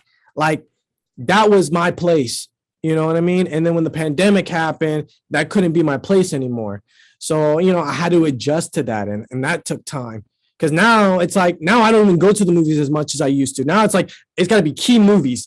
If not, I'm going to see it at home, because it's changed. I've adapted to now where I don't hang over it as much. I still like to go to the movies, man. I still love the experience. I have HBO Max, but it's like the only movie I watched on HBO Max, 2 movies I watched that are in my top 10 movies list of the year. I watched Suicide Squad on HBO Max. I never got to see that in theaters. That movie was fucking amazing. I loved it. That great. Was my great movie. And then King Richard with Will Smith. That movie's really fucking good too. That's on HBO? Yeah, it's on HBO Max. I didn't even know. I hopped on there and just seen it, and I was like, oh shit. I'm like, yo, this is a theaters really only good movie. It was a really good movie. And then I just watched this shit on Netflix. Kevin Hart's new TV series called True Story. I watched that. I watched all of it last night. That shit is fucking great, bro. Like that shit is one of the best things Kevin Hart's ever made. Legit. It is such a good. I would say for anyone to go check that shit out. True Story is an amazing TV series on Netflix with Kevin Hart and Wesley Snipes. It's a very, very, very good show. But yeah, man, I feel it, man. Like mentally, we all got to make sure to keep track of ourselves and keep checking, because definitely this industry, like I think being burnt, it drains you. Yeah, it's easy to get burnt out in this industry, and it's very easy to let yourself slip, physically and mentally. And I think you just people just got to take care. And you're gone for several months. You don't hear a word. You be like, damn, is he dead? Like some people, you don't know. And then because you're also in the industry, you working mad hours and all this stuff, to a point where it's like, man, I need to start calling some of these people to check in on them, because you don't really know until you talk. Because some people are going through God knows what. And sometimes, like you said, the workaholic thing, and we lose touch on time. Yeah. And you're like, damn, it's been 2 years. I haven't spoken. You know what? Let me give him a call. Let me text him. That's what I'm saying. And that's the thing. Like, I'm always want to be nice to everybody, but at the end of the day, the motherfuckers I really care for is obviously the people, the friends, and the family and shit. And I'm big on just because I'm also big on just yeah, there's family, but even motherfuckers in your family is not worthy of trusting or worthy of any kind of loyalty sometimes. And I've realized that too, just on a personal route. We're talking about family problems. I've had a few family problems this year that have been just some complete bullshit and just ridiculous. But like basically, yeah, it's like that's it's always important, man, to just care. Like I said, I got a few homies out here, and I care for these motherfuckers. Everybody else, until I've built more time with them, there's people I care about. Even that I'm maybe not super close with, I care about. Just their well-being and stuff. But there's only a few motherfuckers that I'm like really gonna take that time to invest with, and talk with it and all that kind of shit. All investments. But kind of one more question before we get out of this. When you took your break though away from film, like what did you do? Like as far as like besides the traveling to Japan and all that, like because I thought about that too. I thought about if I would ever take like an actual break away from film. I don't know if I would ever do that. I don't know. I don't feel like just wait on it. I just don't close the door on it yet, because there's gonna be a point where it's like, you know what? I haven't had a vacation in how long? Like with no Hey man, treat yourself nice, because I'm gonna take me a vacation soon, man. There's like hella places I need to go to, but then again, I think about my finances and shit. I'm like, now that I gotta pay for this apartment and pay for other things, I'm like, fuck, man, I don't think I'm gonna have time to do all that shit, But like, besides you traveling and shit, like, did you not get another job at all? Did you like get any other jobs, or did you just take a break away from like film or work and all in general? There was certain times where I just took a break from everything, like, because again, I had enough money saved up, working on gigs. When you work in some shitty situation, bullshit, you better pay me. You know what I mean? But the thing is, when you take the break, it's like, damn, money start getting low. So I've been doing like, day jobs here and there. Sometimes I'm over here, a couple of retail, just little shits here, and then also freelance. So, but I did freelance on a smaller level. You know what I mean? As a mental break. So I was doing a lot of in Orlando, I was doing a lot of commercial for like construction companies. And you were shooting yourself? Just me, a camera, doing the editing. Like that's how small I took those. Sometimes I like those shoots, man. I mean, I don't know, like, because that's kind of how I started out with SW. Yeah. I started out professional. You go to the basics. Yeah, and sometimes I like that shit. You know what I mean? But I do need more of that experience of a bigger professional level, and that's like how I've when I worked on How They Caught the Dove, and I was director and all that shit. Like I haven't had the last two movies I've done have not been that particular way. I mean, it kind of was on Sweet Mirage a little bit, but it was like very, very small crew. In my next short film that I'm writing, I got a few different films that I'm trying to do, but the next one I do, I definitely want it to be like that, to where I'm like directing and writing and like co-producing only, and not having to shoot shit, and working more with more folks on set. I need more of those experiences. I like directing and shooting myself too, and editing it, but sometimes that shit can be so much fucking work. It can be so much fucking work, and then most times when we do that type of shit, they're not paying as much. You know what I'm saying? It's a little bit of a lower pay.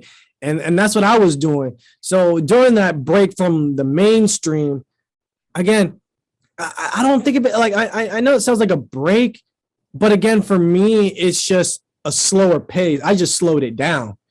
Because I'm always working on something, whether I'm writing my features, different features as well, or I'm thinking about certain ideas, or I'm testing out different cameras. I feel like it's just who I am. Whether, okay, maybe I'm not shooting or I'm not directing a project. Maybe I'm just doing more photography. I was doing a lot of street photography when I was in Tokyo and doing Japan stuff. I was getting heavily into street photography, learning this. I was Lightroom. That's what I was doing. So that's why I mean, when it's filmmaking is a journey, because I know a lot of people, maybe from school, people who don't know, they'd be like, well, since you're not working on the new Marvel movie or this, then you're not doing anything. No, some people move a little bit differently, and it's still artistic in that way. So, and that's just, evolving into what you're going to. So I definitely do. Yeah, sometimes you got to do some day jobs, you know what I mean? Yeah. At night or during the day, whatever. Hey, we making something happen creatively, and you just get better at your skills, and you realize what works and what doesn't, but you're still building a brand for you. I feel like when you take a break, you ain't doing anything, or you're done. And when you're done, you don't think about it. You don't want to, you're doing something else, you forget about it. But for me, it's like, I slowed it down. That's all it is. I slowed it down, but I'm starting, like I said, I just finished up a project, a short film. And that was, I want to talk about that briefly too, because I just realized we went through all these questions and we haven't talked about one of the big things, man. I'm pretty sure by the time this podcast releases publicly, Damage will probably right here. We got I see one of the posters. Like Damage will definitely be out. Maybe I don't know. Do you have a release date? It's supposedly our release date is for December. I'm trying to get into certain short films festivals. So obviously deadlines. We have music being produced and potentially a distribution deal. So we're working on it. But yeah, it's definitely a I'd say it's a fun project because you learn so much to say the least. And that's part of the experience, whatever you do indie wise. And I feel like for my new short film Damage, and compared to my other projects, every project you work on has a story. Yeah. And I kind of consider this project kind of like a Disaster Artist or The Room, where the story of making the movie is more interesting than the movie itself. And I know that kind of sounds strange, but I'm just real with it. All right. Yeah. You know what I mean? Because some people be like, expectations are like, yo, it's been a while, you haven't done a really full direct, because working for other people, it's like, you haven't really done. I'm like, yeah. And everybody has their expectations. Oh, this shit is going to be. If only you saw the behind the scenes of making this, like Disaster Artist, then it'd be like, oh shit, now we really get it. But regardless of the fact, man, I make movies to entertain people. Or to either entertain or move, inspire. And definitely with this movie, you're going to see, you worked with me in the past. So you kind of see you might know some of my tropes here and there. I'm like, I've seen the behind the scenes video. I've seen the posters. I've seen all of that. And I'm going to link everybody to that down below, and even link the film if the film is going to release in December. It'll be linked down below. But man, like I've seen some of them tropes, and I'm like, this is Deshawn is back. That's why I was happy, man, because I was like, it's been a long time since you've done a movie. You know what I mean? It's been a real since 2016. Yeah, and that's and that's just about as long as it took me for me to make a movie or to release a movie. So I mean, that's a pretty big deal, The industry drags you away from your own personal stuff, because during that time frame, I was in LA working all that stuff.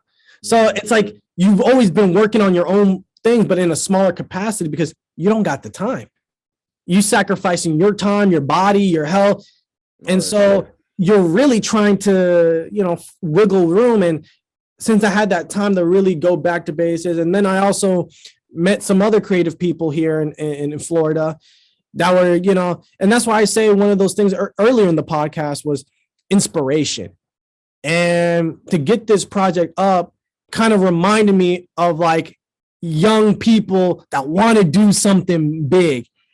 And when I see that in, an actress's eyes or an actor or just people who they've never done a short film before.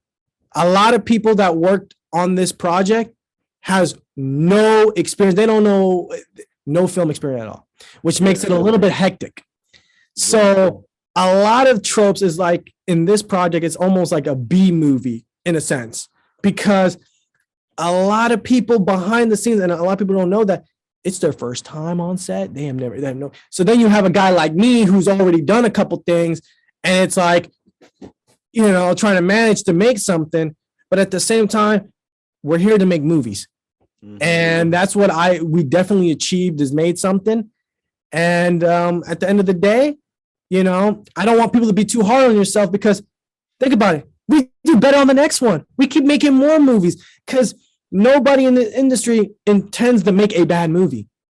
You know what I'm saying? We're always trying to get better. And once people get more experience, the next project gets better.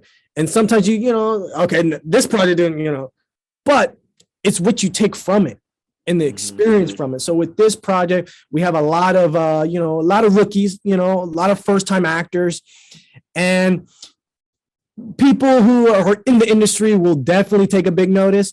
But people that are general audience, it's different. But yeah, people don't know the process of what it takes to make a movie if you're not in the industry. And people take that for granted, because you go on Netflix, you see that, and it's like, oh, this is trash. This is terrible. But us as filmmakers, we know how, like, you don't know what the hell happened behind the scenes to deal with this person, to get that.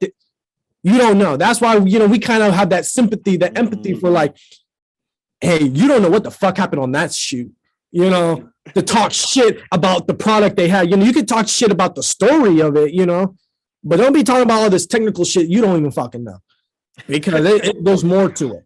So it's some experiences, man. I'm really excited to see your film. Oh yeah. When it does come out, man, like where can people go to check that out when it does come out? I still haven't even, most likely, like, depending on how our distribution goes, potentially we might be able to get on Tubi, which is a streaming service. Okay. That we're in the process. So, no guarantees, but potentially we can be on a streaming platform like Tubi, which is completely free. I don't know if you're familiar with it, but they do have a lot of good movies on there. Yeah, I've heard about it. I have never been on Tubi though. Hey, they got some mainstream movies that are free. The only thing is that there's ads, but that's how they pay themselves. But there's a chance we could be on Tubi on a streaming service, which anybody can go around the world can see.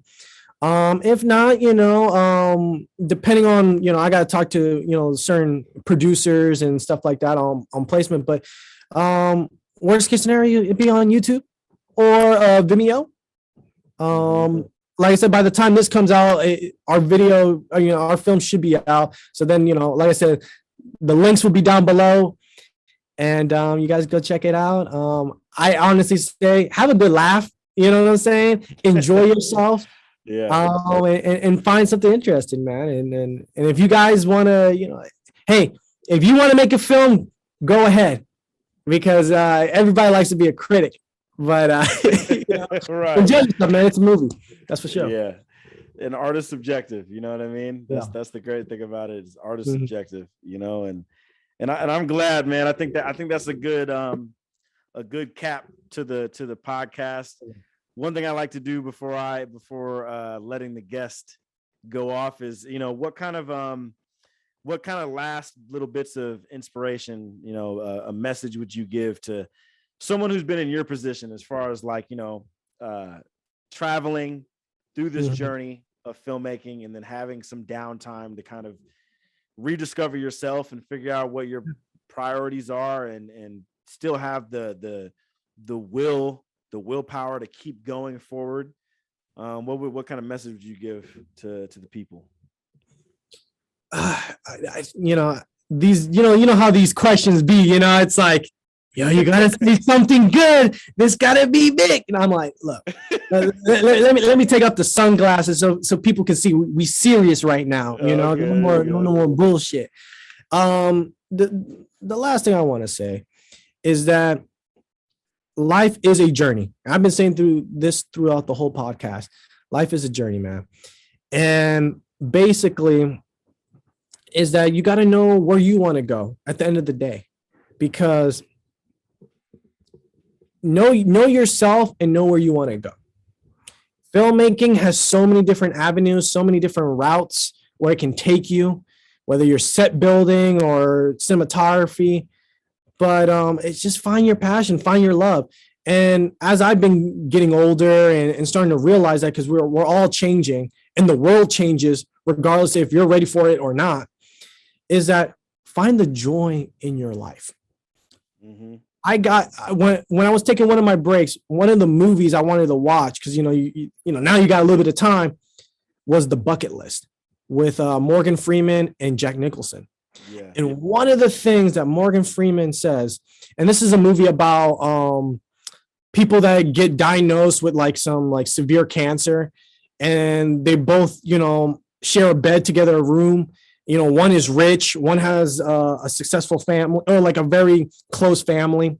Mm-hmm. And basically, two people with two different lives, say, what are the things you regretted and stuff like that. And at the end of the movie, one of the things that Morgan Freeman's character says is that you need to find the joy in your life.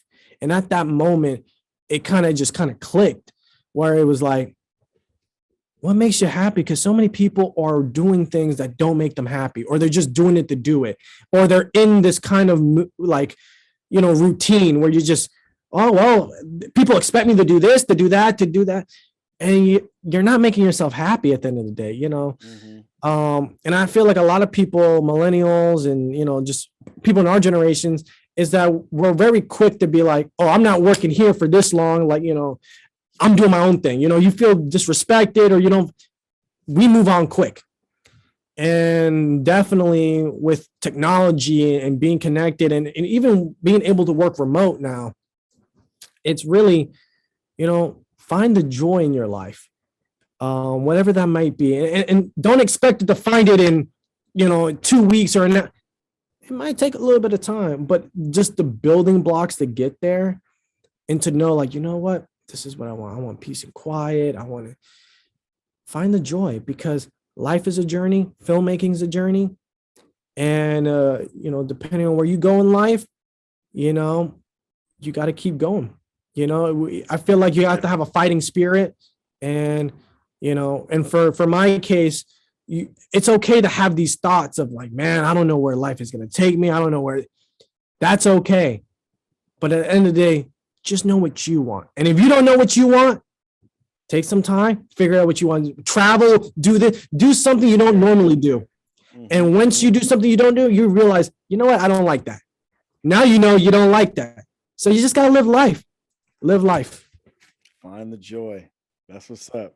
That's great, man. Well, Deshawn, man, thank you so much, man, for being on this podcast and catching up. It's been a minute. I'm glad that we still got a real tight connection. Friendship. You know what I mean? Hey, that don't go away, man. The bonds, we've been to war, man. Yeah, we've been to war. Veterans. And I'm sure by the time we hop back on set together one of these days, it'll probably be the same shit, some back to war type shit. So my last thing would be so where can people find you social media wise? Where can people watch your excellence? So definitely Instagram would be the best. That's where I'm the most active. And that's where I'm really being me. So my handle is DS_dog with 2 G's. Easy to find me. But on that platform, I do what I want. Okay. You know what I mean? It's just me to be me. You know what I'm saying? If I want to talk about this situation, it's me being me, obviously. Yeah. You can also find me on Facebook, where you can find a more LinkedIn, type situation where we're a little bit more PC over here, where don't worry, we're all family. We're not Olive Garden, but But definitely follow me on Instagram. That's where you'll find me the most. I DMs, I interact. We can talk business, we can interact, stuff like that, and just build a community of other like-minded creatives. And hey, let's make something happen. I'm always available to talk, or to like I said, man. I really, as I learn more, that need to be a teacher, to be a big brother to people that are just getting into it, it's like, man, this feels good. At first, you know, it kind of gets selfish because you're only thinking about you. But I feel like, I don't know if that comes with age, but it's just like that feeling of like, you know what? Let me put you on the game and let's see you grow. Let's see you flourish, because we're all trying to empower people and build people up, man. Nobody, I feel like, especially, I mean, something I'm not trying to do is tear people down and say, oh, you can't do it. I want people to go up because it's limitless. So definitely check me out on Instagram, DS dog or DS_dog with 2 G's. And yeah, that's where you can find me. Bet. Last question. What the hell is up with that sweatshirt that says Happy Dad?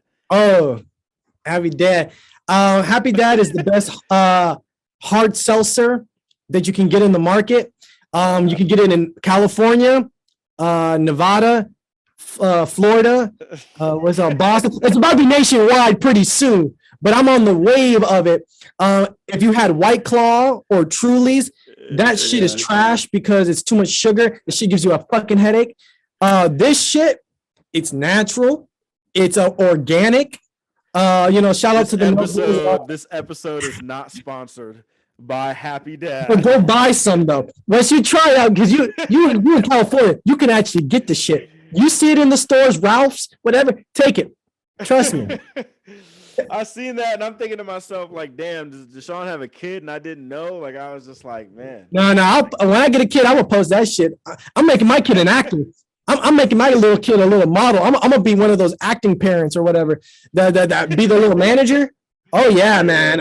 I love the industry that much. I said, you know what? We all filmmakers now. We making movies at a young age. I'm able to film their whole life.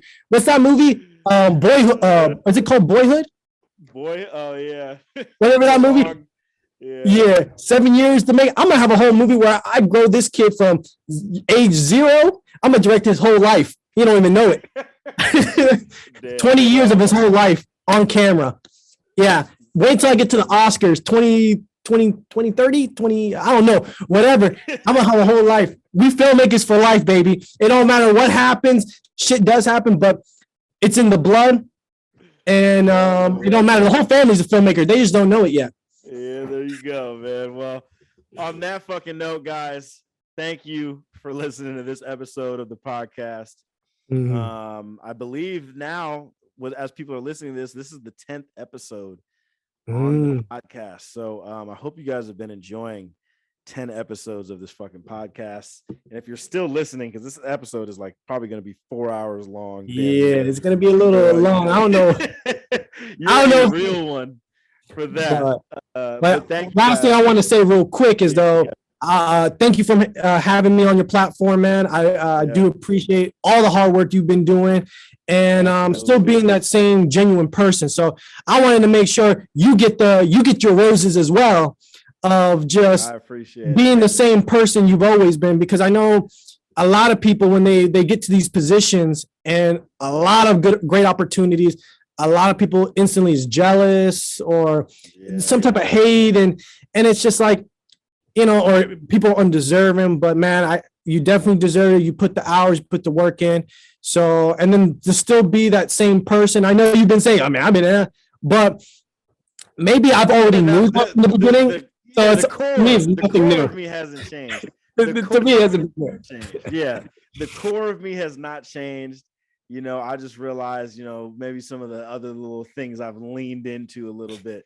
But the core of motherfucking STEFON Whitaker, yes, I'm putting the whole government out there, guys. The whole government name on that one. Fucking changed. And it will never. So, yeah, man, I appreciate you for being you, man. Absolutely. So thank you guys listening. 10 episodes. I will see you guys on the next podcast, which will probably be a very particular and special podcast episode. So once again, follow my man Deshawn on Instagrams and all the other type of shit. Go watch out for Damage. That'll be on the platforms very soon. Go follow Facebook or Instagram. You'll see it on the YouTube, and click the link and enjoy yourself. And boom, guys. See y'all in the next episode.